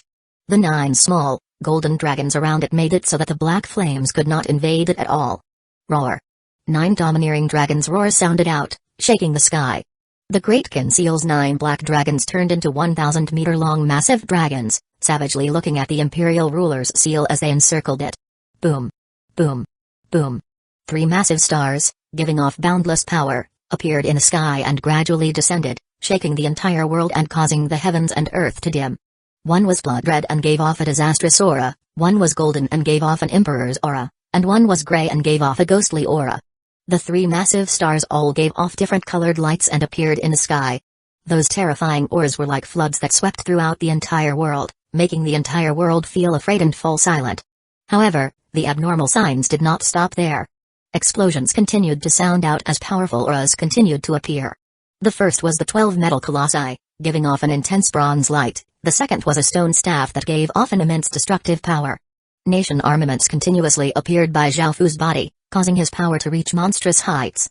It was as if the world was going to crumble, and even gods had to make way before him. Zhaofu's terrifying eyes gave off a trace of anger as he grabbed at the air, and a massive formless energy grasped the imperial ruler's seal. The imperial ruler's seal continuously trembled, and it gave off a golden light as it resisted Zhaofu and tried to break free. "If you continue to resist, we will turn you to dust." A cold voice filled with ruthlessness sounded out, causing the struggling imperial ruler's seal to quieten down and show some fear. The 9 golden dragons looked at Zhaofu in fear and huddled together, because they felt that Zhaofu really would destroy them. Boom! The heaven and earth refining formation once again activated and countless traces of fate madly gathered and entered the imperial ruler's seal. The fate started to liquefy and then solidify, and a crystal ball once again surrounded the imperial ruler's seal. Under Zhaofu's immense pressure, the imperial ruler's seal did not dare to move at all, allowing the fate to enter it.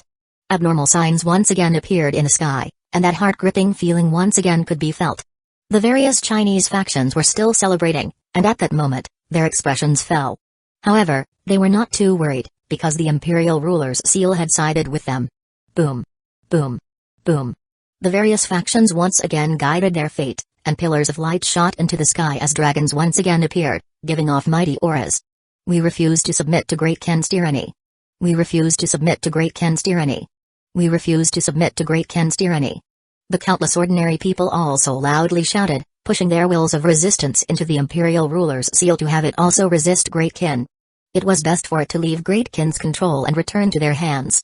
Everyone had been filled with confidence, because the imperial ruler's seal had chosen to stand on their side.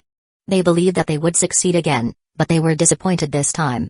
The imperial ruler's seal did not struggle this time in response to their resistance and instead sent over a feeling of terror. "What's going on?" Why is the imperial ruler's seal feeling terror?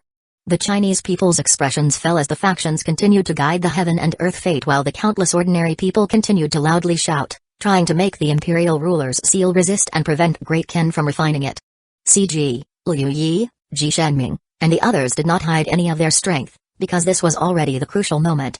Dragon's roars continuously sounded out, causing China's aura to become incredibly chaotic. The weather also continuously changed, going from intense sunlight to torrential rain to thunderstorms. Under this terrifying weather, countless beasts ran about in terror, trying to find places to hide. After sensing those terrifying ripples from China, everyone else from the other continents felt quite shocked. Great Ken and the rest of China were going through the final tussle. The winner would be the king and the loser would be the bandit.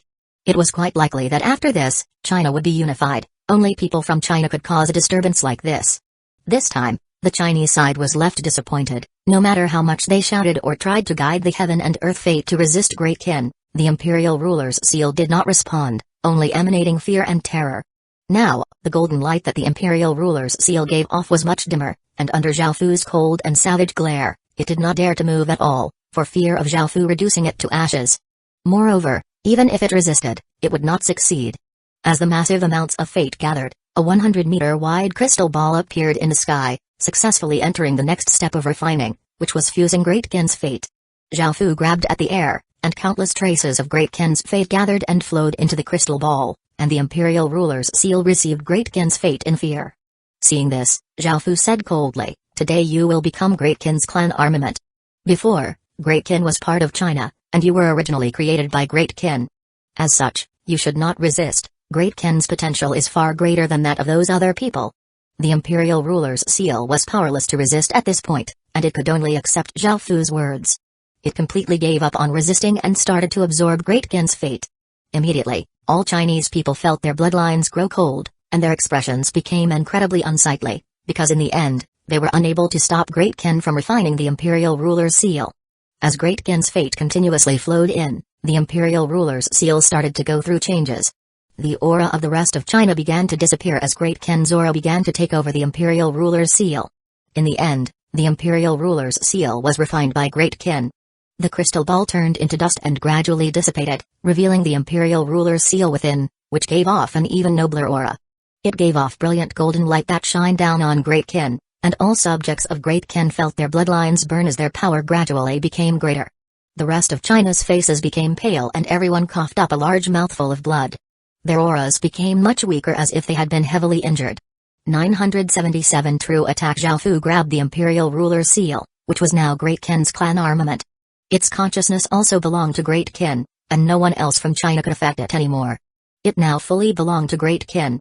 Now that he had completed refining the clan armament, it was time to launch a true attack. Zhao Fu coldly harumphed. Great Ken had long since sent reinforcements to the southern continent, and there were only 20,000 city lords attacking the southern continent. This was because most of their soldiers had already died while resisting the fish-scale people's invasion. As such, Zhao Fu only needed to send 20,000 city lords to defend.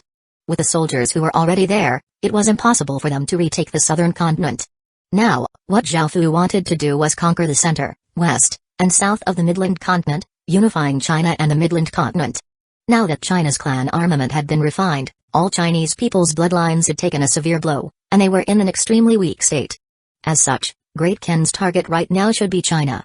The plan was to attack the remainder of the Chinese regions, then attack the countries in the west and south before finally taking over all of the Midland continent.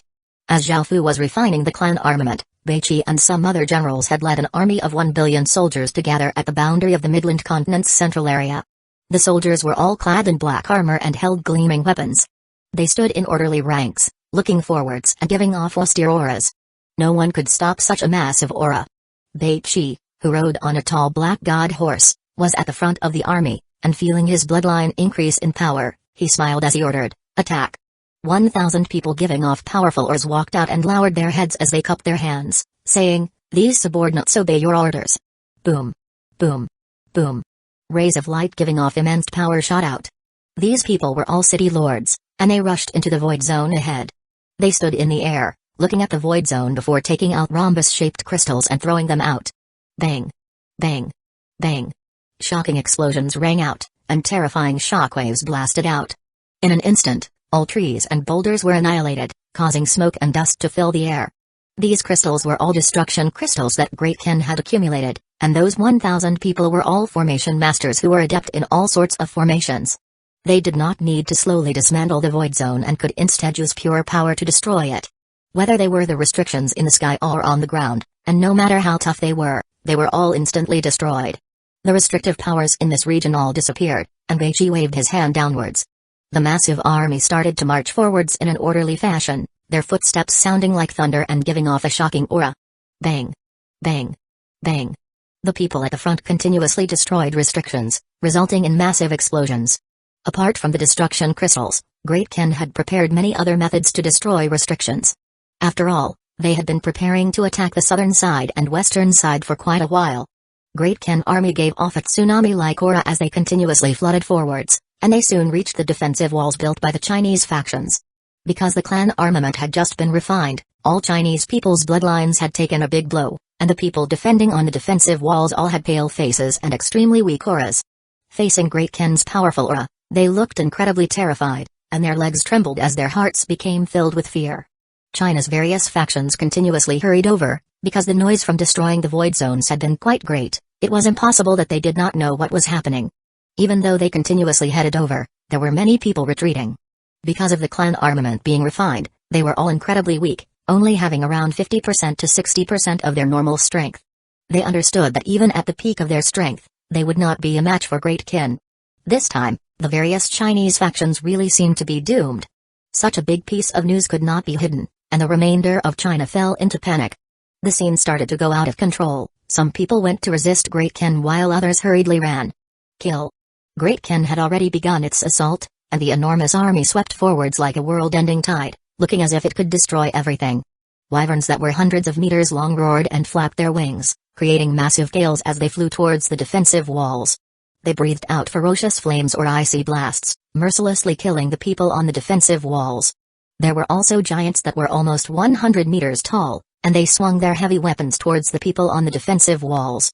Those people were completely defenseless and were easily reduced to meat paste, causing blood and bits of flesh to fly everywhere, creating a gory scene. On the other side, there were countless spiders flooding forwards. The tall defensive walls could not stop them at all, and they easily climbed the walls and started to kill and devour the people on top. Their claws were as sharp as knives and were able to easily split apart bodies. The defensive walls fell incredibly easily, and there were about 15,000 Chinese city lords heading over. Most of them were system city lords and not very strong. They were also affected by the clan armament but not as much as the players. Even there were 15,000 of them, Great Kin's force was not any weaker. Seeing them arrive, Great Kin's city lords met them in battle, opening up a ferocious battle. Beichi gave the order to unleash the core formations in order to quickly take down this place. Roar. A massive wave of demonic chi rushed to the sky as a roar sounded out and a massive demon king image appeared. It gave off an evil demonic chi as it rushed towards the Chinese city lords. Bang! A massive flame shot into the sky, causing the temperature of the surroundings to rise dramatically. A woman made a fire brought with her countless flames as she flew towards the city lords. Boom! An extremely cold aura spread out, causing the temperature of the surroundings to drop. A woman made of icy air appeared, creating a snowstorm as she charged at the city lords. The 23 corps unleashed their core formations, and their shocking auras shook the entire battlefield, causing the weather to change. These were all creatures formed by the auras of millions of soldiers, so if the city lords did not work together, they could be instantly killed. After all, Great Kin's city lords did not lose to them in terms of numbers, making it quite difficult for them to group together and work together. As such, the 23 corps were able to easily start slaughtering city lords. A massive golden sword gave off a terrifying sword chi and instantly split apart 5 or 6 city lords' bodies. The flaming woman used flames to burn city lords to death, and the icy woman unleashed cold streams of air that froze many city lords. 978 Taos the Chinese city lords were unable to retaliate at all. They were already weakened, and they did not have a numerical advantage. In terms of battle strength, they were far inferior to Great Kin and quickly fell. Looking at the other city lords being killed and how Great Kin had more or less taken over the defensive walls, the remainder of the city lords could only choose to retreat. Their defeat was already inevitable. With the city lords retreating, the remaining soldiers on the defensive walls did not have any more strength to resist, and they too started running. Everyone from the Chinese side started to retreat as quickly as they could, not a single person dared to remain. After hearing about this, The expressions of those still hurrying over immediately fell, and they started to run as well. Great Kin had completely broken through the central area's defenses and started to enter the inner regions. Great Kin is attacking, what do we do? After hearing about this, the countless terrified people became even more panicked. Before, they had held on to a trace of hope, as perhaps they could stop Great Kin. However, Great Kin had now broken through their defenses and were heading straight for them. Now, countless people only wanted one thing, which was to quickly run. This was because the Midland continent was about to be ravaged by Great Kin's army. Based on everything Great Kin had done in the past, things would not be good. The human world still had 3 continents, the Western continent, the Eastern archipelagos, and the Northern continent. These 3 continents were the Chinese people's only choice.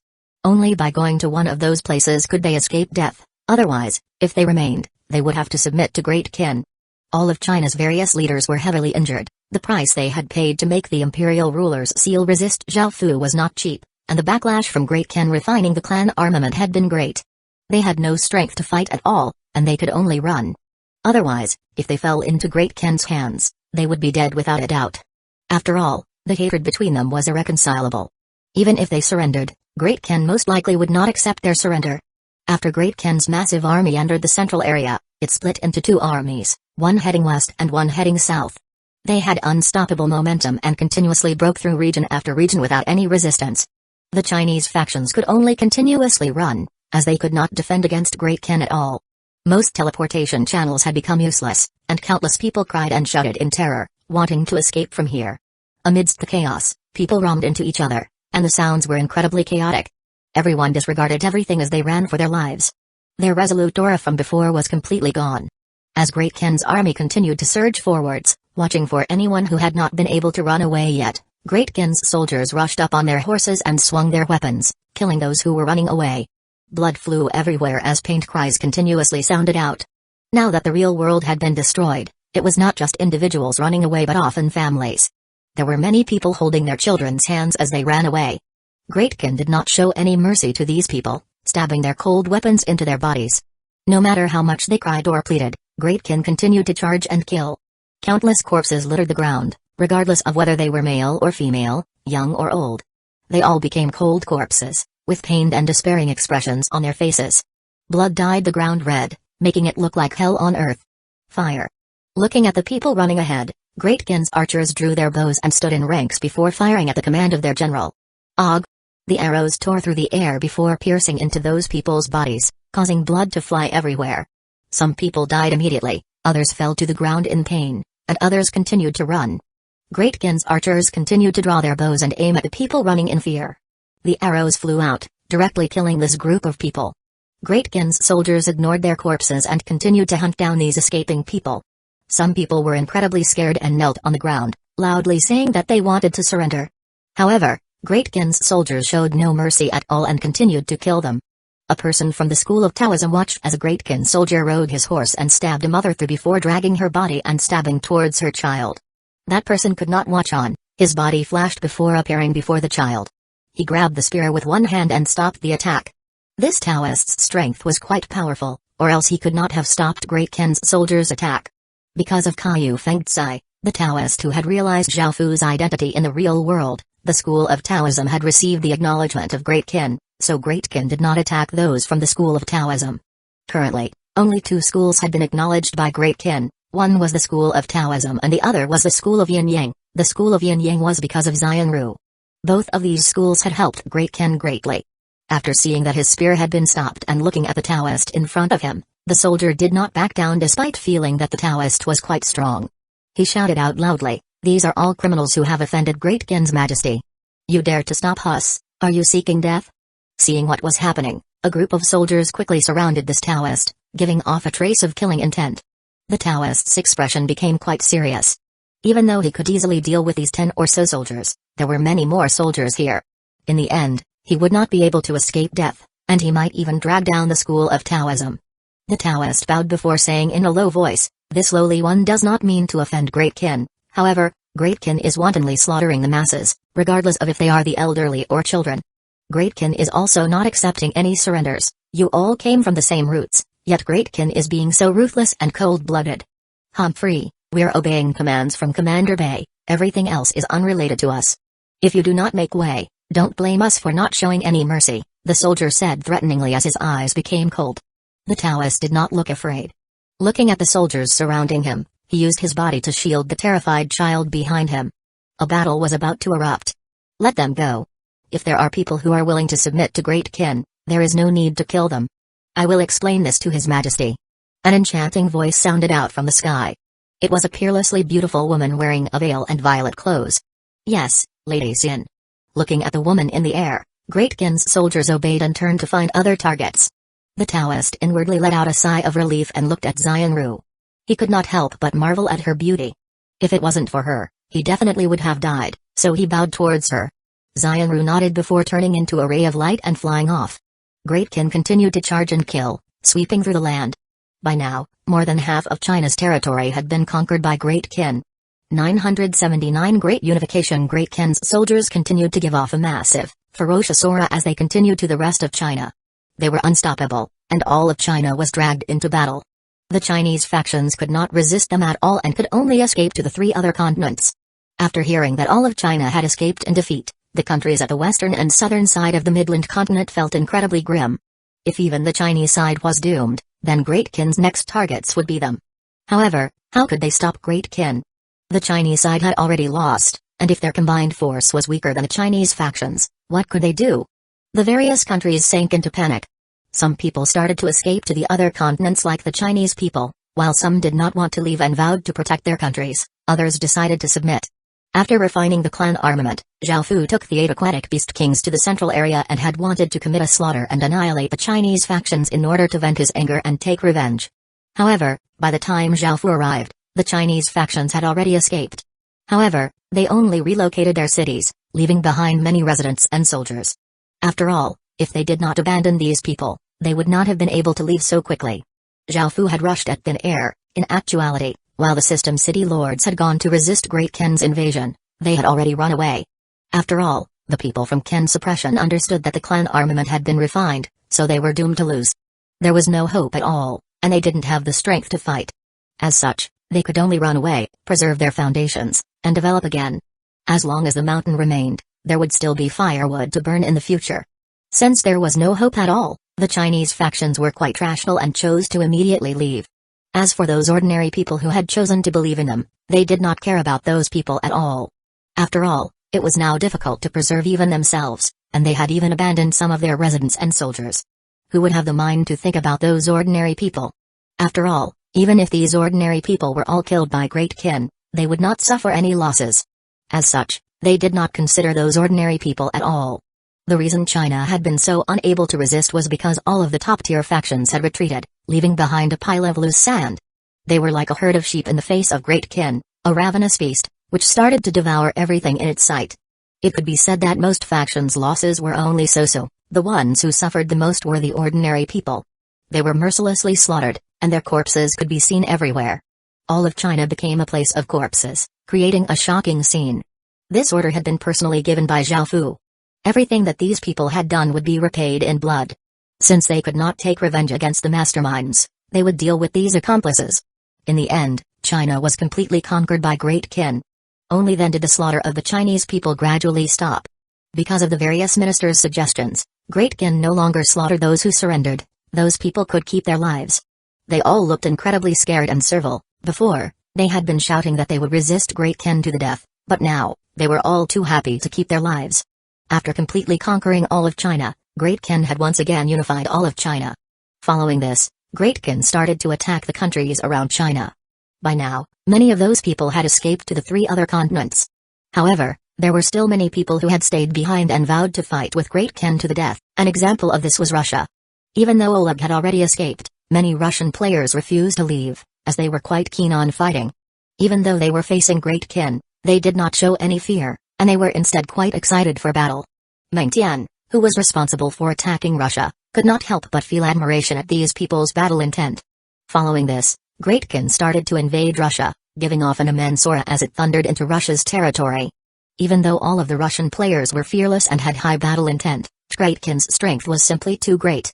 In just an instant, all of Russia had been conquered by Great Kin, and 90% of the Russians had been killed.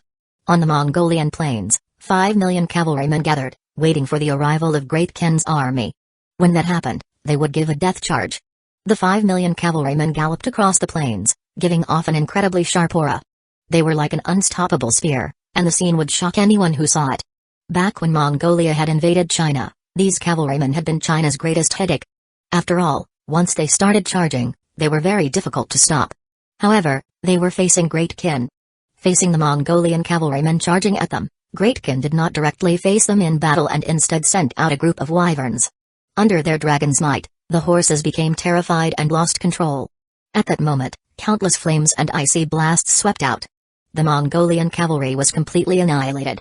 In response to their intense resistance, Great Kin congratulated them by slaughtering the entire country.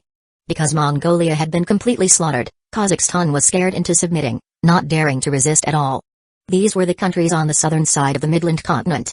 Over at the western side, Great Kin had to face more countries: Kyrgyzstan, Tajikistan, Uzbekistan, Afghanistan, India, Nepal, Bhutan, and Bangladesh, 8 in total. Even though there were many of them, they were all relatively weak. The only one that was relatively tough to deal with was India. Great Kin's army now began to invade the 8 countries. Immediately, Bangladesh, Bhutan, and Nepal, which were all smaller countries, immediately surrendered. Great Kin quickly entered Kyrgyzstan, Tajikistan, Uzbekistan, and Afghanistan, quickly conquering them and destroy those countries. Last was India. Great Kin had no small enmity with India because the Maurya dynasty had been destroyed by Great Kin, and Great Kin had also taken their women and refined their clan armament. This hatred was extraordinarily deep. Great Kin's higher-ups took this quite seriously because India had a large population and they would most likely resist intensely. As such, there were more city lords here to suppress them. They had also sent over 10 corps to slaughter their way through India. India's forces rapidly decreased, and after Great Kin killed 60% of them, they finally became afraid and became willing to submit. Following this, India also perished. This was the largest battle in the Midland continent. It seemed quite short, but it actually lasted for 1 week. In the end, all of the countries perished, and the Midland continent became unified for the first time. Now, the entire Midland continent became Great Kin's territory. With the southern continent and the fish-scale world's netherwater continent, Great Kin now occupied 3 continents. Its forces were completely unrivaled. The people who escaped to the 3 other countries quickly allied together with the locals, forming a new defensive line. The 3 continents now had a single goal, which was to make Great Kin stop attacking, or else they would fight back. 980 summons. Of course, Zhao Fu did not care about those statements at all. Now, the most important thing was to collect the spoils of war. They had now unified China and the Midland continent. Even though many Chinese factions had escaped to other continents, they were just shells of what they were before. Great Kin would destroy them sooner or later. Great Kin was now the only faction within China, and it had become the official ruler of China. Almost all of China's fate gathered at Great Kin, and Zhao Fu could now truly be called the son of heaven of China. Not only this, the other countries in the Midland continent had also been swept away by Great Kin. Great Kin had essentially established a never-ending dynasty, but Zhao Fu's goal was not only this, his next goal was to unify the entire world. However, for now, they had to properly digest these regions and factions. They had not even finished digesting all of the regions from before, and now that they had devoured so many more regions, if they kept going, they might just explode. In the future, there would no longer be any large battles in China or the Midland continent. The warring period of the Midland continent had concluded, and Zhao Fu felt quite content. Zhao Fu returned to Great Kin. They had successfully defended the southern continent from being retaken, so the attackers could only return to the other continents. The locals there did not try to chase them away because they needed the southern continent's power to resist Great Kin. Most of China's factions had relocated to different continents, but some had stayed, such as the 100 schools of thought and various sects. Even the ancient clans had remained, and they had all acknowledged Great Kin to be the true ruler of China. Everyone else was a rebel. At the same time, Great Kin continued to clear out any Chinese factions remaining, as well as anyone related to them, such as the Buddhist sect, School of Confucianism, and School of Mohism. Great Kin had already listed these 3 schools and sects as rebel schools and sects. Anyone who was related to them would be severely punished. It was not because they were evil or taught anything wrong, it was simply because they had chosen the wrong side. Now, it was time to calculate their gains from this battle. First were the regions. The central area of the Midland continent had 1,000 regions, and the fate and spirit chi there were incredibly dense. There was also an abundance of resources, and the quality of spirit medicines were quite high. Next were the western and southern sides, each of them had 2,000 regions. There was also Russia's 700 regions, Mongolia's 300 regions, and Kazakhstan's 350 regions. On the southern side, the 8 countries had a total of 1,400 regions. In total, this was 7,750 regions. Apart from regions, there were also the cities. Because most people had already relocated, Great Kin only obtained 10,000 cities and 4 billion people, which included indigenous residents and players. Now, Great Kin's total population reached 18 billion, and it had 1.4 billion soldiers. Of them, 900 million were Stage 1 soldiers, 13 million were Stage 2 soldiers, 3 million were Stage 3 soldiers, and 80,000 were Stage 4 soldiers. Great Kin now controlled 27,570 regions, including the regions from the southern continent and netherwater continent. It had 1 marquisate city, 3 barony cities, 6 capital cities, 25,000 great cities, 4,921 cities, 5,660 towns, and 189,489 villages. This kind of strength was incredibly monstrous, and no one was a match for Great Kin anymore. However, it still had not digested most of the regions. Only after digesting them would this power truly belong to Great Kin and make it even more powerful. Now, their task was to continue developing, clear out regions, and build the Great Wall. Zhao Fu did not have much to do, and seeing that the population was content, that the nation was powerful, and that the soldiers were ferocious, a smile appeared on Zhao Fu's face. Your Majesty, these are some memorials that have been submitted. This lowly one has finished collecting them. A minister respectfully handed over a few memorials. Zhao Fu looked through the memorials and smiled before saying, "Summon them to meet us." Because China was at the center of the Midland continent, many people had not been able to escape and had been stopped by Great Kin. Even though they were of the same country, this often made the hatred between them greater. Zhao Fu had killed many Chinese people during the earlier stages and only stopped in the mid to later stages. Now, there were about 700 million ordinary Chinese people left. It was time to meet his old friends. What? Great Kin's Majesty? No, His Majesty wants to meet us? Hearing the orders from the soldier, a person within the group of people addressed felt incredibly shocked as waves crashed in his heart. How could they not feel shocked? They were being summoned by Great Kin's Emperor, the person with the highest authority in Great Kin. He was the Son of Heaven who had unified China and unified the Midland continent. The Emperor billions of people had to kneel to in worship. Now, he was personally summoning them. This was something that they had never expected. After all, their identities were incredibly ordinary, so how could they have some sort connection with Great Kin's Emperor, who stood at the peak of the world? They could not understand why Great Kin's Emperor was summoning them, and they had no idea if it was a good thing or a bad thing. However, all of them were quite afraid. After all, the rumors said that Great Kin's legatee was incredibly ruthless and bloodthirsty, and the slaughter that Great Kin had committed caused the Midland continent to become a hell on earth. They could still remember those scenes. Human lives seemed to be as worthless as grass to Great Kin. The most feared faction in the world was definitely Great Kin, and every time Great Kin committed a slaughter, the corpses could form mountains and seas. Would they be killed today? With how bloodthirsty Great Kin's legatee was, if they said something wrong, they would definitely die.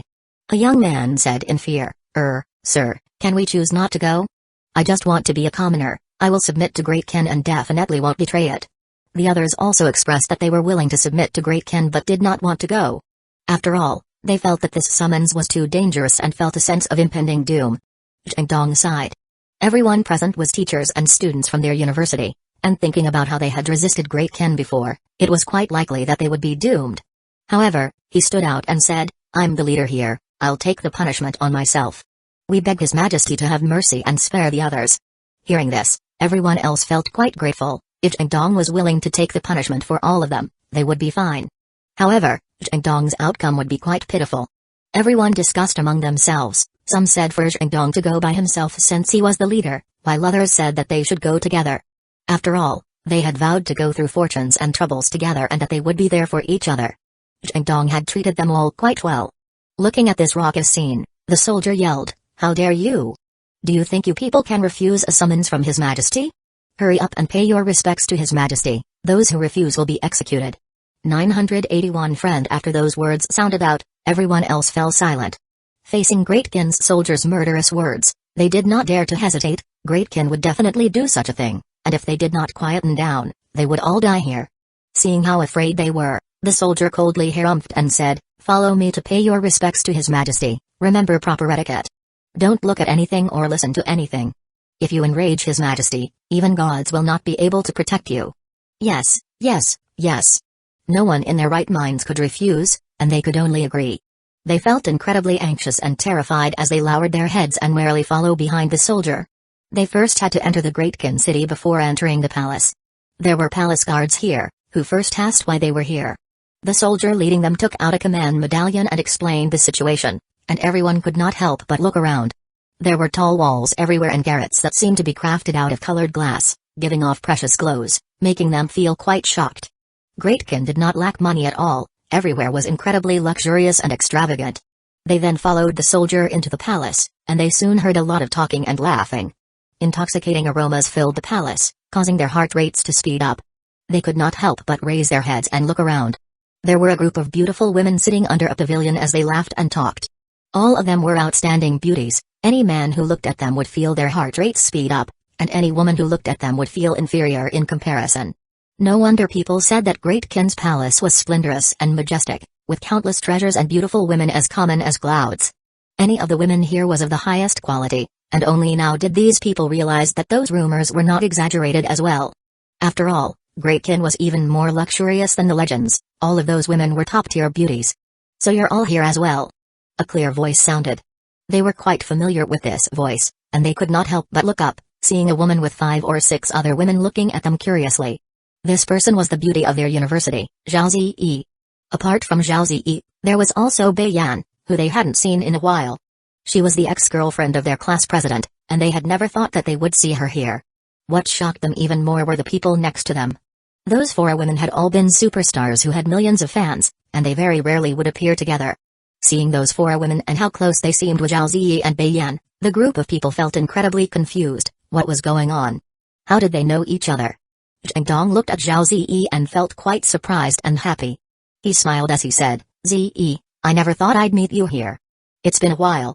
Zhao Ziyi lightly smiled as she replied, "I came with my mom a month earlier to Great Kin, but I'm not surprised that you guys are here to be honest." Hearing this, Zhang Dong and the others felt quite strange. How did Zhao Ziyi know that they would come? "I'll take them to meet His Majesty," Zhao Ziyi said to the soldier while everyone was confused. The soldier bowed and replied, "Yes, thank you concubine." Following this, the soldier left, and everyone understood why Zhao Ziyi was at Great Kin's palace. This was where Great Kin's legatee's countless beauties were, only his concubines could reside here. Hearing that Zhao Ziyi had become Great Kin's legatee's woman, many people felt a bit of jealousy, and Zhang Dong's expression became a bit unsightly. If Zhang Dong said he did not have a bit of interest in this beautiful, kind woman who had helped him before, he would definitely be lying. However, because of the difference in their statuses, he had never expressed this to her. He had wanted to make his faction powerful and have sufficient strength before expressing his feelings to her. It was a pity that his dream had been shattered. With Great Kin's unstoppable momentum, they were but a speck of sand in Great Kin's lake, unable to resist being swept away by the current. When he thought of this, Zhang Dong could not help but feel a bit bitter. Zhao Ziyi understood that everyone now knew her status, and her face became a bit red as she explained, "His Majesty didn't force me, I was completely willing. My mom and my lover both love him, so I could only come here." Zhang Dong's heart took another heavy blow. He had never thought that Zhao Ziyi had already had a lover. However, those words were quite strange. Zhao Ziyi's mother was called Zhang Hongmai, but hearing that her lover loved Great Kin's legatee, that sounded quite strange. Wait. After all, Great Kin's legatee was a man, so someone who loved him would ordinarily be a woman. Could it be that Zhao Ziyi was interested in women? Zhang Dong could not help but remember that Zhao Ziyi had always been quite close with their teacher, Dong Suzhen. Could it be that they were lovers and not just close friends?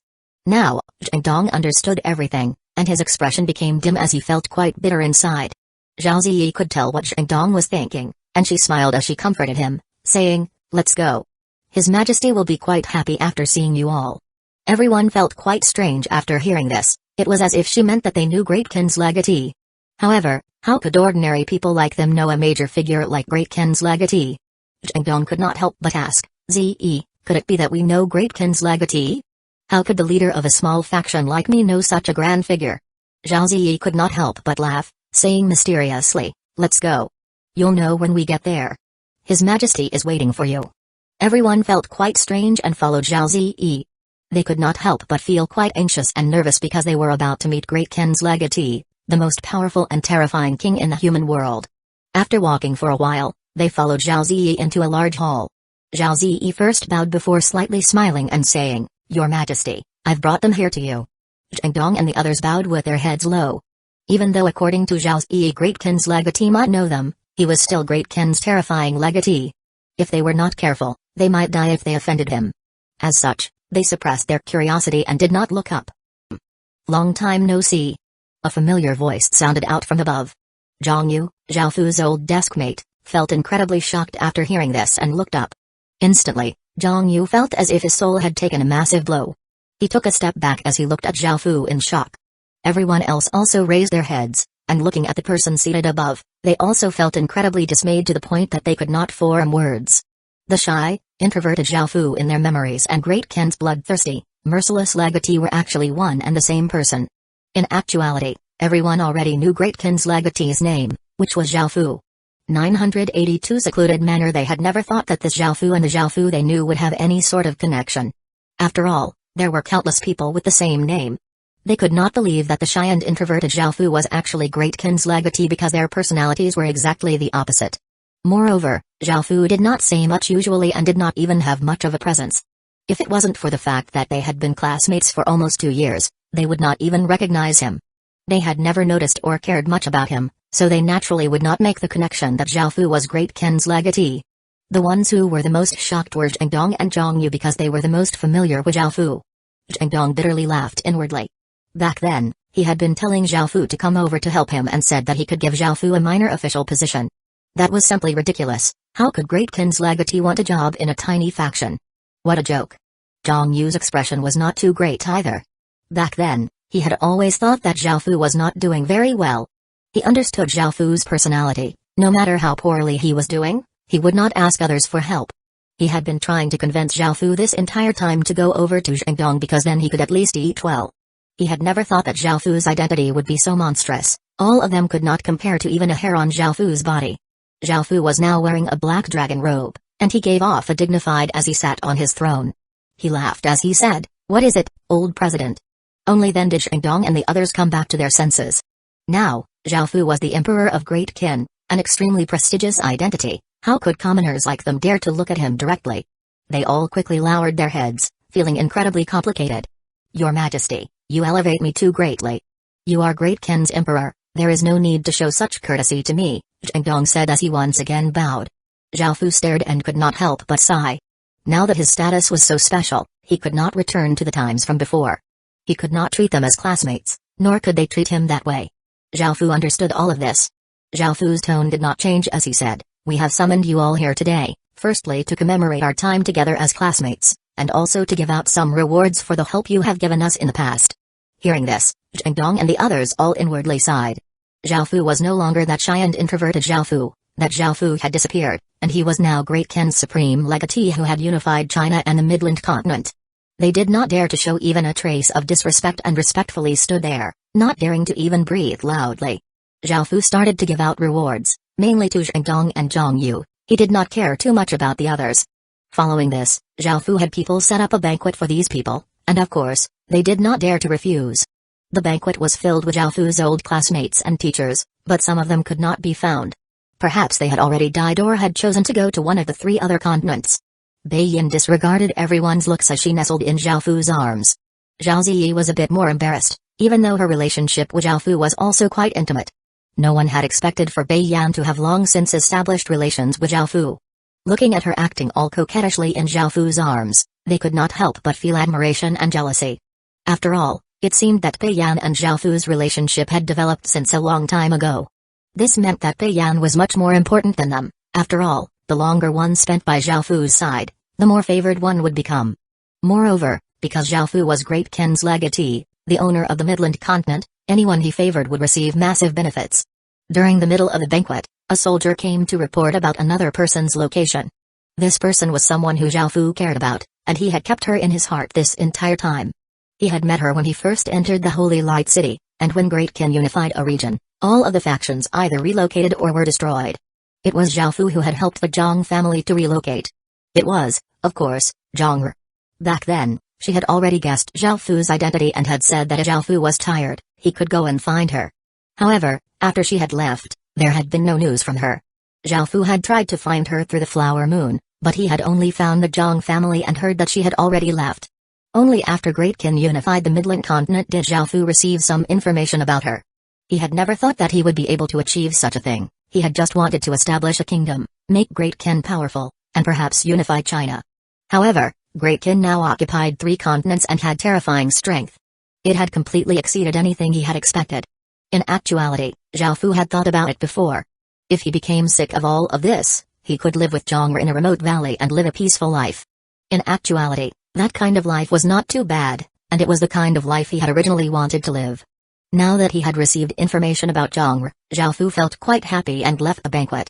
He went through a teleportation channel and arrived at a peaceful valley. There were verdant hills and clear streams with lush trees and grass.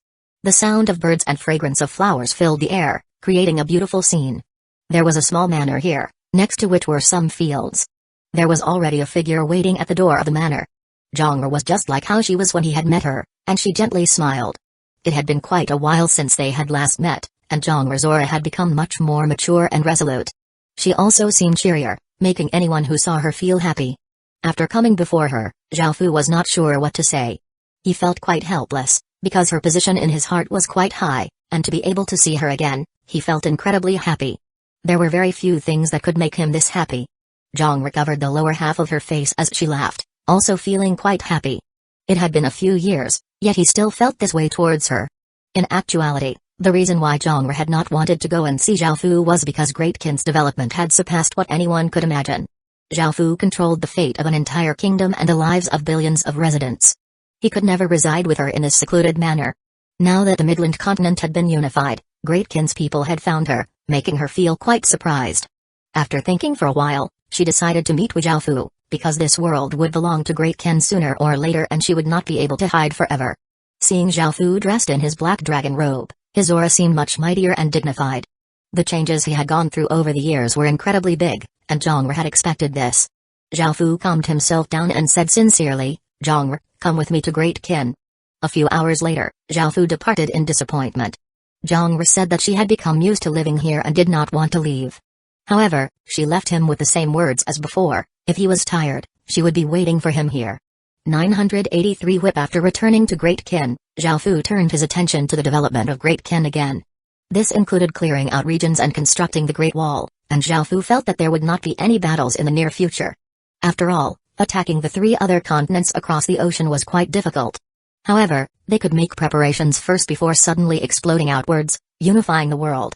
Another thing that was worth mentioning was that the clear sable sword had also entered the Heaven Awakened world after the real world was destroyed. Through Zhao continuous slaughtering, it had changed. It no longer gave off an aura of kindness, only a pure killing aura. Originally, the black eye contained no ill will or goodwill, it just peacefully looked at you.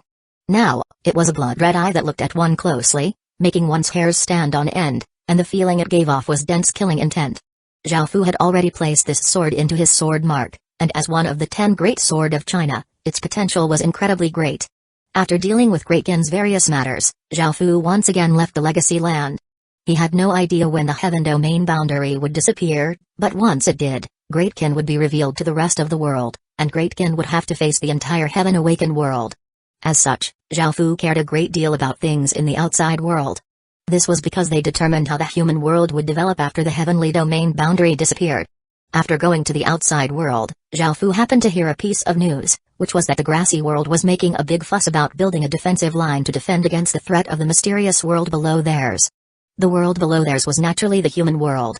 Back when the Celestial Emperor Star and the Nether Emperor Star had descended, those terrifying ripples had caused people to feel a massive sense of crisis, and countless people had become worried about the threat from the world below theirs. They became worried that when the time came, it would not be them invading that world but that mysterious world invading them. Within the terror and distress, the grassy factions conducted an emergency meeting. They allied together to build a defensive wall, but after such a long time, there started to be different opinions. Some people said that they should not be too worried about the world below theirs. After all, the person had awakened 2 stars, which meant that that person had great potential. It did not mean that he or she was very powerful. As such, there was no need to be so scared. The grassy people were not that weak. Even if a person had great potential, in front of true strength, they would still fall. The grassy world had immense strength. After entering the Heaven Awakened world for so long, even though they were not very strong compared to the worlds around them, dealing with a world that had only just entered the Heaven Awakened world would be incredibly simple. How could a new world be more powerful than them? There was nothing to worry about. What they should be doing now was making preparations to invade the world below theirs, just like how the Lantong people had invaded them. They should take this opportunity to take a large amount of land and people to develop their world. As for the person who had awakened those terrifying stars, how could he be able to resist their entire world? At most, he would be the king of a small kingdom. Dealing with him would be incredibly easy. It would be best for that person to submit to their world, or else they could just kill him and make the others their slaves. Back then, most people had been completely startled by those world-destroying ripples, but now that they had come back to their senses, they no longer felt as afraid. Naturally, they did not want to passively build defenses. Instead, they wanted to take the initiative to attack. However, some people still believed that defending was better because those two stars were simply too shocking, so it would be better to focus on defense. The two sides could not see eye to eye, resulting in the construction of the defenses stopping. Zhao Fu felt quite happy about this because Great Qin's strength had already surpassed anything they could imagine. If he could unify the human world, it would not be certain who would be invading who. Even though the grassy world had the advantage of time, they were split into different kingdoms, whereas Great Qin was a single kingdom, which gave it an advantage in unity. If what they faced was not a barony kingdom but a dukedom, just like the Devil Horn Empire, he wondered what their expressions would be like. In fact, if he was able to unify three worlds, the grassy world would be completely terrified. They would only know this in the future. Before, Zhao Fu had been quite worried about the grassy world, because once the heavenly domain barrier disappeared, the grassy world would invade the human world to destroy them. Before, Great Qin would have had no strength to resist an invasion like this, and they would only perish in the end. However, Great Qin had developed incredibly quickly, and it now had terrifying power. Zhao Fu no longer worried about the threat of the grassy people because it could no longer threaten Great Qin. Instead, it was Great Qin who could threaten the grassy world. There was another piece of news that made Zhao Fu feel somewhat nervous, which was that 7 or 8 higher beings had recently passed by. Such a thing had never happened before. After all, higher beings would not run over to such remote regions for no reason, and there were so many of them. Everyone guessed that something big had happened to draw the attention of so many higher beings. All of the kingdoms felt quite apprehensive. No matter what it was, something that could arouse the attention of higher beings was not something they could get involved in. It was very possible that they would be caught up in the middle and die despite being innocent. Zhao Fu's emotions became quite heavy. He hoped that these higher beings were not here for him. After all, a single higher being could annihilate Great Qin. If there were 7 or 8 of them, how could Great Qin survive? However, even though he hoped that it was unrelated to him, Zhao Fu could sense that it had to do with him. When he knew this, he sighed and no longer felt as cheerful, and he went about his business of buying talisman stones. "Get out of the way, you peasants!" A wild and arrogant voice sounded out from behind him, followed by a few pained cries. There were some chaotic sounds, and Zhao Fu did not move as a whip flew towards him. Zhao Fu turned.